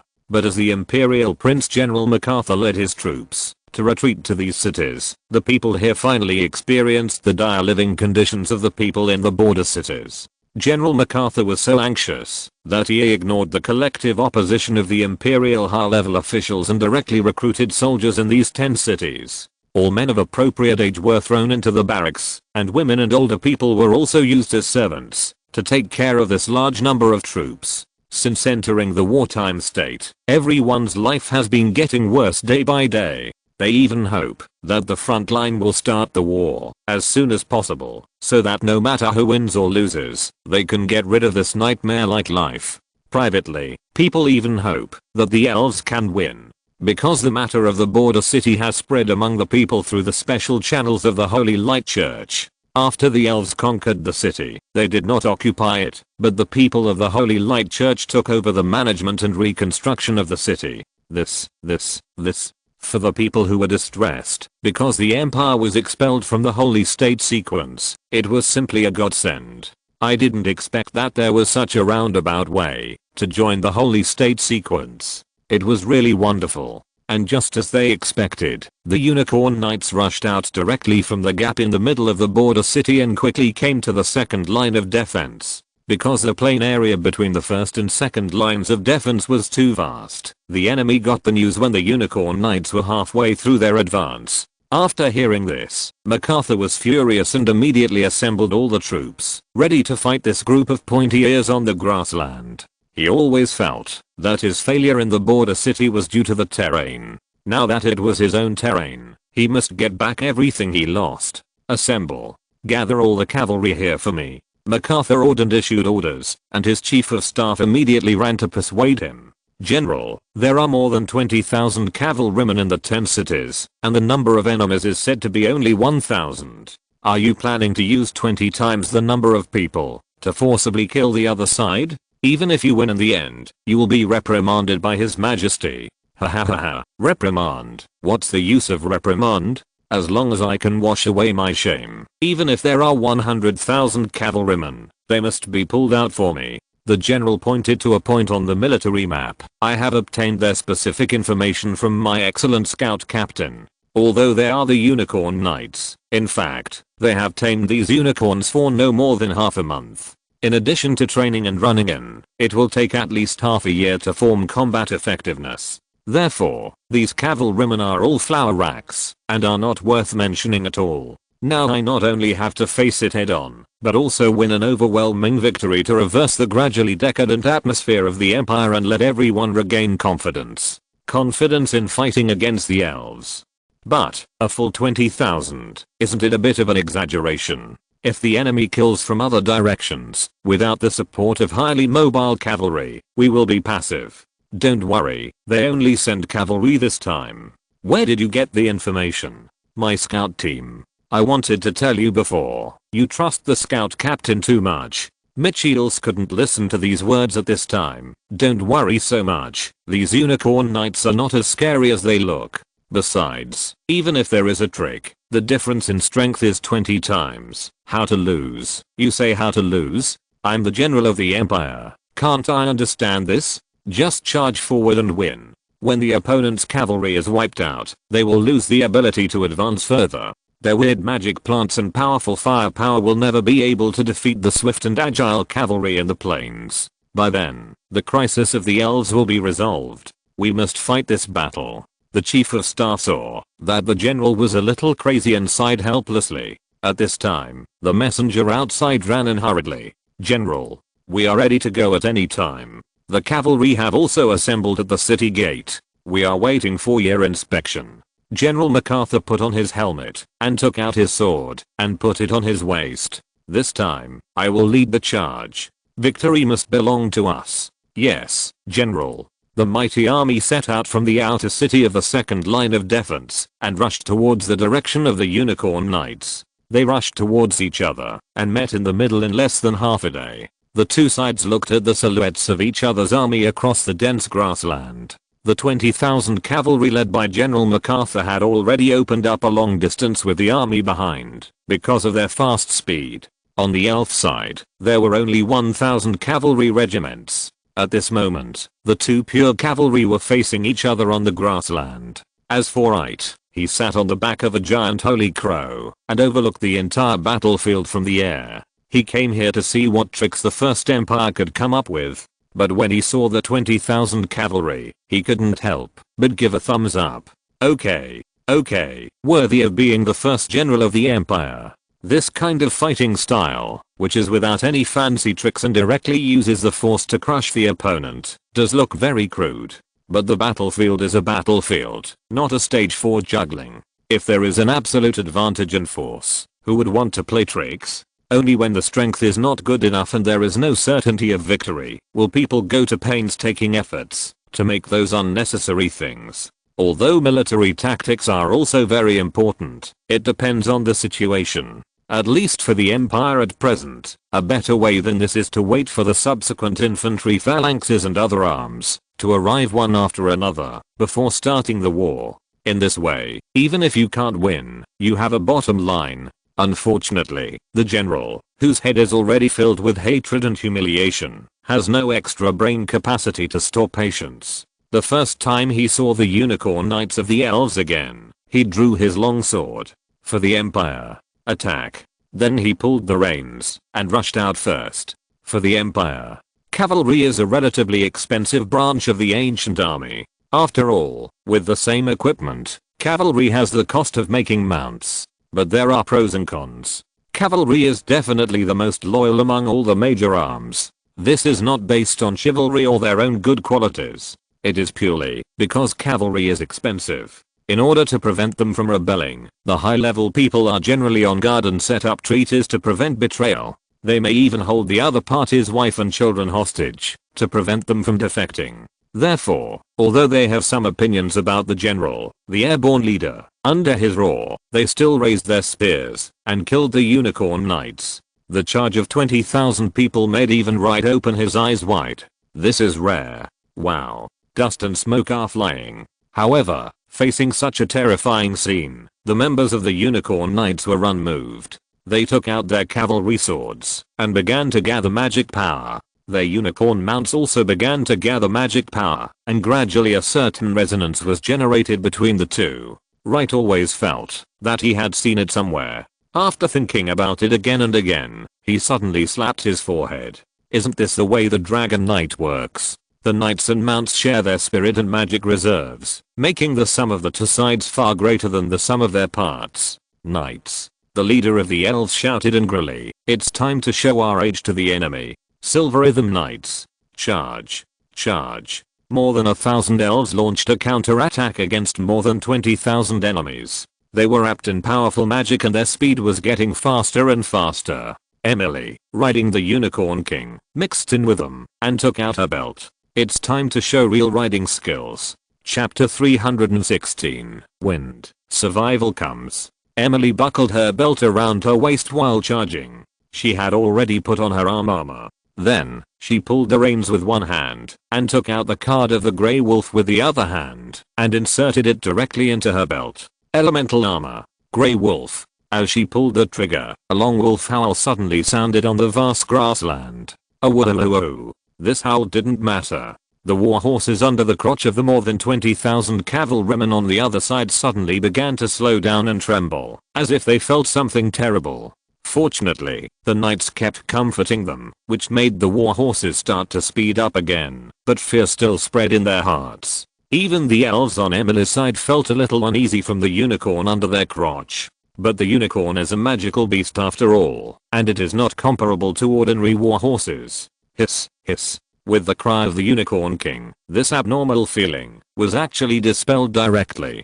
The cavalry on both sides were still charging and speeding up, and the distance between them was getting closer and closer. Emily was still operating at this time. She switched the reins to her right hand and took out a card with wind attributes. However, the wind element fluctuations of this card were much stronger than those of ordinary magic crystal cards. Wright in the sky also noticed something strange and frowned.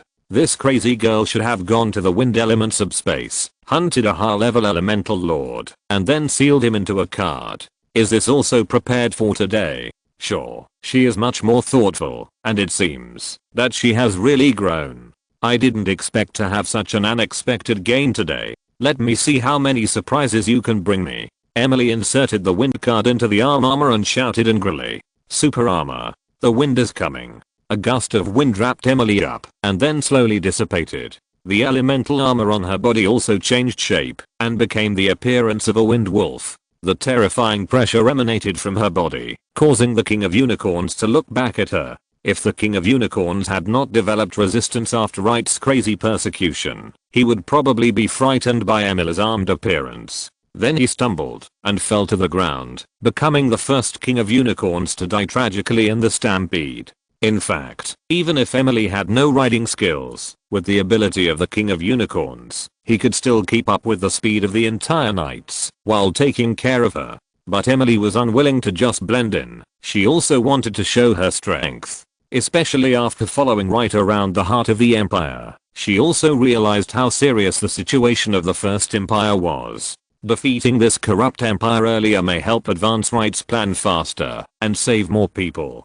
Wright seemed crazy when he did things, but he was actually cautious. Because his power was too super standard, he was afraid that, if he was not careful, he would cause greater damage while saving people. In that case, let the weaker me complete the necessary steps. Loading. Silver Helmet Knight. Emily swiped the number 4 card from the groove of the armor on horseback, and a pure white knight's phantom fell on her body and merged with it. In an instant, her riding skills improved by leaps and bounds, and she even became the best in the entire team. The King of Unicorns also felt unprecedented ease, and he no longer had to distract himself to take care of the little girl on his back, so he ran faster and faster. Moreover, under Emily's superb riding skills, he gradually activated his potential. How could the King of Unicorns not have the face of a king? As the King of Unicorns ran to the front of the knights, all the unicorns seemed to be encouraged, and their speed became faster and faster.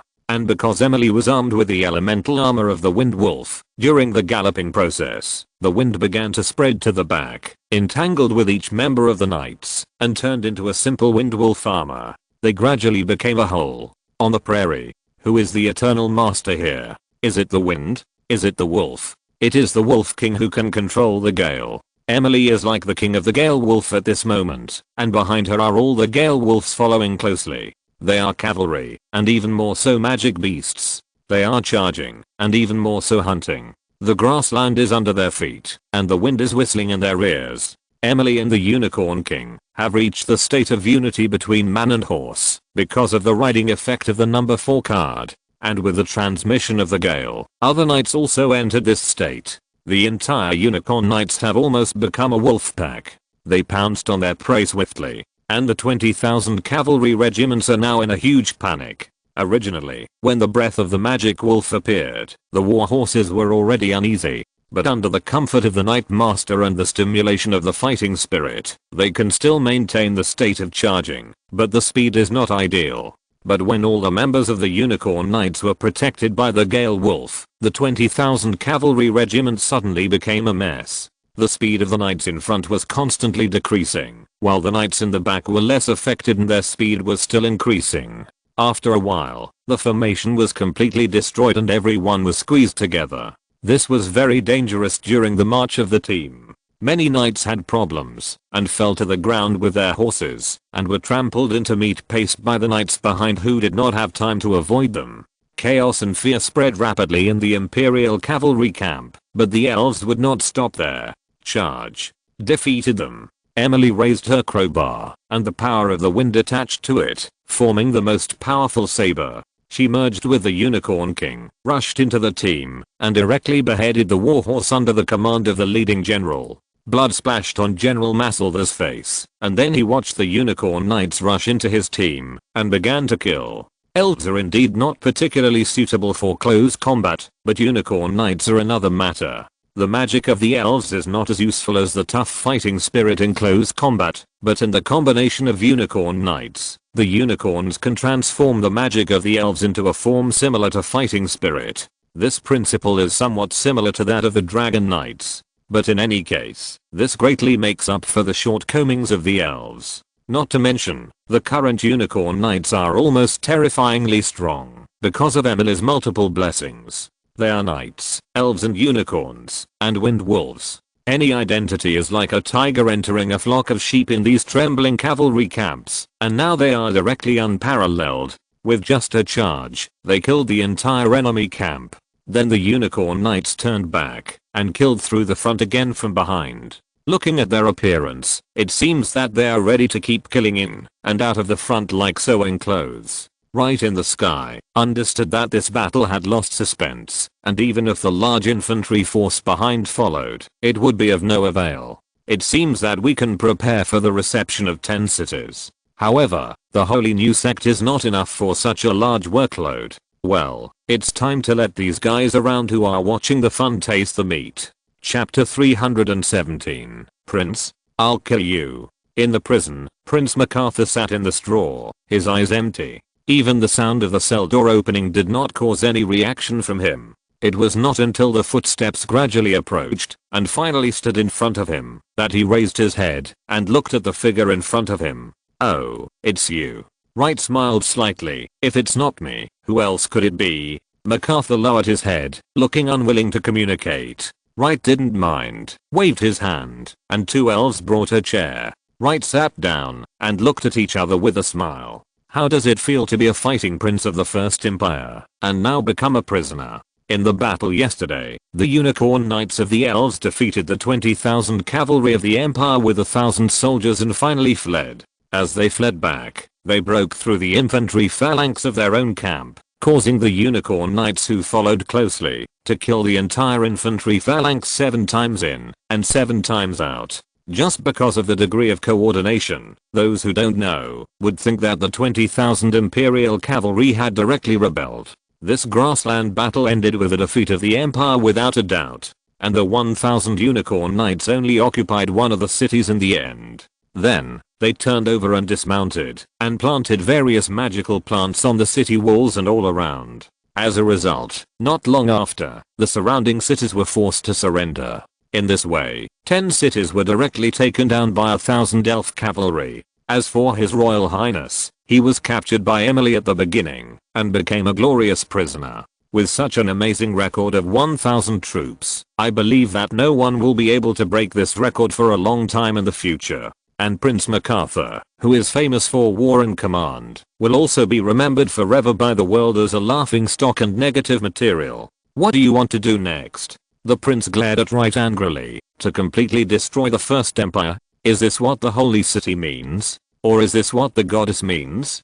Don't act like a victim, Your Excellency. Wright took the account book from the elf next to him and flipped it open. The Chamber of Commerce controlled by your family has always been buying magic scrolls, alchemy potions, magic pattern weapons and other commodities from the elves at extremely low prices. Then, they sold them at high prices to make huge profits. In order to maintain this high profit exploitation behavior, you also killed other merchant groups that were willing to trade with the elves at a fair price. And I got news from the black market that in the chain of elven slaves, your family and your merchant group are important sources. I don't know how many innocent elven girls died tragically in this evil chain. There are even more tragic elven girls who are still alive and suffering all kinds of torture, unable to get rid of their endless sorrow. What face do you have here to put on the face of a victim? Are you the only one in the world who can reap the benefits and take advantage? As long as you are hurt and suffer a loss, the world is unfair. So, nobles and royals, like you are disgusting things. Just like the slugs crawling in the dark in the toilet that no one cleans. The evil people are unwilling to admit that you are a bad person. You are a scum, and the low point of human nature. Don't worry, I have already greeted the demon world. They will come one step earlier than the god of death and take you to where you really should go. But garbage like you will not even be qualified to become a demon in hell. You can only turn into a useless soul that is tortured madly and squeezed for magic power, Wright said as he threw the account book in front of the prince. The other party looked at the thick evidence as if all his strength was drained and fell to the ground with a bang. Then, as if he realized something, he struggled to sit up.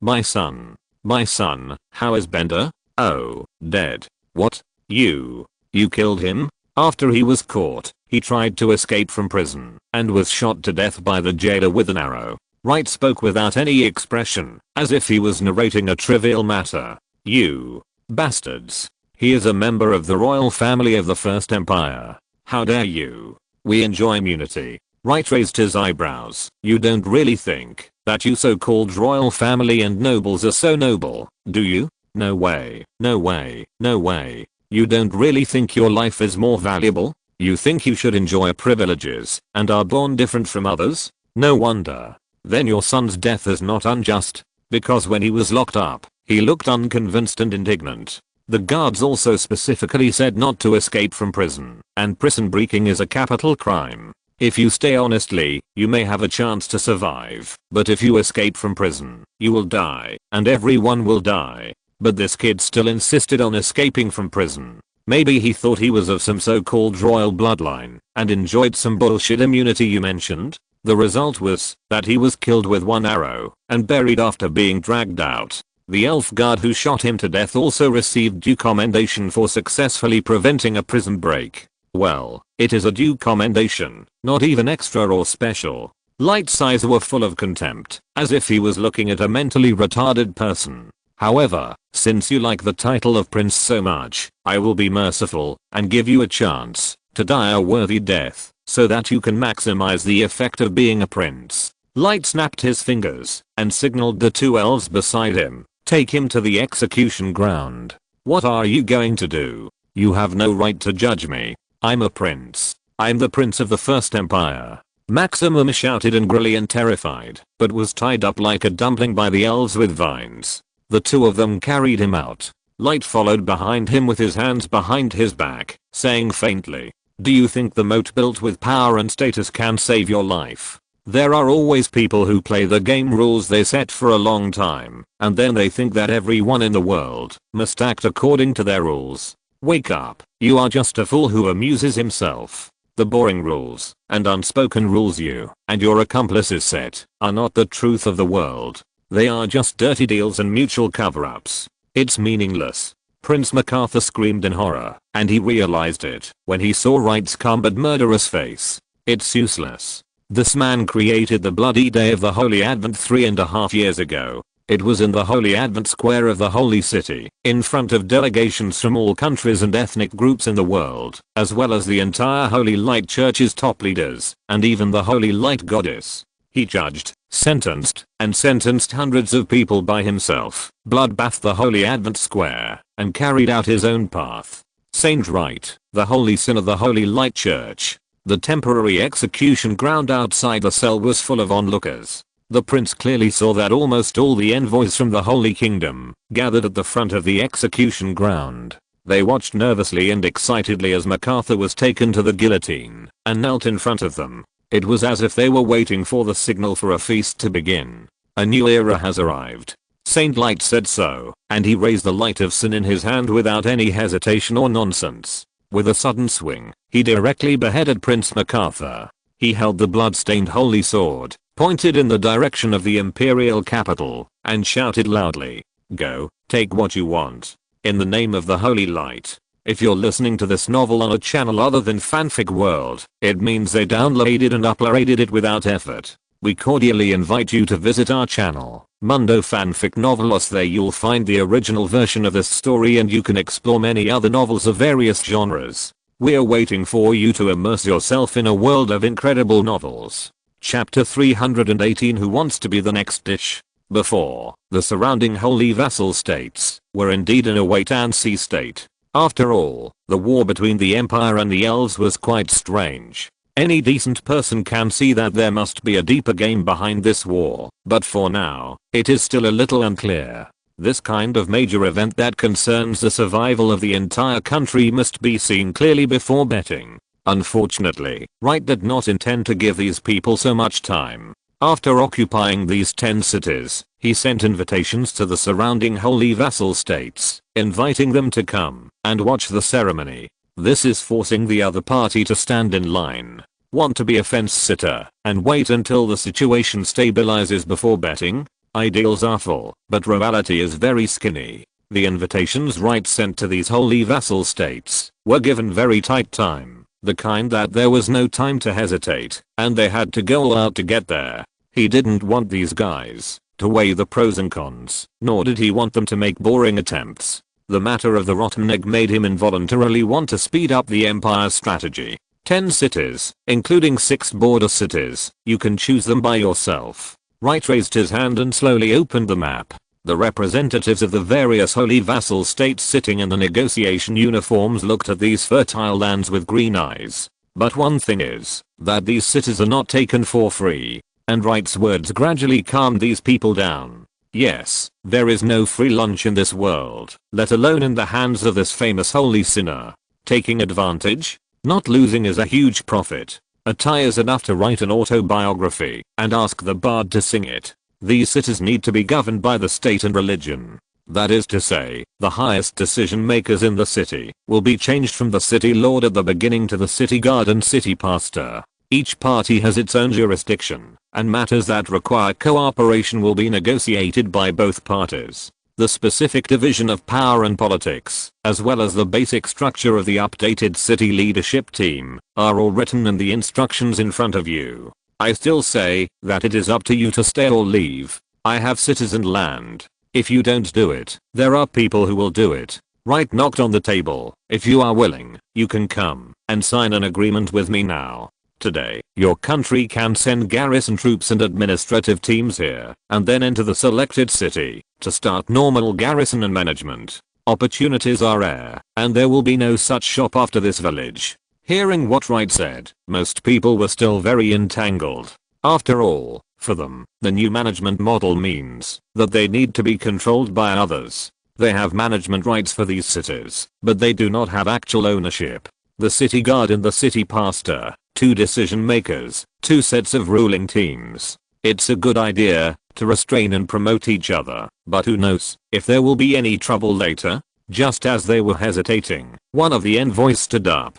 Your Highness, the Holy Sin, our country of St. Carlotti is willing to accept this condition. If you are willing, we can take all these 16 cities. I will send a magic message to our monarch, and the team can set off now. Wright looked at the envoy who was speaking. What's your name? My name is Racina, your highness, the holy sin. You are very good. I allow you to choose 3 cities. Thank you. Racina immediately left his seat and ran to Wright, stretched out his hand, and marked away 3 border cities. Oh. Wright looked at the messenger in surprise. You don't choose these 10 fertile cities? Border City has been destroyed. Although it is being rebuilt, it will take some time to develop and prosper again. Racina smiled slightly. With the great holy sin, I think Border City will prosper sooner or later. Our St. Carlotti Empire is not close to here, so Border City is more attractive. Moreover, we also hope to reach a long-term cooperation intention with the Elf Empire.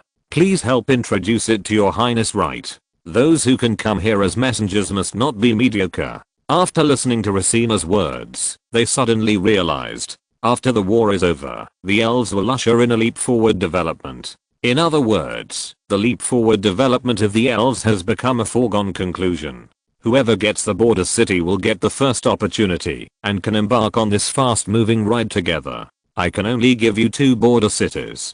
Now choose another one from the remaining 10 cities. Racina felt a little regretful, but the 2 border cities were already a big piece of fat meat. Why, you don't want to? How could that be, your highness the holy sin? This is a gift, a completely free territory. We get it for free without spending a single soldier. What else can we complain about? Racina's words immediately woke up the other members of the delegation in the entire conference room. Yes, this is a free gift. I'm still thinking about whether it is worthwhile or not. I'm simply obsessed. The only way to lose money is to fail to make money. 3 of the 16 cities were cut off at once, and the remaining 13 cities were not enough, even if every 1% only got one. If you don't grab it by then, you can only watch others eat meat, and you can't even drink a mouthful of soup. When you go back, won't you be killed by your own monarch? The envoys rushed over immediately, not caring about being respectable, and squeezed forward frantically. Your highness, please give us 3 cities. Bah, who the hell are you? You want 3 cities? Your highness, we only need 1. Your highness, our empire is willing to send troops to help your highness defeat the evil First Empire. Please give us 1 city. The meeting room was in chaos, and Wright waved his hand to force them to disperse. I have fully understood your desire for territory, but the problem now is to complete the defense of these cities as soon as possible. Therefore, countries that are closer to these cities will be allocated this city, only 1. I hope you will send the delegation as quickly as possible. If it does not arrive after the scheduled time, it will be considered a negative treatment. Not only will you not have meat to eat this time, but you will not even have a place to drink soup in the future. Other holy vassal states that are not on the list should not be discouraged. There are still many cities and lands in the entire empire. If you don't get this batch, the next batch will be more obedient. Wright stretched out his hand to pull the map longer, and the next target that the Elf Empire was preparing to attack was marked on it. It was a long river that ran through the entire First Empire. These 10 cities with fertile lands were across the river from the cities on the other side of the river. If you want to cross this long river, there are only a few bridges and canyons. This river can be said to be the dividing line between the east and west of the empire. Like a knife, it divides the entire First Empire into 2. At the same time, this is also a famous natural moat in the First Empire. In the past, the First Empire had faced invasions from other countries many times. At one time, like today, more than half of its territory was occupied. But they relied on the barrier of this long river to hide in the rear to recuperate, and finally turned defeat into victory and took back the lost land. And now, they have once again entered a life and death situation. As long as we capture this long river, we can march straight into the capital of the First Empire. At that time, the First Empire will be destroyed. But before that, I hope your country can declare war on the First Empire and send troops to their borders, forcing them to send a large number of soldiers to fight against you. The envoys patted their chests and promised, Your Highness, don't worry, this little thing is up to us. Wright was not surprised at all. A broken drum is beaten by thousands of people. In this case, even if Wright did not make this request, I believe that the Holy Land behind these people would seize the opportunity to declare war on the First Empire.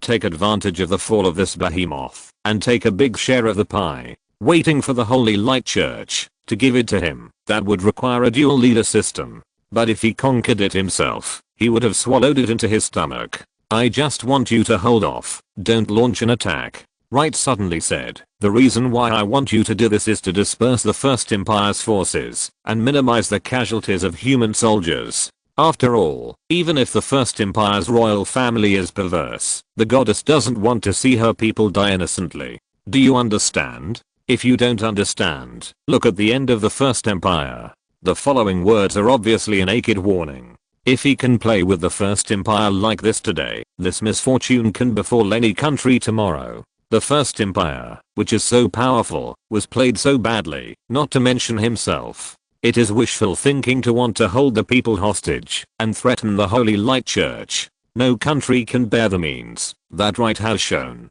After all, who would have thought that he could make the elves obey him and make the elves, who have been weak for hundreds of years, suddenly have an absolutely overwhelming combat power? With this alien sword standing here, everyone must be obedient. Fortunately, obedient children get candy. Okay, if you have nothing to do, go back and pass the information to your respective masters. Seeing that the envoys fell into silence, Wright directly issued an order to expel them. I hope you can make the right choice.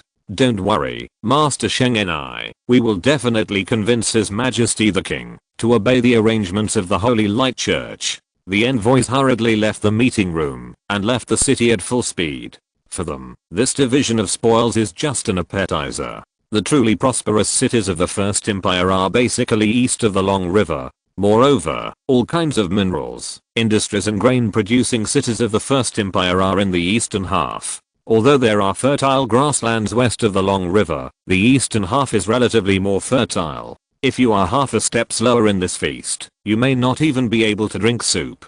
Moreover, in addition to eating meat and drinking soup, there is another important thing in this war, that is, to show yourself. Now, the stage of standing in line has passed. Rather, the Holy Light Church acted too fast, without giving these countries a chance to stand in line, and they had already finished the fight. In this situation, standing in line is meaningless. After all, everyone can see that the Holy Light Church is an absolute crushing victory, just like an adult dealing with a naughty child. They didn't even do it themselves, and the goddess didn't even show up. Just by supporting the Elf Empire, the First Empire was beaten to a pulp. In this situation, what the Holy States need is to make a gesture of obedience. Perform well. Show that you are a good child, an obedient child, and you are definitely not the same kind of stuff as the First Empire, a naughty child with a rebellious nature. This is more important than eating meat and drinking soup. Otherwise, you are not at the table, but on the plate. No one wants to be the next hard dish, so you must perform well. Looking at the backs of the envoys riding away on horseback in the sunset, Emily pinched her waist and sighed in amazement. How do you think they will persuade their respective monarchs after they go back? If they can persuade, they will persuade. If they can't persuade, they will probably find a way to replace the monarch. Wright's expression was cold, and his tone was even colder. The so-called kings in these holy vassal states are actually mostly political symbols. The real power is the royal family and high-ranking nobles. If the king can represent most of the interests of everyone will recognize him as the king. Even if there are some losses in interests, it is within the acceptable range. But what happened today is unacceptable to them. Because I have made it clear that the things done by the Holy Light Church will not attack the working people. If the management is not obedient, just replace the management. It's that simple. The people are the descendants of the goddess True Love, and they will be protected as much as possible. And their fate is Prince MacArthur. So, if their king is not obedient, they will gather together and replace him with an obedient one. Emily nodded thoughtfully. So, although you only killed the management of the First Empire, you made the management of all the holy vassal states meet your requirements. In this way, it is equivalent to cleaning up all the holy vassal states in disguise, but keeping the casualties to a minimum. Right? I hope so. There is a saying in our hometown that we should do our best and leave the rest to fate. We should do our best in what we can do. No matter how the situation develops, we can have a clear conscience and will not regret it. Emily, I hope you can become a person with a clear conscience. Emily tilted her head and blinked her innocent and clear big eyes. I have always had a clear conscience. Wright looked at her and sighed. Cute, but brainless. If you want to praise, praise well. If you want to scold, scold well. Saying this kind of thing, I'm very entangled. Wright laughed and reached out to rub Emily's head. Let's go. Let's go back to the capital of the Elf Empire. This time we are going to attack the Natural Trench, and the enemy's black magician group has gathered across the long river. We must recruit the tree people of the Elf Empire to quickly resolve the battle. Chapter 319, Ancient Tree of War, Subscription Request. After dealing with the relevant matters of the 10 newly occupied cities, Wright took Emily and the Unicorn Knights back to the capital of the Elf Empire. It must be said that the King of Unicorns is fast. Wright rode it and was always in the lead. Emily, who had no mount, had to rely on flying magic to hang far behind the main force. Wright also called it endurance training for magic output. Emily was so angry. She was a legendary wizard, and she was still talking about endurance training. This kind of intense flying can't train a ghost. But there was no way. The Unicorn King finally chose Wright. It was his mount, and the big ears were really painful. Riding on the Unicorn King, Wright really experienced the joy of a knight. This feeling of soaring to the limit is really addictive. His riding skills were not very good, so he directly snatched Emily's armor and riding card and swiped them directly to himself. As the maker of these equipment, Wright could naturally use them at will. With the help of his riding skills, he even left the entire knights far behind. If he hadn't forgotten where the safe route was in the dense forest, Wright might have run all the way back to the elf capital. After 3 unprecedented victories in a row, the elves were in high spirits. Although they failed to occupy actual territory in the last 2 great victories, they were able to take back their lost homeland, which was beyond the elves' expectations. There were indeed radical element among the people, but that was not a problem at all. The elf queen and the elf high level were very sober. They knew that the current glory of the elves was given by the man in front of them. Since he could give, he could also take it back. What's more, now humans and elves are no longer in the same life and death relationship as before. The goddess of life has joined the god court established by the goddess of holy light. In the future, everyone will not be a family, but at least a solid alliance. When the elves achieve an absolute victory, they will be able to welcome the goddess of life back. By then, the elves will start the revival of the empire. Equivalent to this goal, the gains and losses of a city or a place, the elves don't care at all. Anyway, they are so few in number that they can't rule, even if they occupy it. After returning to the capital of the Elf Empire, Wright immediately met with the Queen and Princess of the Elf Empire, as well as Lilith, who had been staying in the rear to hold the line. I got some news from the buried chess pieces. Wright stretched out his hand and drew a few circles on the military map. These crazy people directly blew up several key bridges on the long river. If you want to cross this natural chasm, you can only go through this canyon. The other side has gathered a large number of black magicians and started alchemy workshops across the country to produce a large number of alchemy magic creations for war, and also gathered magic scrolls and other materials in the country. It seems that they have finally realized the danger. The 3 women looked up at Wright and were speechless about his words just now. How can you not realize the danger? You have annexed half of the other side's territory and killed the king's brother. And it has only been a week since the war started. The only real military force that the empire could see was a knight group of 1,000 people. When they suffered in the dense forest in the early stage, and when the 6 border cities were captured, they didn't even see a single person. In this situation, the empire has not been scared to surrender, because the top leaders know that surrendering this time will also mean death, so they are ready to fight to the end. As for the so-called war mobilization, in fact, it has been prepared synchronously since the beginning of the war. It's just that it has achieved considerable results recently. But in the eyes of this man, the other party has just begun to prepare. Please, they have obviously tried their best. You can't mock people like this. If the minister in charge of military supplies and logistics of the First Empire heard this, he would probably be so angry that he would vomit blood. The whole country has devoted all its strength, but in the eyes of others, it is just a good start. Has it finally started? It's over. Ahem, I understand what you mean. Lilith ended the awkward atmosphere in time. In short, the enemy came prepared this time, and the firepower should not be underestimated. If we follow the enemy's thinking to fight, we will suffer huge losses. Is that what you mean? Yes. The elf queen said confidently. Don't worry, your highness right. Our elves are confident that we will never be weaker than the opponent's magician group in the field of magic. Even if it is a head-on collision, we will win in the end. Please rest assured. Wright rolled his eyes at her. So, why should we go head-on? What's the point of winning with huge casualties? Spending 200 yuan to buy a 100 yuan counterfeit bill. How difficult can such a thing be? What we want is not a small victory, but a big victory. Don't want the situation to be small, but great. Only in this way can we achieve our goal.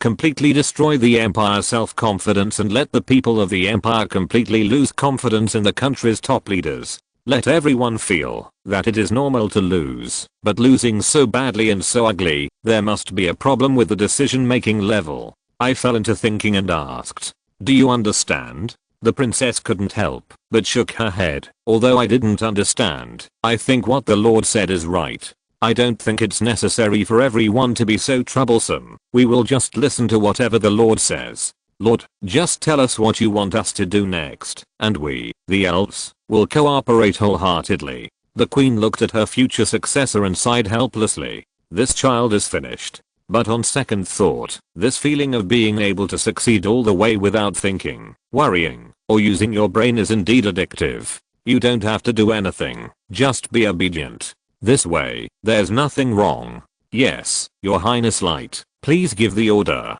Lilith looked at the elf mother and daughter and shook her head helplessly. Two more are broken. Light cleared his cough twice. I remember that in addition to unicorns, your elves also have a treeman tribe, right?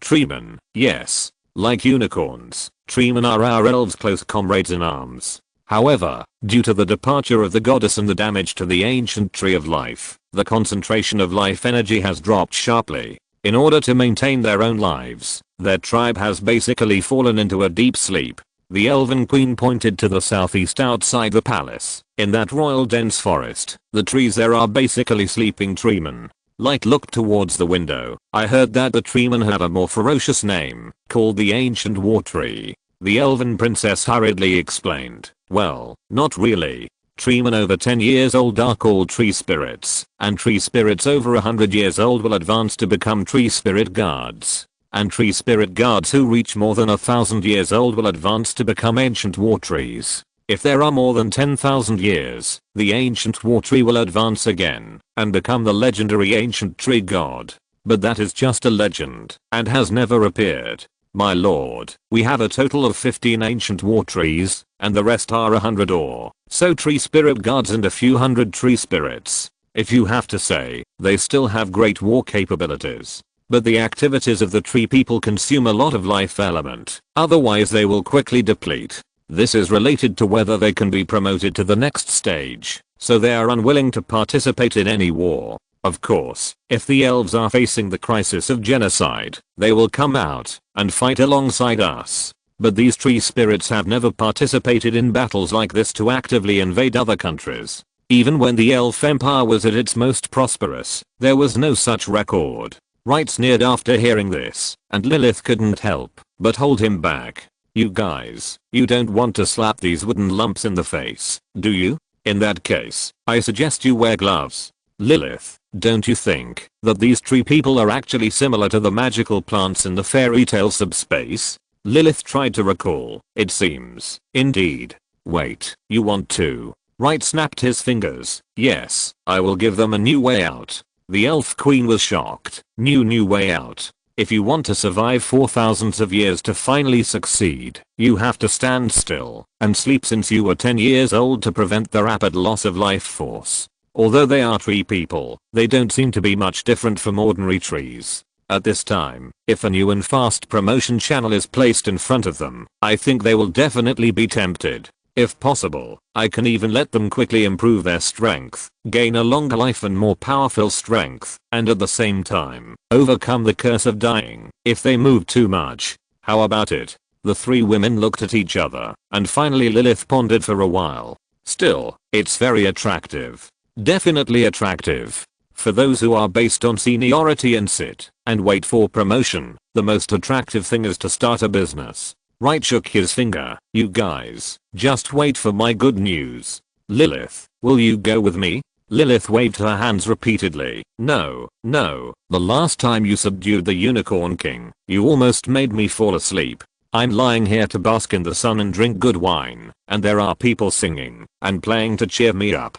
I won't go with you. Wright couldn't help but look at the Elf Queen. You treat her too well. The Elf Queen laughed dryly. No, no, this is, thank you, His Highness Wright, for helping the elves. You are busy with all kinds of things, and it is only natural that we take good care of your family. Wright glared at Lilith angrily. Listen, all these good treatments you have are earned by me with great effort. Lilith immediately blew him a kiss and winked at him, saying in a coquettish voice, dear, then you better work hard. I haven't enjoyed enough yet. Wright shook his head and walked out of the hall, and the elf princess hurriedly followed him out. As a result, a black shadow passed through the sky and rushed over here. My lord, be careful. Rasatina stood beside Wright, but Wright patted her on the shoulder. It's okay, Emily is back. Wright, you bastard. I'm going to kill you. Emily completed the elemental armament in the air, holding a crowbar, and chopped directly from the sky.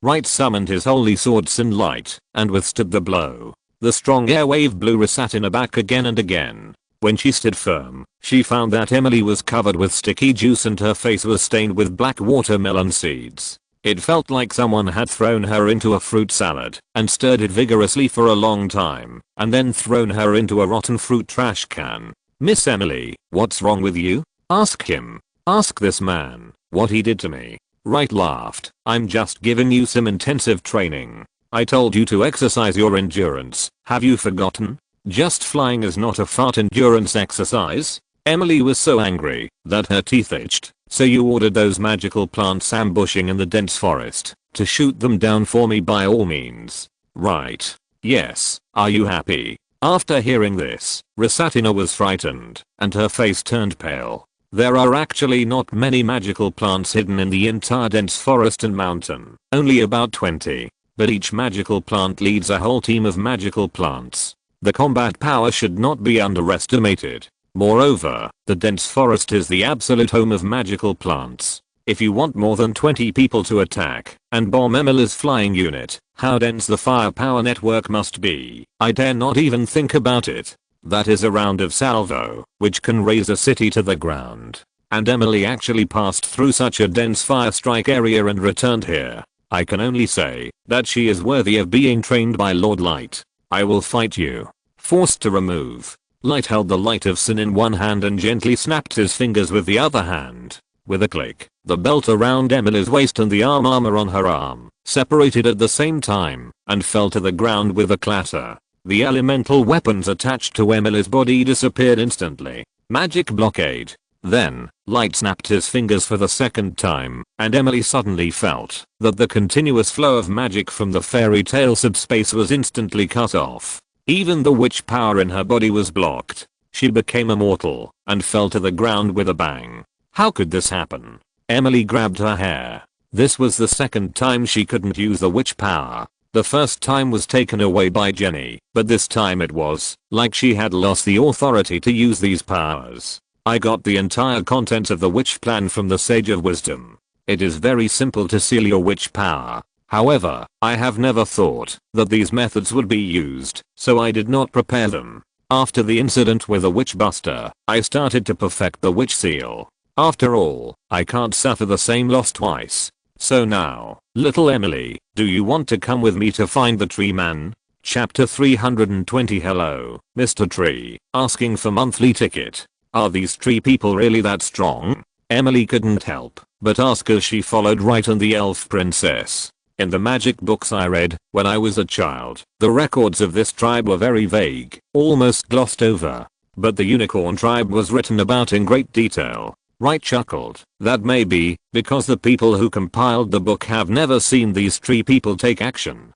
As far as I know, the tree people at the level of ancient war trees are probably as powerful as the behemoths of the orcs. Even the second-rate tree spirit guards are enough to compete with the mammoth soldiers of the orcs. But in the final analysis, they are all those who are thick-skinned and can withstand attacks. Rasatina also nodded repeatedly. Indeed, the defense ability of the tree people is very strong. They have magic immunity properties that are no less than that of the dragons, and their solid and strong bark can resist physical damage very well. At the same time, their rich life element and super speed regeneration can quickly recover their own injuries. Perhaps in terms of mobility and destructiveness, the tree people are not as good as the dragons. But if it is just a competition of resistance and sustained combat capability, even higher level dragons will be inferior.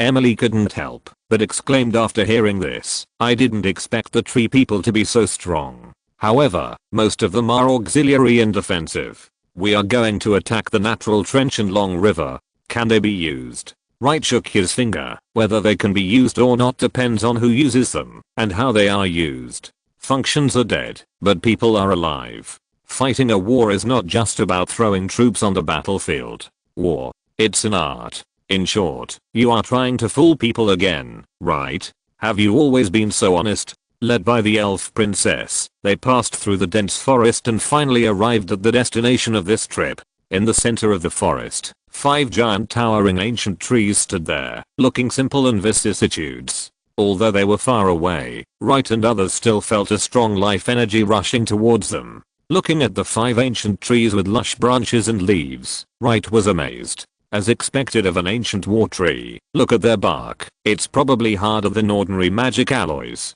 This size is not much different from that of an ordinary behemoth. And their roots are like winding rock snakes. Emily nodded repeatedly to agree. It feels like they are no longer trees. They even look faintly metallic. It's terrible. You're right. These ancient war trees are definitely more resistant than dragons. This is not an ancient tree at all. It's simply a mobile fortress. The elves are hiding in its canopy, which is basically equivalent to a natural barrier. No wonder you have to come here to find them. If they come to be the vanguard of the team, even if the opponent's firepower is fierce and there are more magician battle groups, they can't stop their advancement. I think the speed will be slower, but it will still be unstoppable. Wright patted Rasatina. Your Highness, wake them all up. Rasatina nodded solemnly and replied, yes, my lord. She walked quickly to the strongest and oldest treeman, reached out and took out a pure silver dagger, and gently cut her palm. Blood dripped onto the tree roots. It was visible to the naked eye that a strange energy seeped into the tree roots along with the blood, and then went all the way to the trunk of the treeman. Crunch. Boom. With a deafening shake, a pair of eyes suddenly opened on the trunk of the ancient war tree, and then the facial features slowly appeared. Its eyeballs moved, and finally fell on Rasatina. Pure blood of the elven royal family. Are you the elven queen of this term? Its voice seemed to have become hoarse and jerky, because it had not spoken for too long. Or maybe it was originally this kind of voice. No, great treeman prophet. I'm not the queen of the elves. My mother is still in office. I'm just a princess. Princess. If the queen is in office, why did you only send a princess to wake us up? The leader of the treeman tribe was a little unhappy. It seemed that from his tone, Princess Rasatina was not qualified to wake them up. Prophet, please calm down. It's just that the elf empire has encountered too many things recently. In order to clear up the misunderstanding, Rasatina quickly told the treeman leader what happened during their years of sleep in a short speech. Wright and Emily stood aside and listened quietly, and also reviewed the modern history of the elves. After listening to the narration of the elf princess, the ancient tree of war was silent for a long time, and finally spoke slowly. I didn't expect that the elves would suffer such bullying during the years we were asleep. As an ally of the Blood Alliance, I apologize to the elves for the dereliction of duty of the tree people. However, from what you said, the elves have ushered in a second prosperity because of the believer of the holy light goddess named Shengsin. Then why do you want to wake us up? Let me explain the rest. Light stood in front of the elven princess and bowed to the great prophet of the tree people. Hello, I'm Saint Light. Or, you can call me Shengsin. What is your name, sir? Gascano. Sir Gascano, I'm here to negotiate terms. Light looked at the other party with a smile. The elves' offensive is now encountering a considerable obstacle. although the elves can rely on themselves and pay some price to win the final victory. But in order to reduce unnecessary casualties, I would like to ask you tree people to come out and help join the battle. The great prophet Gascano, the leader of the tree people, frowned slightly. Sir Saint, I don't know if the princess of the elf clan has told you about this. We tree people are different from your tribes. Once we leave the station, our vitality will quickly disappear. If the amount of activity is huge, or if we are seriously injured, the loss will become faster. When we made a blood alliance with the elf clan, we once said that we would only join the war if the enemy reached the border of the elf clan and the elf clan was in danger of extinction. This is not to say that we cherish our feathers or that we don't know how to resist when the disaster comes.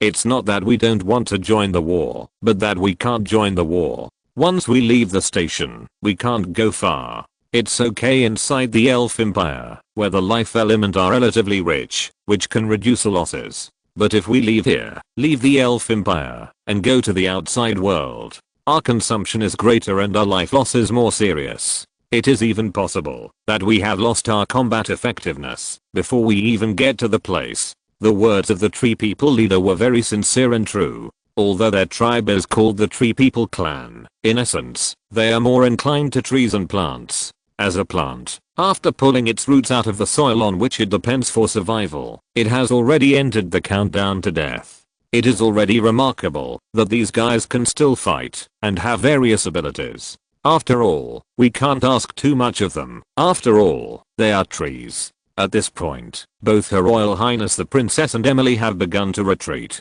Even the most inhumane guys can't let a person bleed profusely and fight on the front line. People can't, at least they shouldn't. But for Wright, there is obviously no such concern.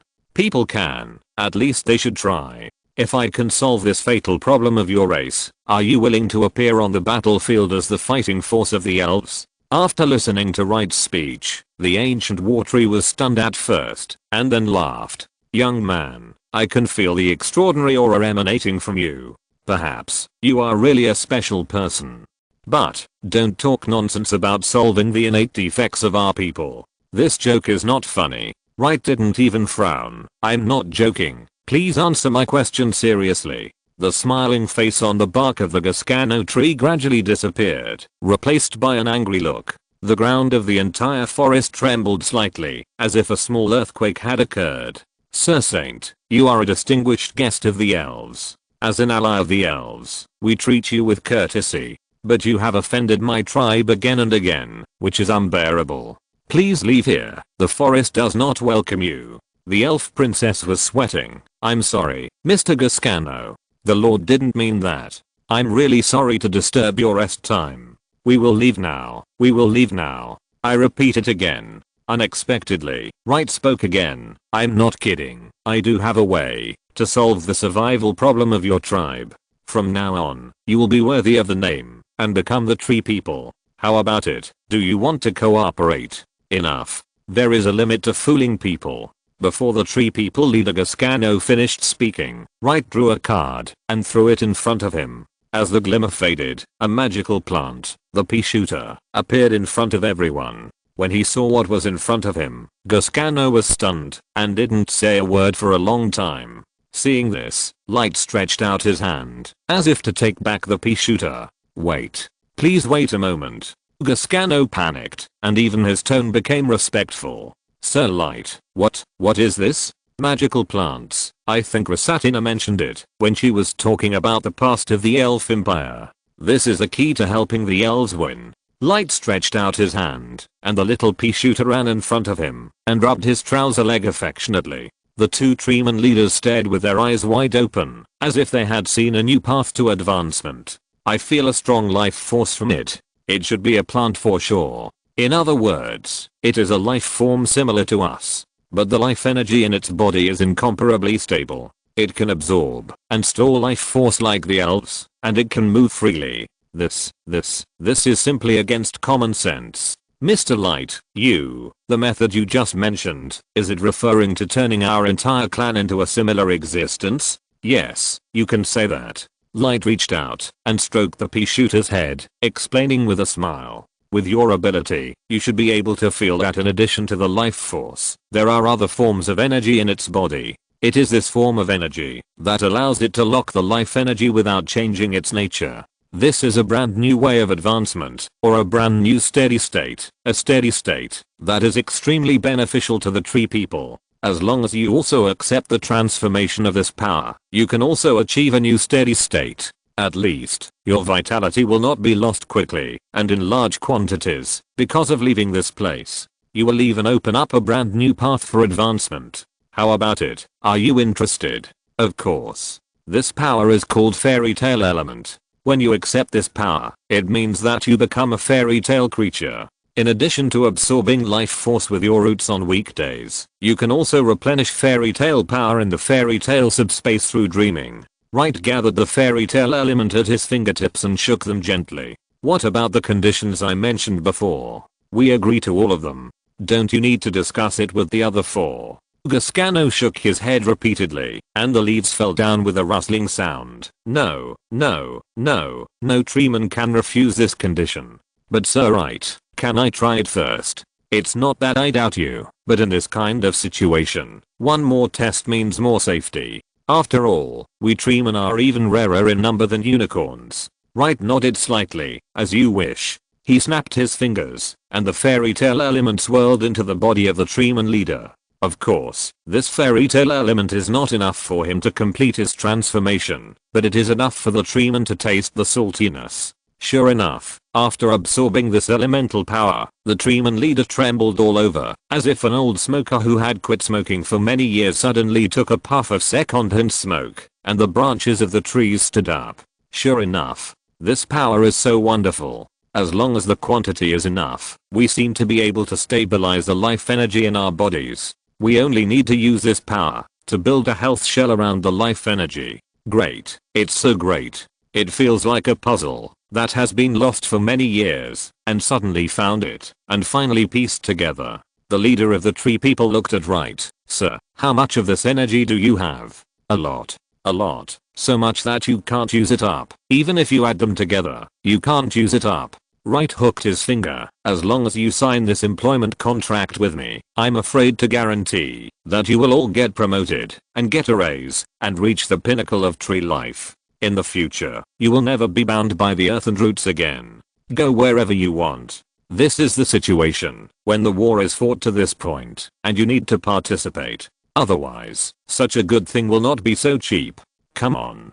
Sign it. If you miss this village, there will be no such store. If I leave today, where can you find me? You can't leave here, and by the time you find me, you'll have already passed away. How sad that would be. How pathetic, even a little ridiculous. Are you willing to continue squatting in this remote place and spend a long and boring life? The world is so big, don't you really want to see it? Of course, you have to make your own decisions about your tree life. The leader of the tree people trembled as he looked at the magic contract that suddenly appeared in Light's hand. Although he was excited, he was still very hesitant in his heart. But Light's voice was like a magic sound, urging him to sign the contract quickly. Finally, he stretched out a vine and left his soul mark on the contract. At that moment, Gascano felt as if he had lost something.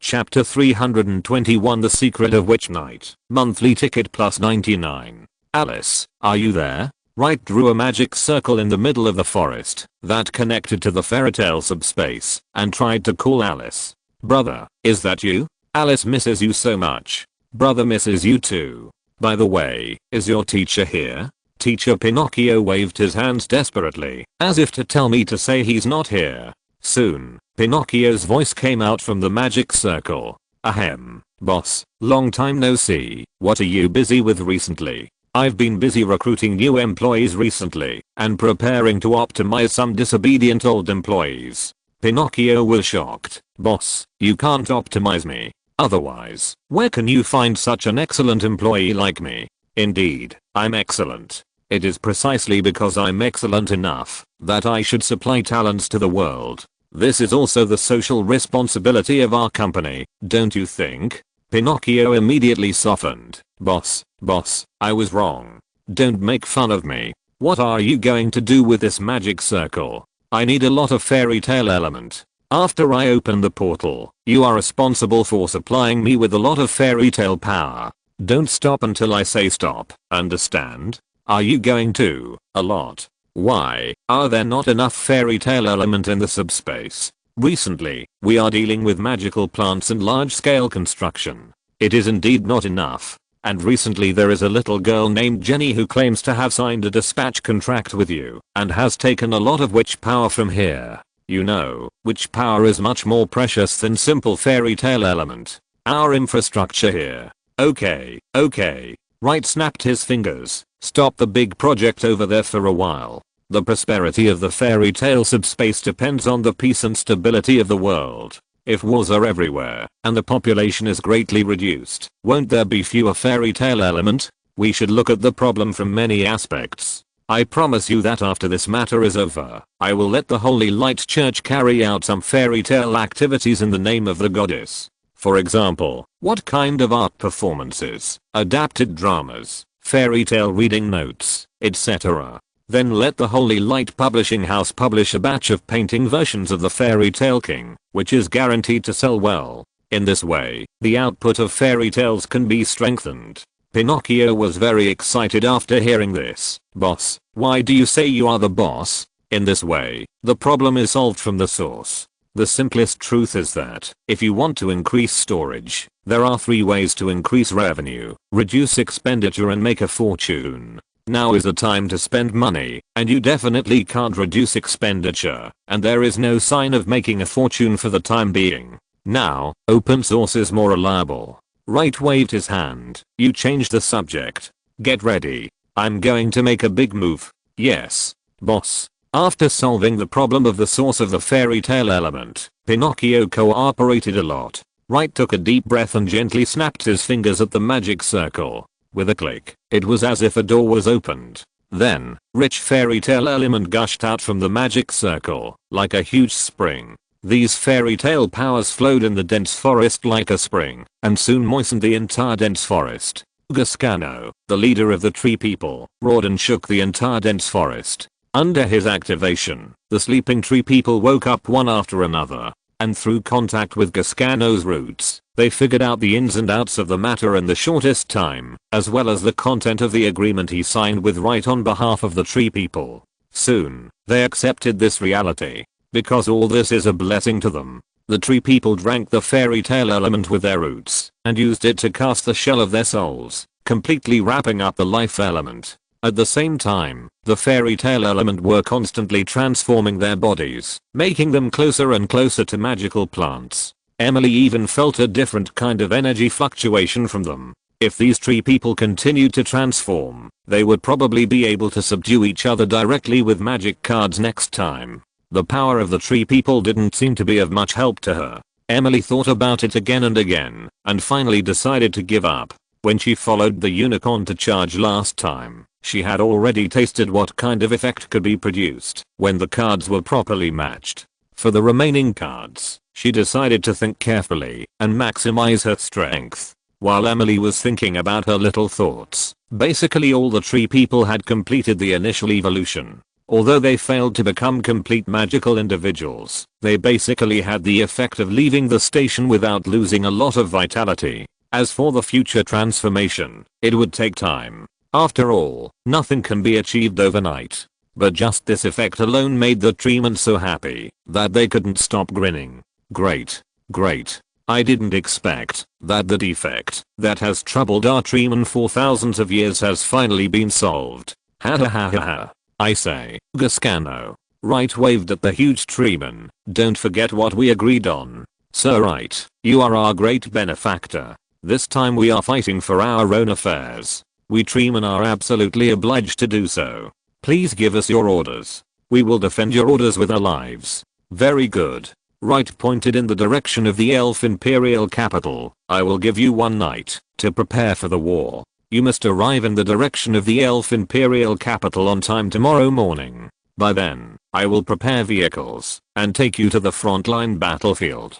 There, you will fight side by side with the elf expeditionary force and break through the third line of defense set up by the enemy relying on natural barriers. As long as we break through this line, we can drive straight in and kill directly to the capital of the First Empire. Then, complete the decapitation operation. Do you understand? Don't worry, Mr. Light, we will definitely become the most powerful force in your hands. I believe in you. Light stretched out his hand and snapped his fingers, closing the magic circle on the ground. The tree people showed disappointed expressions. Seeing them like this, Light laughed. Don't be discouraged. The more fairy tale element there are, the better. Your body has a critical value. If you absorb more than the critical value in a short period of time, it will not help your further transformation, and it may even be harmful. You are all tree people, and you need to have a moderate amount of nutrition and water. I don't need to tell you about this.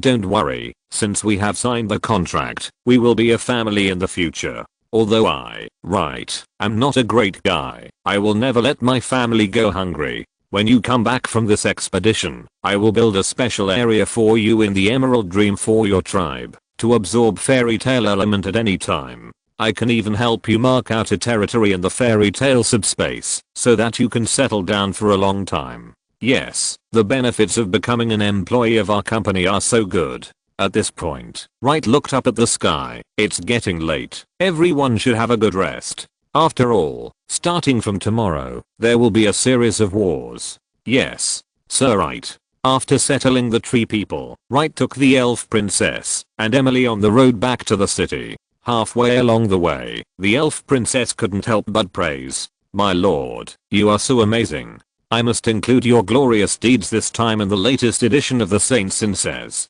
I want the whole world to know how wise and brave you are, my lord. Wright grabbed her wrist and said, don't let the whole world know about this kind of thing. Then how can I deceive others in the future? I mean, how can I enlighten others? The elf princess was stunned at first, and then she suddenly realized, my lord, you are right.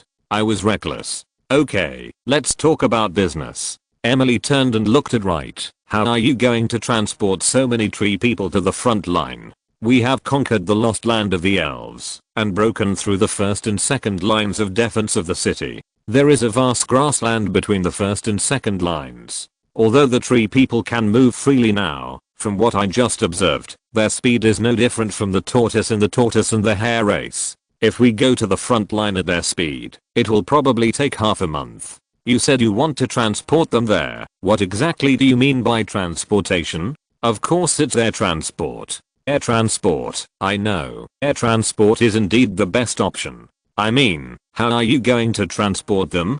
Or, where are you going to find such a large vehicle to transport these tree people? You also saw the ancient war tree just now. It's like a small hill. And with their solid body structure, it is likely to be heavier than a small hill. If there is really a vehicle that can transport them, my opinion is that we can just use these vehicles to transport stones and smash them directly into the enemy camp. There is no need to transport these tree people. Wright shook his finger. Wrong. If we really want to win, the two of us can go and massacre the First Empire. Or let Afra and Jonah take action and wipe out the First Empire directly. We want not only to destroy the country, but also to destroy the heart. The significance of letting the elves defeat the First Empire is much greater than making the First Empire disappear. Therefore, the elves must fight this battle, and they must also bring out the fear and despair of the Treeman army. Only in this way can it be considered a success. Emily spread her hands. Then, it's the same question. What to use to transport it?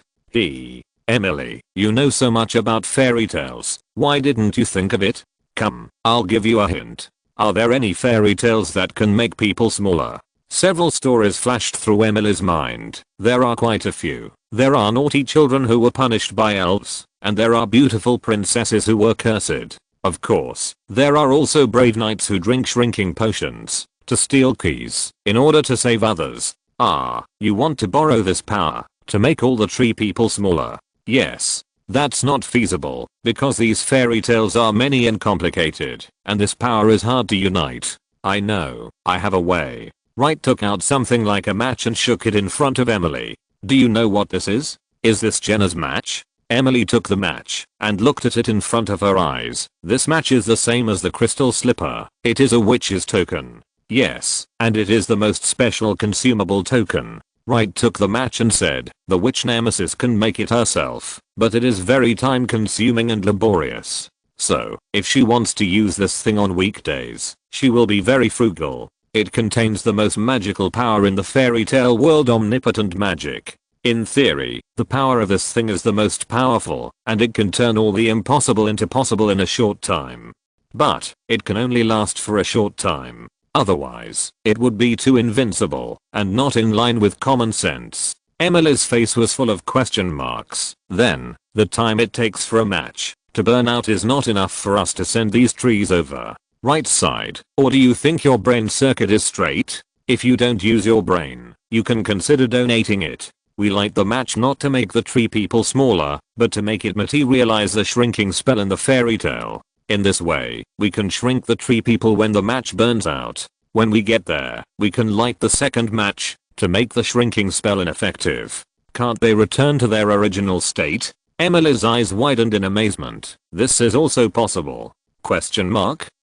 No. You use the power of fairy tales to drive the power of animation in this way, which will consume a huge amount of wish power. The operation that breaks the common sense is finally paid by the fairy tale subspace. Yes, it's like building another virtual machine in the virtual machine of the computer. In this case of nesting dolls, high power calculations are still carried out, which will indeed overload the computer itself. Wright took the match back, but this is an experiment, an important experiment, an experiment on the carrying capacity of the fairy tale subspace. We still don't know where the limit of the fairy tale subspace is. Only this kind of load-bearing test can get the result. Wright looked at the match in his hand. If it succeeds, it means that the universal wishing machine is right in front of us. As long as you pay enough wish power and witch power, you can get the opportunity to realize all your wishes. Just like Aladdin and the genie in the magic lamp. Emily took a deep breath. It feels like this is a forbidden power. The elf princess who had been listening nearby nodded repeatedly. Fulfilling all wishes sounds good, but it feels evil. That's right, it's evil. Wright shook his finger, because this is the ultimate goal of Witch Night, and it's also the purpose of the Sage of Wisdom doing all this. The original intention of the witches was not to conquer the world, or destroy the world. Instead, it was to create the world. In other words, the Sage of Wisdom wants to use the power of the ultimate witch to revive her former world, even the life in that world. Do you understand? 1/7 of the ultimate witch miss. Chapter 322 Universal Wishing Machine. Subscription request. Emily was shocked after hearing what Wright said. I didn't expect that the ultimate goal of the witch plan would be like this. Wright sighed, but she should have realized in the later stage that the willpower she would spend to realize this wish would be an astronomical figure. You also know how the witches accumulated witch power in the beginning. I don't know how many years it would take to achieve that astronomical figure. So, she slowly gave up this idea in the end. But, Wright pointed at himself. This person, he created the fairy tale element subspace. The source of the witch plan, to absorb the willpower has changed from the current world to all worlds. Even the demon world, the god world and the dragon world, we can get the willpower. As long as they also read fairy tales. And, theoretically, after we have aroused 7 witches, and have enough willpower. Really, we can use it as a universal wishing machine. Emily smacked her lips. Let my mother be resurrected. Can you do this? Wright, who was full of excitement, froze all over, and then put his hand down. I'm sorry, I'm afraid not. Emily also lowered her head. Yeah, that's right. After all, the soul has been annihilated. Emily, Right, there's no need to be like this. I have already accepted it. Although I still feel uncomfortable, I really should accept it. Emily's expression was indeed much calmer than before. Willpower is also the basic principle of this world. Naturally, it is impossible to violate the logic of the world itself. I understand. But according to what you said, this universal wishing machine can still realize many incredible and even incredible things, right? Wright also adjusted his mood. Yes, that's right. Moreover, it consumes different amounts of willpower according to the wishes. Of course, it takes a lot of willpower to realize a particularly large and difficult wish, and it may take a long time to accumulate. But if it's just a small wish like, I want a glass of water, the willpower required is not much. so it's still very reliable. Emily looked at the excited Wright and shook her head helplessly. I didn't expect that the plan that the Tower of Truth didn't realize back then was actually realized in your hands. To be honest, sometimes you act more truth-loving than the people in the Tower of Truth. Wright turned around and admitted loudly, of course I love the truth. Do you know the 3 essentials of holy light? Truth, goodness, beauty. Truth is the truth. As a paladin, of course I love the truth. But the guys in the Tower of Truth only love the truth and forget to pursue beauty and kindness. Therefore, they have lost their nature. While the 3 were talking, they had returned to the capital of the Elf Empire. Here, they were still making preparations for the war, and the 2nd Reserve Team had already assembled and was ready to go to the front line. From beginning to end, the Elves' army had never met the other side. The only direct conflict was the Unicorn Knights who were urgently established. And this time, even if the elves did not send out the army, they could probably win with just a small force and the Tree Elf Brigade. But victory is not the goal, deterrence is. If the war is ended like this, other holy vassal states will definitely suspect that the number of elves has decreased to a certain extent. Although they won, it was probably a victory by trickery. Therefore, the last battle must be a thorough flex of muscles. Not only the 2nd Reserve Team, Wright has ordered that except for the 6th Reserve Team to stay and watch the house, all the reserve teams from 1 to 5 must go up. Even if they can't get on the battlefield in the end, they have to stand there to show their strength. Wright, you're back. As soon as Wright and his 2 companions entered the city, Lilith flapped her wings and flew over, grabbing Wright's hand. That's Cecilius. There's something wrong. Wright frowned. The general attack was going to be launched tomorrow, and this woman had something wrong today. She really knew how to choose the time. What's wrong with Teacher Cecilius? The elf princess looked at Wright with confusion on her face. Lilith laughed and waved her hands. Didn't your teacher borrow Light's Dragon Slayer's elegy to study? She just asked someone to pass a message, asking us to go and get the knife. I might have some problems with my expression, please don't mind. How could that be? I haven't seen my teacher for a long time, why don't we go together? Light looked at Lilith, and when he saw that she didn't stop him, he nodded in agreement. Okay, let's go and take a look together. Emily immediately raised her hand. I say, can we take a car? My legs are getting thin from walking back and forth. No. Wright glared at her when we were at the harbor before, who told me that she wanted to train her body and become a qualified melee mage. Now that you have got new equipment and can directly brush the skill possession, you have forgotten this, right? Let me tell you, if you don't work hard, you will be like the last time you went to the cathedral. You will be powerless in the face of the traps set by the enemy and even have difficulty in protecting yourself. No, no, no. In that situation, even if you train your muscles, you can't withstand it. Humph. If you are an excellent main level believer of the Church of the God of Flesh and Blood, you will definitely be able to withstand it. Muscles are the best protection. There are not many whole masters in total, and they are already out of the human category.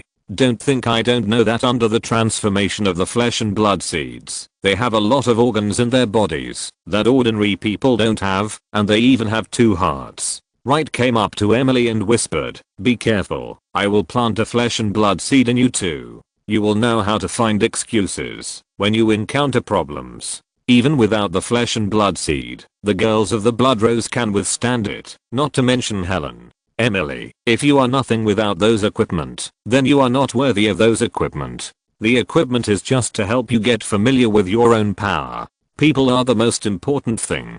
Do you understand? Emily was scolded and agreed pitifully, yes, I know. Okay, then we will take a carriage and you will run behind the carriage. Hey, hey, hey. This is too much. Seeing that Emily was about to cry, Wright reached out and rubbed her head. Just kidding. Let's go. Get in the car. Princess Rasatina waved to the distance, and the royal guards who had been on standby rushed a carriage. After the 4 of them got on the carriage, they headed towards the Elf Life Leaf Library. It must be said that the speed of the carriage is indeed much faster than walking. Not long after, several people arrived at their destination. As soon as Wright got out of the car, he felt a strong willpower coming from the library. He raised his eyebrows and couldn't help but smile. It seems that I really underestimated this Sysilis. She may have really figured out something. Chapter 323 Abnormal Sysilis. When Wright entered the Leaf of Life library, he immediately found the Dragon Slayer's whale inserted in the center of the hall.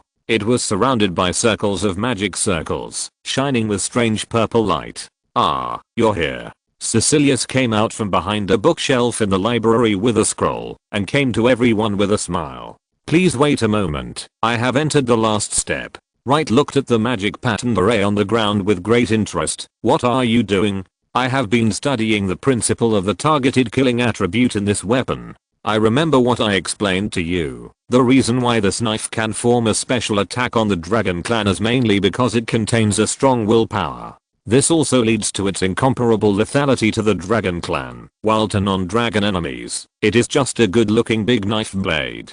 Cecilius nodded repeatedly. I know, but there is one thing that I haven't figured out. That is, how to define the Dragon Clan. In other words, how does this knife judge that the enemy is a Dragon Clan? I know, you might say that it is the credit of willpower. But willpower is just an energy body that contains soul fragments and simple will. Even if it is more powerful than other energy bodies, its ability is limited. The Dragon Clan cannot be regarded as a designated species imprinted in the big world system. The scope of the Dragon Clan is broad and vague.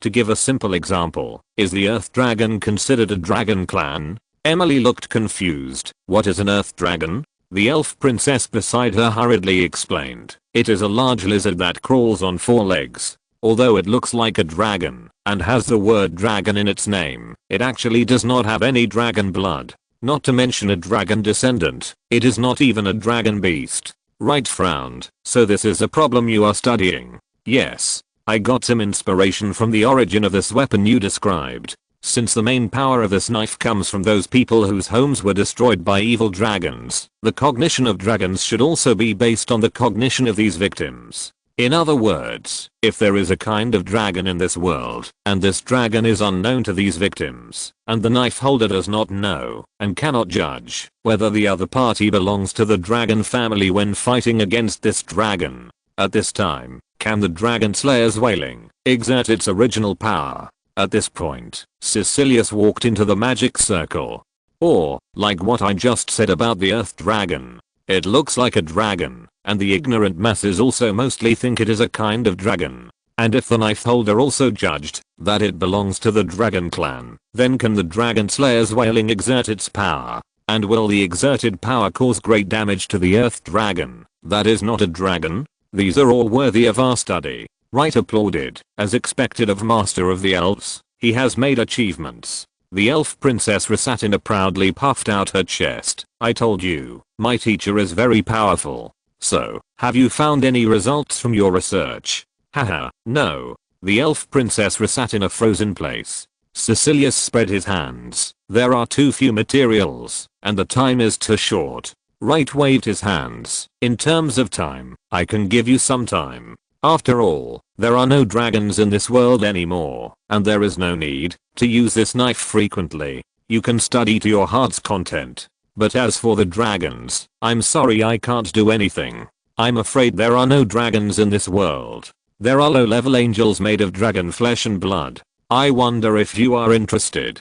Cecilius clapped his hands. That's possible. You can use them as experimental subjects. But I need more dragons to complete my experimental data. Only after studying the data clearly can we divide the scope and direction of the research. Lilith looked at Wright. If you are really interested, you can ask the demons in the demon world to help you collect some dragon materials. Anyway, the relationship between the demon world and the dragon world has never been very good. Emily grabbed Lilith. Don't provoke a war between the two worlds because of this kind of thing. That's not necessary. If I really want to study, I can go directly to the dragon realm and capture some dragons and bring them back, right? Don't go to the dragon realm for this kind of thing. Emily suddenly felt that she might be one of the few normal people among these people. Cecilius handed the scroll in his hand to her with a smile on his face. Although I didn't get the conclusion I wanted, I still got some interim results from it. I wrote all the experimental data and results on it. Wright took it and opened it to look at it. He was immediately attracted by the content inside. Miss Cecilius, your interpretation of the power of will is indeed very unique. There are many theories in it. This is the first time I have seen it. Really? If I can help, that would be great. Cecilius shyly put her hair behind her ears. She waved her hand and extinguished all the magic circles next to the dragon slaying sword. She personally pulled out the long sword and handed it to Wright. Returned the item to its original owner. Mr. Wright, you can keep it for your research. No, without other materials, the research can no longer continue. Besides, the Elf Empire is at war right now, so even if I want to seek research materials, I have to wait. I can't delay the Elf Empire's important events because of my research. What's more, I'm also a member of the Elf Empire. I didn't participate in the previous mobilization because of research issues. Now if I don't do something for the Elf Empire, I'm afraid the war will be over. Wright took the dragon slaying sword, shook it in his hand, and it turned into a starlight and returned to his palm, turning into a small mark. In that case, when we have all the experimental materials, I will invite you to participate in the research and analysis. Cecilius bowed deeply. Thank you very much. I will definitely participate then. Wright turned to look at the elf princess. Rasatina, your teacher has worked hard these days. You should stay and take care of her. It's just right to report the war situation of the Elf Empire to your teacher these days. The three of us can go back by ourselves. Okay, my lord. The elf princess missed her teacher very much, and she agreed happily after hearing what Wright said. After Wright and the other two said goodbye to Cecilius, they left the library and got on the carriage to go back. Humph, this woman is going to make a move. Hearing what Wright said, Emily looked confused. What's wrong?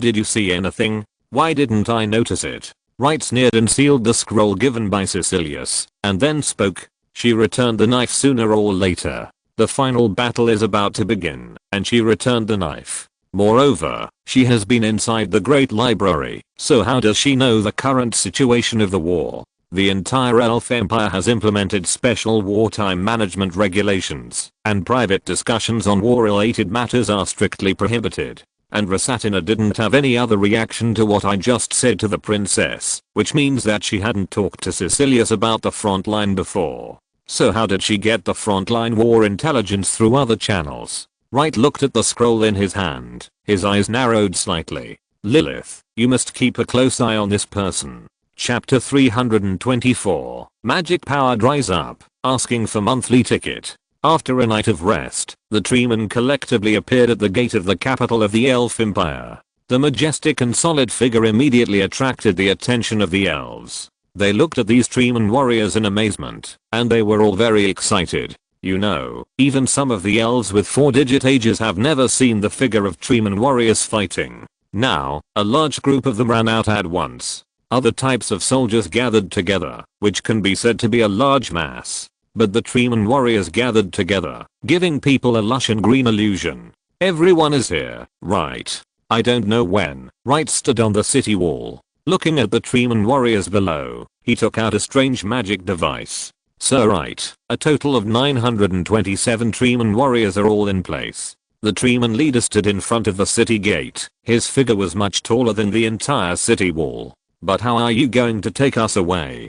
Don't worry, you just need to follow my instructions. As Wright said this, he took out a match and lit it gently. This action made the warriors of the tree people very strange. What is this man going to do? Why is he striking a match when he is talking about something? He can't be trying to set everyone on fire with this thing, right? The fire is too small, isn't it? However, what people didn't expect was that after Wright lit the match, he put it into the short stick in his hand. With the injection of flames, one end of the short stick lit up and shone on the tree people. It was visible to the naked eye that these tree people quickly became smaller, and in the blink of an eye, they became like potted plants. Such a magical scene made the elves stare at Wright in disbelief. The elves are at least the enlightenment teachers of human magic, but this magic, the teacher really didn't teach, because the teacher didn't know it at all. Okay, the shrinking is complete. Wright put away the short stick and waved to the elves in the distance. It's time to go out. The third reserve team.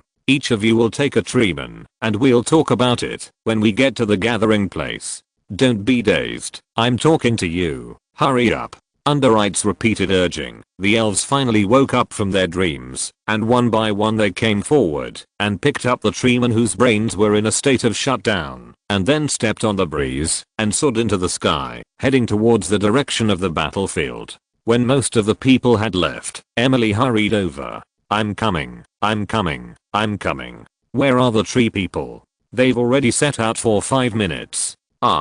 They've already left. Emily was extremely frustrated. I still want to see what the shrunken tree people look like. Who told you to sleep in? Did I sleep in? I went to the dreamland to enrich my cards. Emily shook the cards in her hand. See, this is the result of my last night. I found a suitable individual from the Ark, the Dream Rift, the Nightmare Abyss and the Fairy Tale Subspace, and put them into my deck. I'm terribly strong now. Wright rolled his eyes. Okay, in that case, you will be the main force in this battle. I couldn't ask for more. Emily suddenly took out a crowbar and swung it vigorously.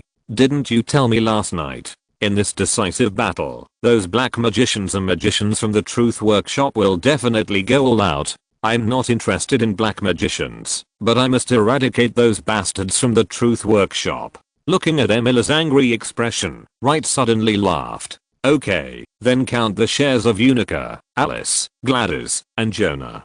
Teach these guys a good lesson. Let them be completely wiped out. Emily raised the crowbar. Leave it to me. I will count the sisters' shares as well. Then, let's go. Wright snapped his fingers, and the light gathered in front of him, turning into a holy crow. He jumped up and sat cross-legged, stretching out his hand to signal Emily. Let's go. What are you waiting for? Unexpectedly, Emily carried the crowbar on her shoulder and gently shook her fingers. Hey, didn't I just tell you? I'm not the same person I was before. I'm so strong now. I don't need this kind of low-end flight mode anymore. Wright was immediately amused by her arrogance. What do you mean? You have other ways to fly? Emily took out her belt, then her arm armor, and finally showed off the fruits of her labor for the whole night. Let me show you my new combination. She put on her belt and arm armor directly, and then inserted the Grey Wolf card into the belt. Beast Soul armor. Then she inserted the Wind Magic Crystal card into the arm armor, Element armor. Finally, she took out a Thunder Eagle and suddenly passed it across the arm armor. Super armor. Thunder Eagle. With the cry of an eagle, a shadow of a Thunder Eagle enveloped her body, and finally turned into a pair of thunder wings attached to her back. This is the extreme speed combination of wind and thunder. I will have the fastest speed in the world. Hey, where is he? After completing the entire deck, Emily realized that Wright was no longer here. She hurriedly looked into the distance and found that Wright had already flown away while she was performing a series of dazzling operations. Damn it, he actually ran away. Emily flapped her wings and turned into a meteor and flew straight to Wright's back. In just a blink of an eye, she caught up with the slow-moving Wright. How can you be so careless? Running away directly. What kind of skill is that? You are sick, but I'm not. How can I stand there and wait for you to do this for half an hour? Also, are you doing this to compete with me in speed? Emily shook her wings. Of course, the wind and thunder combination is the fastest legend in the world. Look, I will leave you far behind. Did you not sleep all night and your brain is not working well? Or, you woke up, but your brain is still asleep? Wright pointed at the Holy Crow sitting down. Is there anything faster than light in this world? Before he finished speaking, Wright and the Holy Crow sitting down instantly turned into a stream of light and disappeared in front of Emily. Emily was shocked and then frantically urged her wings to chase Wright's back at her fastest speed. But unfortunately, no matter how hard she tried, she could not catch up with Wright. The most annoying thing is that Wright would stop from time to time and look back to wait for her, and when she was about to reach, he would quickly distance himself from her. It was like this, sometimes far and sometimes near, which made her feel that she had hope, but once she got close, she would be left far behind. Emily was so angry that she felt like a fish in a pond, being played around by the other party. She angrily increased her magic speed, and the speed was visibly increasing. She even surpassed the third and second reserve teams without noticing. The poor elves were riding the breeze to the battlefield, and suddenly a beam of light passed by them. Before they could react, a figure wrapped in wind and thunder whizzed past them again. The strong wind almost blew away the elves' team. Finally, after a long journey, Wright stopped at the west of the long river of the First Empire. After waiting for about 5 minutes, Emily finally arrived with thunder and storm. As a result, when the silly girl saw the place, the magic power she had suddenly collapsed, and the whole person fell directly from the air like a kite with a broken string. Wright sighed helplessly when he saw this. What a crazy girl. He snapped his fingers, and the giant holy crow beside him suddenly exploded into countless points of light, and then turned into small holy crows. They flew into the air, caught the falling Emily like a cloud, and placed her next to Wright. Emily lay on her back on the ground, feeling extremely sore all over her body. Moreover, she couldn't squeeze out a trace of magic power in her body, and she couldn't absorb it, even if she wanted to. What's wrong with me? Your magic is dry, idiot. Wright stretched out his hand and sprinkled a lot of light, covering Emily's body, helping her relieve the pain. Magic dryness, the full name of which is magic dryness syndrome, is a phenomenon in which a magician forcibly uses magic, causing the magic power in the body to completely dry up. Basically, this situation will only occur to junior or second level magicians. After all, at that time, they had just started, and their estimates of magic power were inaccurate, and they were prone to overestimates. Basically, magicians above level 3 will not have this problem. It's like a child will no longer wet the bed after growing up to a certain age. I didn't expect it. You, a legendary magician, can actually do something that can be called bedwetting. If people knew about it, you would definitely become a negative example in the magic world. How will wizards and alchemists look at you? How will you survive in the magic world in the future? Isn't it all your fault? You really don't know how to appreciate a good person. If I hadn't saved you, you would have died. The legendary magician's magic dryness may be life-threatening. It's because you still have the rich holy light energy left in your body to protect you. Otherwise you would have been finished long ago. This time, a lot of it was consumed again. Wright looked at Emily, who was lying on the ground, and shook his head helplessly. I suddenly feel that the 3-digit protective array is still not enough for you. I'll give you more sometime. Ahem. Then when? Should I lie down now? Wright picked his ears. The drying up of magic power will not only harm your spirit, but also your body and soul. It's like a pot of water that has dried up. If it continues to boil, it will cause irreversible damage to the pot itself. It can be said to be all-round damage. Your situation is better. There are protective arrays in your belt and arm armor. It's a bit like a fuse, with a fuse protection mechanism. Therefore, when you fall into magic drying up, your magic power has been forcibly cut off. You take a rest, and when the elves come, let them use life magic to repair your body, and you will probably be able to move. But if you want to recover as before, you probably need to wait a little longer. At least, you won't be able to catch up with the first wave of attack. Emily moaned meaninglessly, and Wright got a recliner from somewhere and lay down comfortably beside Emily. Although Emily couldn't move, she could still see. I want a chair, too. No, people with dried up magic are more suitable for lying down. Who said that? I said that. Damn it. After waiting for a long time, the elves finally arrived. As soon as they landed, they began to line up and set up camp. Because all the elves were full system magicians, the construction was very fast, and soon a decent camp was completed. A small group of elves hurried over at Wright's beckoning. Your Highness Wright, we are ready. This one is not ready. Sir Emily, you. What's wrong with you? Emily's face was as red as an apple, and she wanted to cover it with both hands, but she couldn't even move her fingers. In short, she is injured. You help her heal. Yes, Your Highness Wright. The elves immediately cast admiring eyes at Emily, as expected of you. Your Highness Emily, you have already fought a battle with the enemy, right? You are so brave. I wonder why there are no enemy defenses or ambushes in this place. It turns out that they were driven away by Your Highness Emily. Your Highness Emily is really a role model for our generation. She is obviously a human, but she is so kind to our elves. It seems that most humans are good people. The friendship between elves and humans will last forever. Hearing these unrealistic compliments, Wright was shaking all over from holding back his laughter. Emily lay there, wanting to die. The elves came forward one after another and used their own life magic to heal Emily. Before leaving, they also used life magic to create a huge leaf for her to lie down and rest. Looking at the elves' backs going away, Emily's tears flowed down her cheeks. I always feel that there is nothing worth lingering about in my life. It's better to end such a shameful life as soon as possible. Okay, don't be so depressed. Who do you think it's because of? Because you insisted on competing with me in speed. Wright stretched out his hand, and another holy light fell on Emily, helping her to speed up her recovery. Wait, I hope you can turn your grief and anger into strength, and beat the enemy well. You can rest here first. I will go to make those tree people bigger. I want to see it too. I want to see it too. I didn't see it when it was smaller just now. Wright looked at her with a smile. Okay, if you can move, come and see it.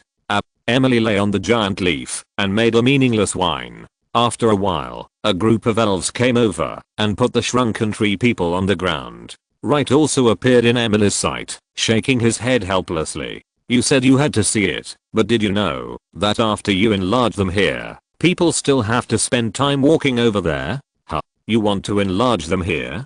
But I don't see any tree people. And what are these potted plants? Idiot. These are the shrunken tree people. Wright took out the short stick again and lit the match. Then next, it's time to witness the miracle. Chapter 325 Infrastructure Maniac. Subscription request. As the match was lit and energy was injected, the other end of the short stick emitted light. Wright quickly directed the light at the potted plants. As the effect of the willpower was activated, the shrunken tree people began to grow wildly, and in the blink of an eye, they returned to their original appearance. Wright quickly closed the short stick and carefully felt the loss of energy. Sure enough, it takes much less willpower to restore it than to shrink it. Emily had not yet recovered from the shock, but she still asked subconsciously, What is less? It's just like sailing against the current and sailing with the current. The size and difficulty of the wish will affect the willpower consumed by making the wish. But wishing to become bigger and wishing to restore to their original state have the same effect, but the willpower consumed is very different.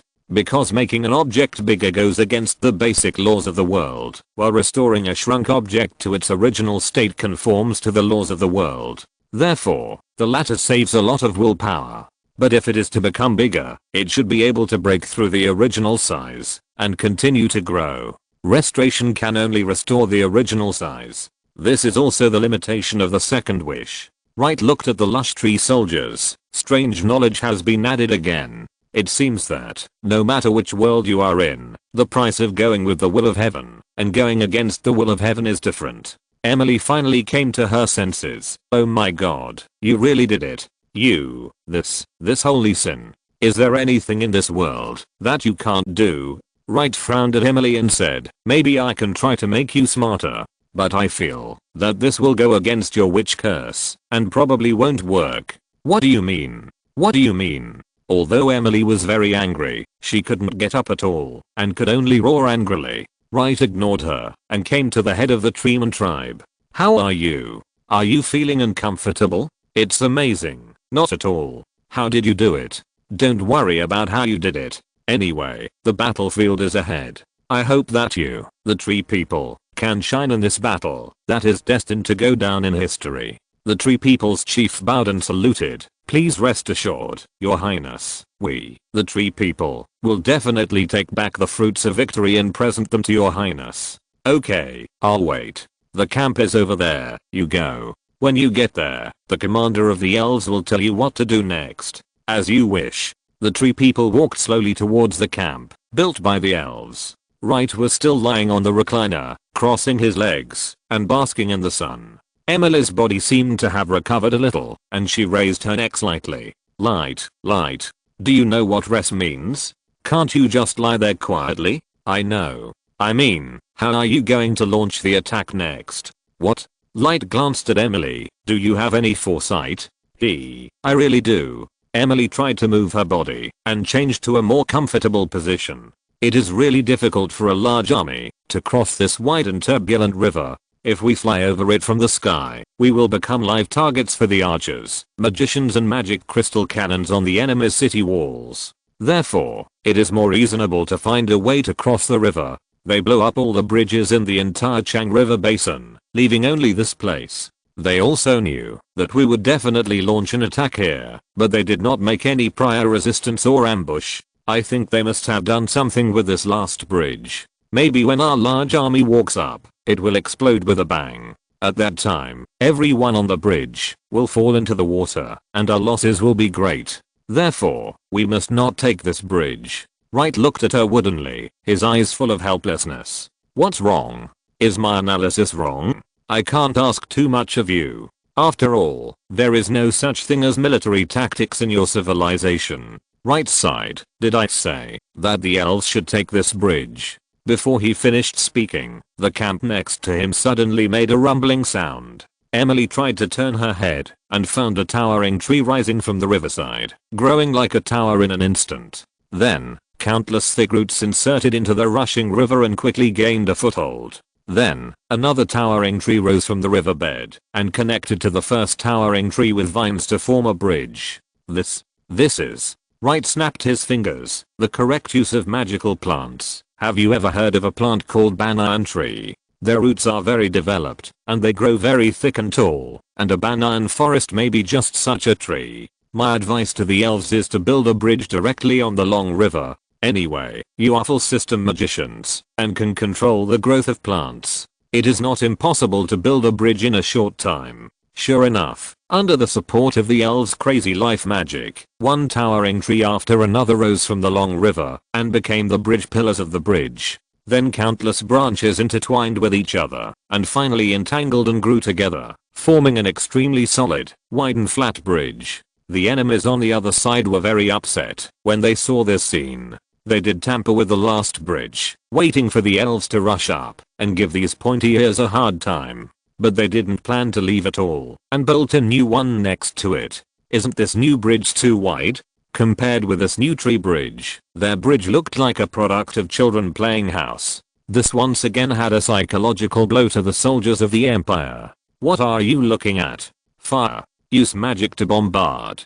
Destroy these bridges. The commander on the other side roared and ordered his men to start attacking the bridge. Although their range is not as far as that of the elves, it is enough to deal with the part of the bridge that has been built on the edge of the city. As long as this part is bombed, the enemy will not be able to land, and the city will still be safe. The soldiers under his command also woke up from their dreams and began to bombard this end of the bridge frantically. The magic crystal cannon fired crazily, as if it was free. The magic scrolls were also torn apart, and powerful magic instantly descended on the long bridge. And those magicians also raised their staffs and joined the bombing journey. Facing the enemy's bombing, Wright was relatively calm. What can I do? Emily was anxious. The bridge that was built with great difficulty was bombed into a broken bridge. Hey, aren't you in a hurry? Wright raised his eyelids. Why should I be in a hurry? Isn't this good? What do you mean it's good? The bridge was bombed. If it's bombed, just rebuild it. We have a lot of elves, and the elves have a lot of magic potions and magic crystals. We are not afraid of building it like this. But what about the other side? How long can their magic crystal cannons last? How many magic scrolls are there in stock? If those magicians are not afraid of falling into the magic power dry syndrome like you, they can continue to bomb.